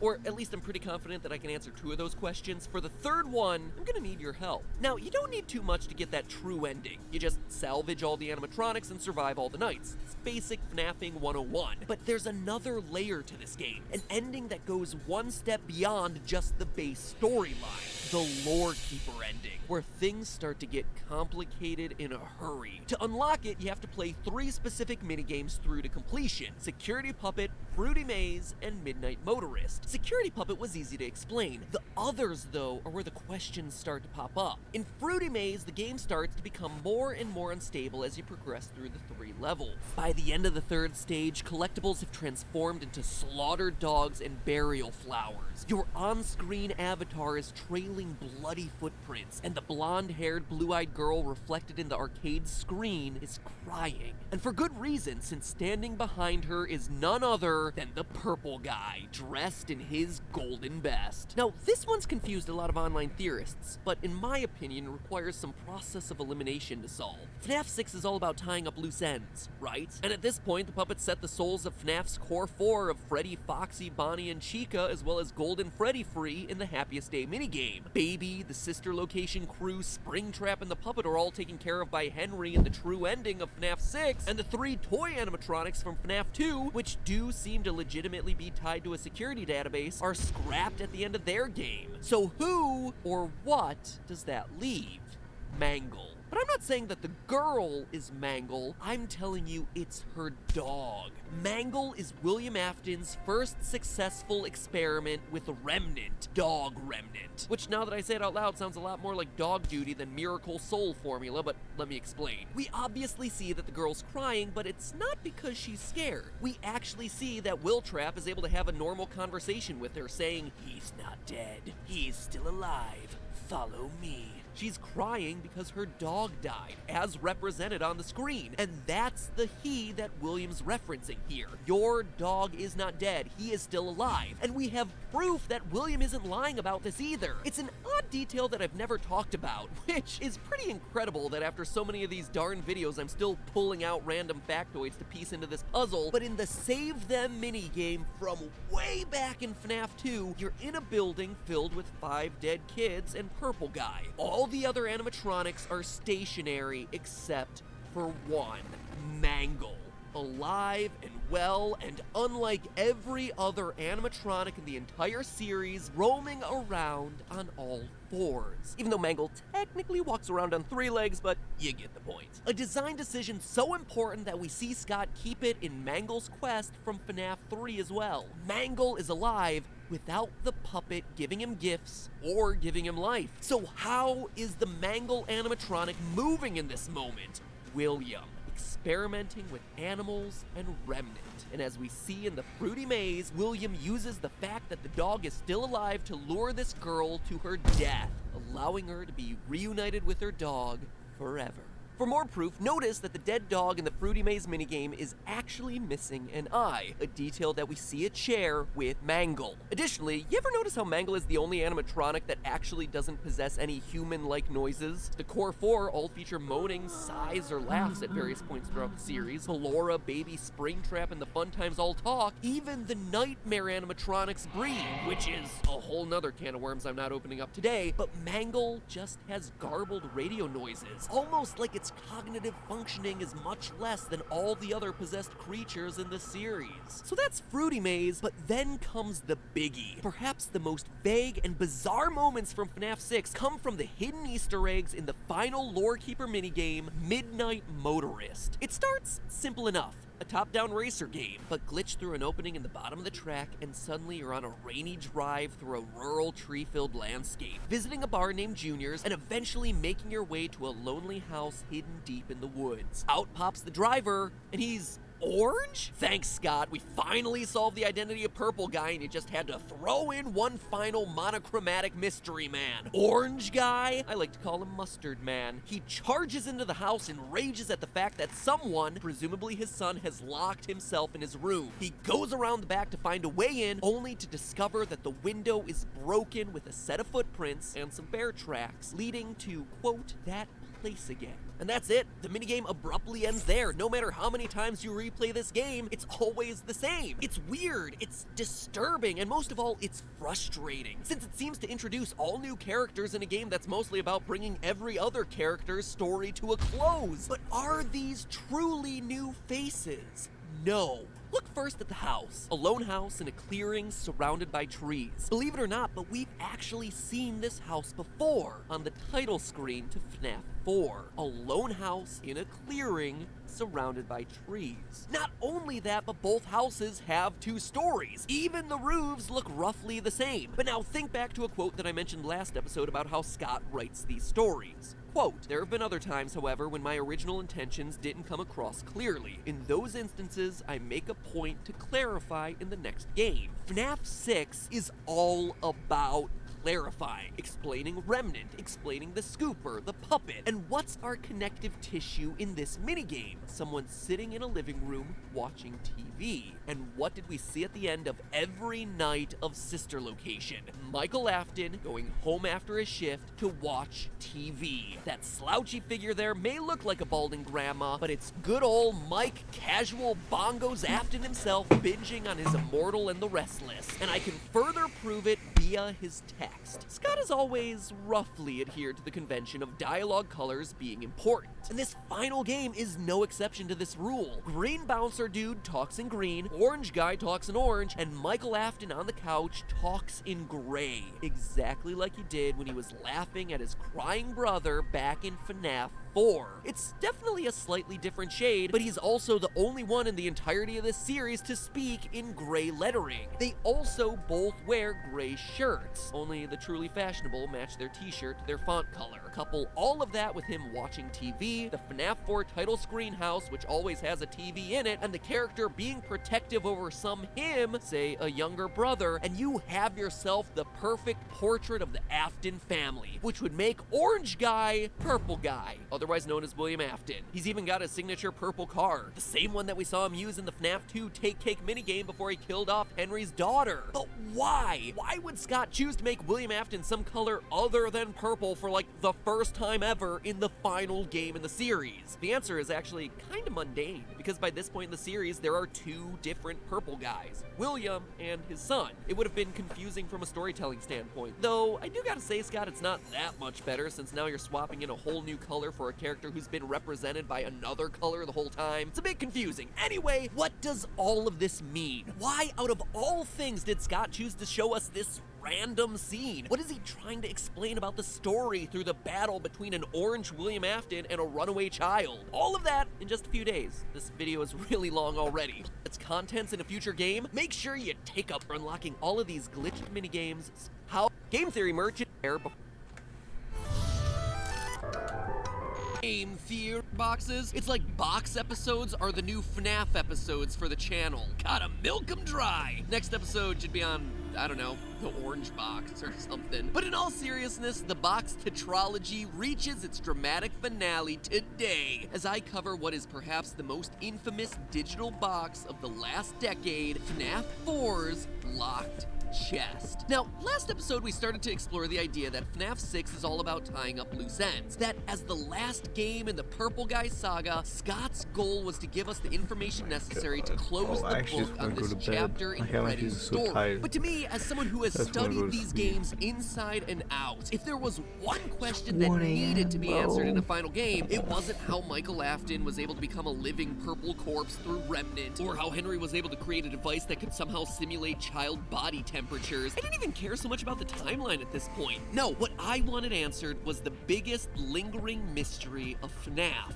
What was in the box? Rewind back to FNAF 4, the game that utterly wrecked everyone's understanding of this franchise. You beat the game, you get the iconic line of "I will put you back together," and then boom, a literal mystery box that would make the likes of J.J. Abrams proud. Accompanied by the lines, "Perhaps some things are best left forgotten."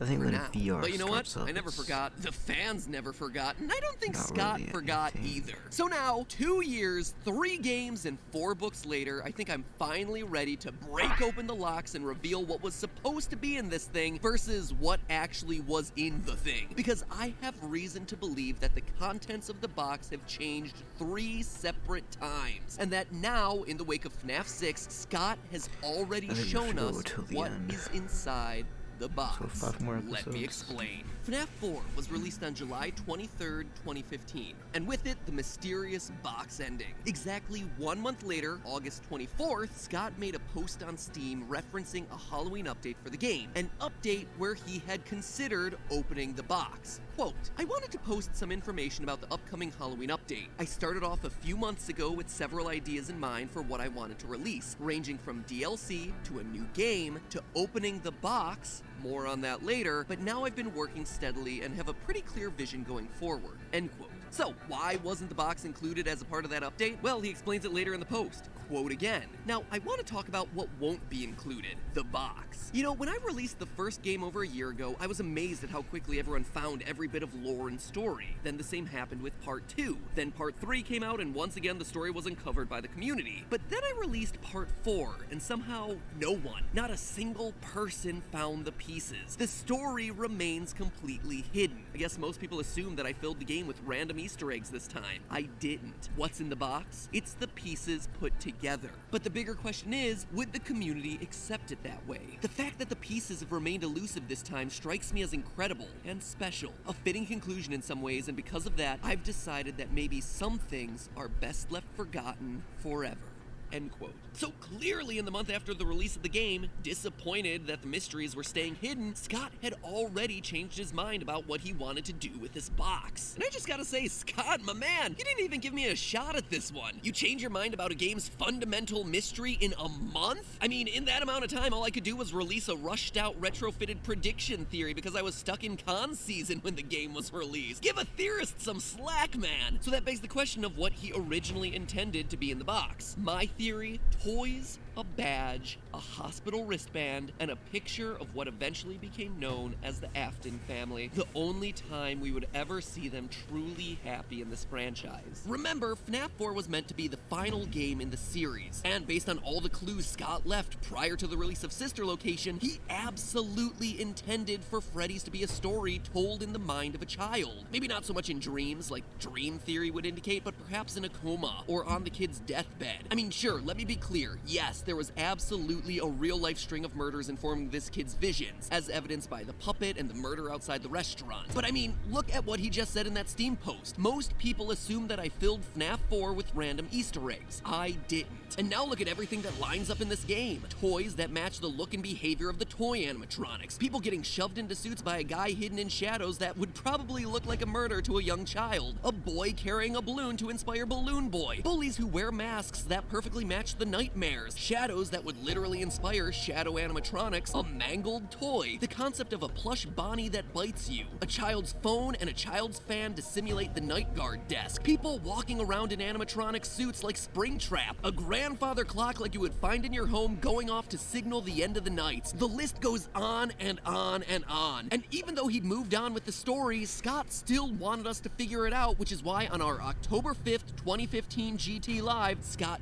crashed the live stream, giving us explicit clues to figure it out. 4 games, 1 story, why is Toy Chica missing her beak, and what is seen in shadows is easily misunderstood in the mind of a child. All 3 clues again pointing to the conclusion of some sort of coma theory, with the box containing the items alluding to that story. Toys and plushies to show where all the ideas for the animatronics came from. A badge to show that this kid's father worked at the restaurant as a security guard. A hospital band to make it clear that the child was rushed to the hospital in the aftermath of the Fredbear bite, and a happy family that we see shattered in the aftermath of a stupid prank. This box is locked and hidden away in an attic or a basement when the child dies. The memories it contains are too tough to bear.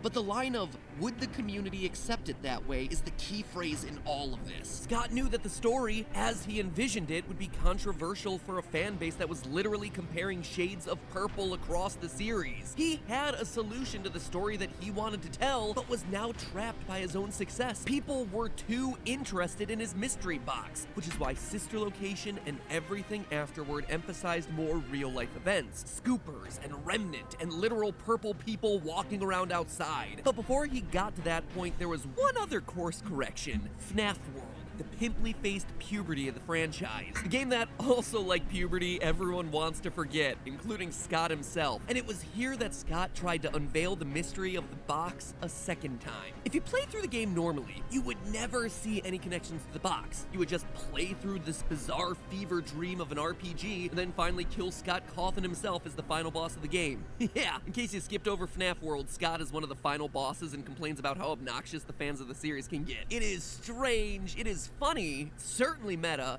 and most undeniably passive-aggressive. Anyway, if you linger on the opening dialogue between your character and Fredbear, you unlock a hidden quest that lurks beneath the surface of the game that was undoubtedly meant to tie into the mystery of the box. We're told that the quest requires us to, quote, leave breadcrumbs for him to help him find his way. The him we're helping is FNAF 4's bite victim, and we know this from the opening dialogue. Quote, something has gone wrong. That's why I'm here. But I won't let the same happen to you. I will put you back together. Haha, the classic FNAF 4 line. So infuriatingly vague. Anyway, that line confirms that the you being talked about here is the bite victim, that the something has gone wrong is referring to the bite itself, and that the yellow eyes doing the talking, the one who is trapped here, is the puppet. From here, your secret quest is to find a series of clocks and complete minigames that directly relate to the steps necessary to unlock FNAF 3's Happiest Day ending. You push Balloon Boy into a box, you press 4 arcade buttons, you set up 4 cupcakes, etc., etc. And if you do everything correctly, your secret ending reads as follows. Quote,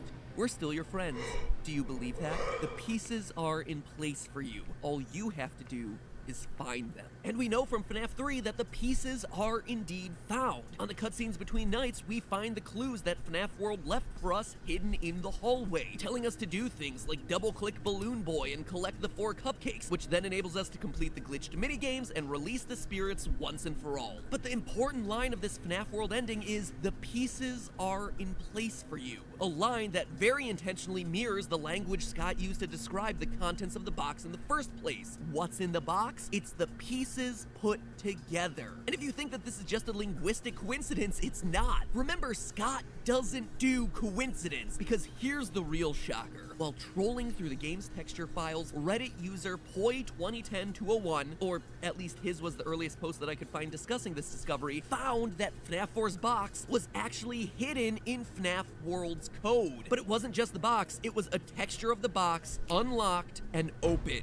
So, for a second time, we clearly see that Scott had plans to reveal what was inside his mystery box. Which then begs the question, what was in it this time? And honestly, it's hard to say. As you can probably tell, FNAF World played with the lore of the main series in some very unusual ways. For instance, the clock quest showed that this weird, self-aware video game world was somehow able to influence the events of the real world, leaving breadcrumbs in the real world that you would be able to follow in FNAF 3. But because the game ends with the line, the pieces are in place for you to follow, it implies that the guard we're playing as in FNAF 3, the one who is actually finding these clues, was the bite victim, which then opens up an entirely different can of worms. And if it's all true that the puppet is stuck in this weird nebulous FNAF world, then the world of the game is literally, or symbolically, limbo or death. Anyway, it's very messy. If I were to guess, Scott planned on FNAF World, the game, actually being the box. A game that literally contained all the pieces of this franchise put together. Yeah, it's a bit symbolic and half-baked, but,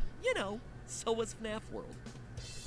But it was here that the mystery would change direction yet again. This time, though, it wasn't the community that prompted the change, but rather Scott himself, who made it clear that he was dissatisfied with FNAF World as a rushed and unpolished release. Embarrassed by the game, he quarantined it off to its own little segment of the franchise. And in the process, he retconned its story to focus on the new, more human drama-esque direction that the series would take moving forward. You can see this actually through creative changes like the game's new ending, which reveals revealed Henry and Baby for the very first time, as well as some lines that got added between updates, with glitched Fredbear foreshadowing something terrible coming, aka Baby. Instead of being focused backwards on details from previous games like the Bite Victim and the FNAF 3 minigames, the game was now looking forward to a game that had yet to be released, which left the box and the resolution it promised for the entirety of the Freddy story once again abandoned.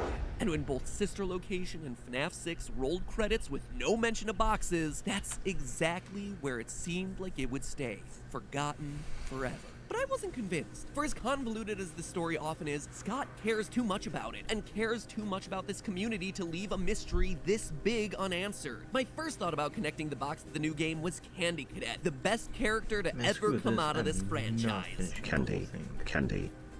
If you visit Candy Cadet enough times and give him enough tokens, he'll tell you one of 3 separate stories, all sharing the same general theme of 5 objects merging into one object and then being put into a box. In the first, 5 keys are melted together into one key by a mother trying to save imprisoned kids, with everyone dying trapped in their own room. The second has 5 kittens break my in danger of monitor. being eaten alive by a snake, the remains of which get sewn together and stored in a shoebox. And the third, well, the third is the most uplifting story, as 5 orphans get adopted by a man who wants to protect them from a burglar, and it doesn't go so well. He left one day to buy food, his heart being filled with gladness, but returned to find that the burglar had chosen his home and killed all 5 of the children. The man could only afford one coffin, so he stitched the 5 bodies together to make one, and buried the child.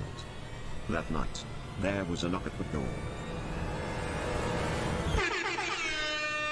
So clearly, the Candy Cadet stories were making some connection to boxes, but what did all these stories mean? Characters getting stitched together immediately made me think of Ennard, but even at Ennard's peak, he only had 4 characters inside of him: Freddy, Foxy, Ballora, and Baby, so that one didn't quite work out. Famously, there were 5 children killed as a part of the missing children's incident, but their souls individually ended up in animatronics rather than being put together and crammed into the same box. There are 5 other games in the series, so maybe this is all a meta-commentary about the franchise itself, but then what would it mean to stitch them together?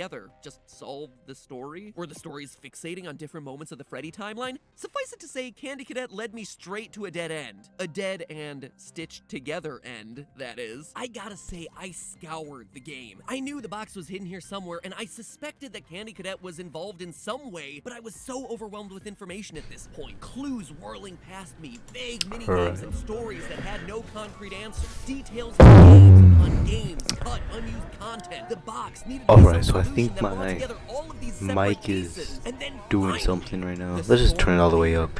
We can blow it up a little bit. I don't really care. It's gonna fix on its own eventually. You have all been called here into a labyrinth Yeah, we of already know. sounds and smells, misdirection and misfortune.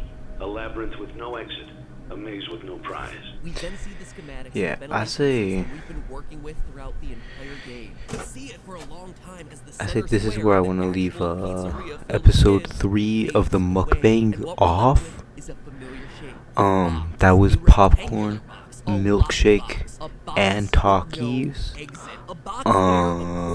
Responsibilities in paragraph 4, we put all I'll see you guys again together. for episode number 4 of the mukbang.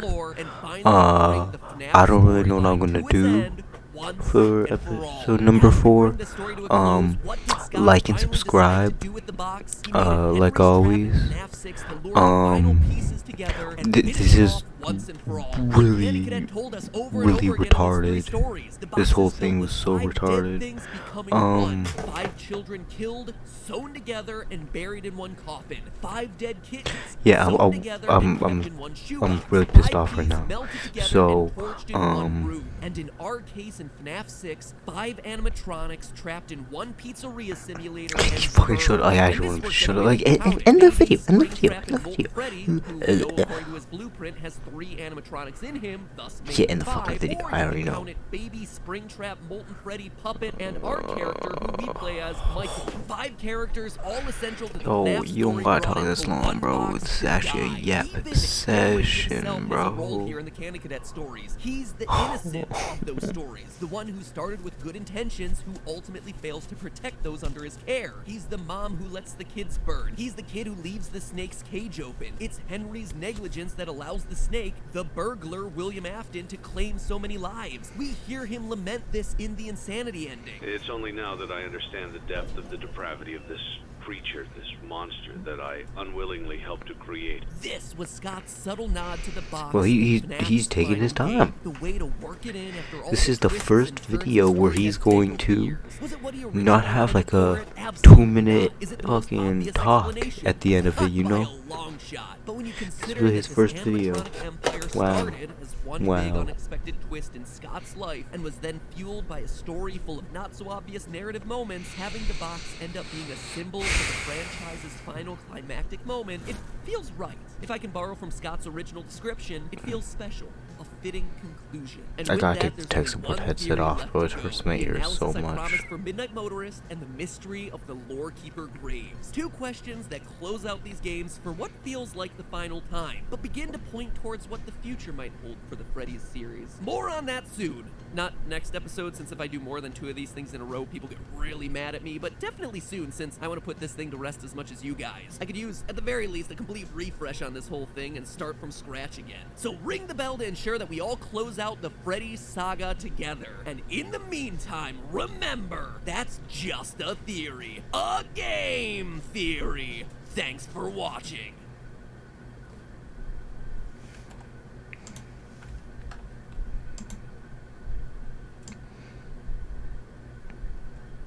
Boom, bro. Oh my god, yo. Oh my god.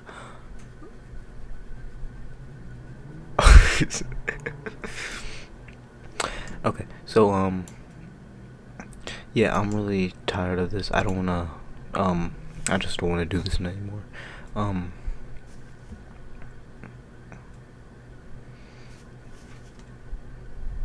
Oh, wait, hold on. This, I forgot it's flipped.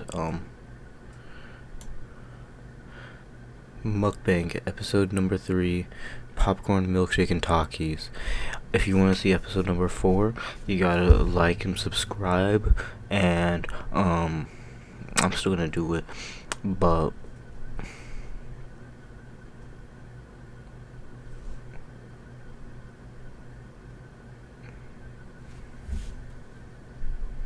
I'm gonna kill myself.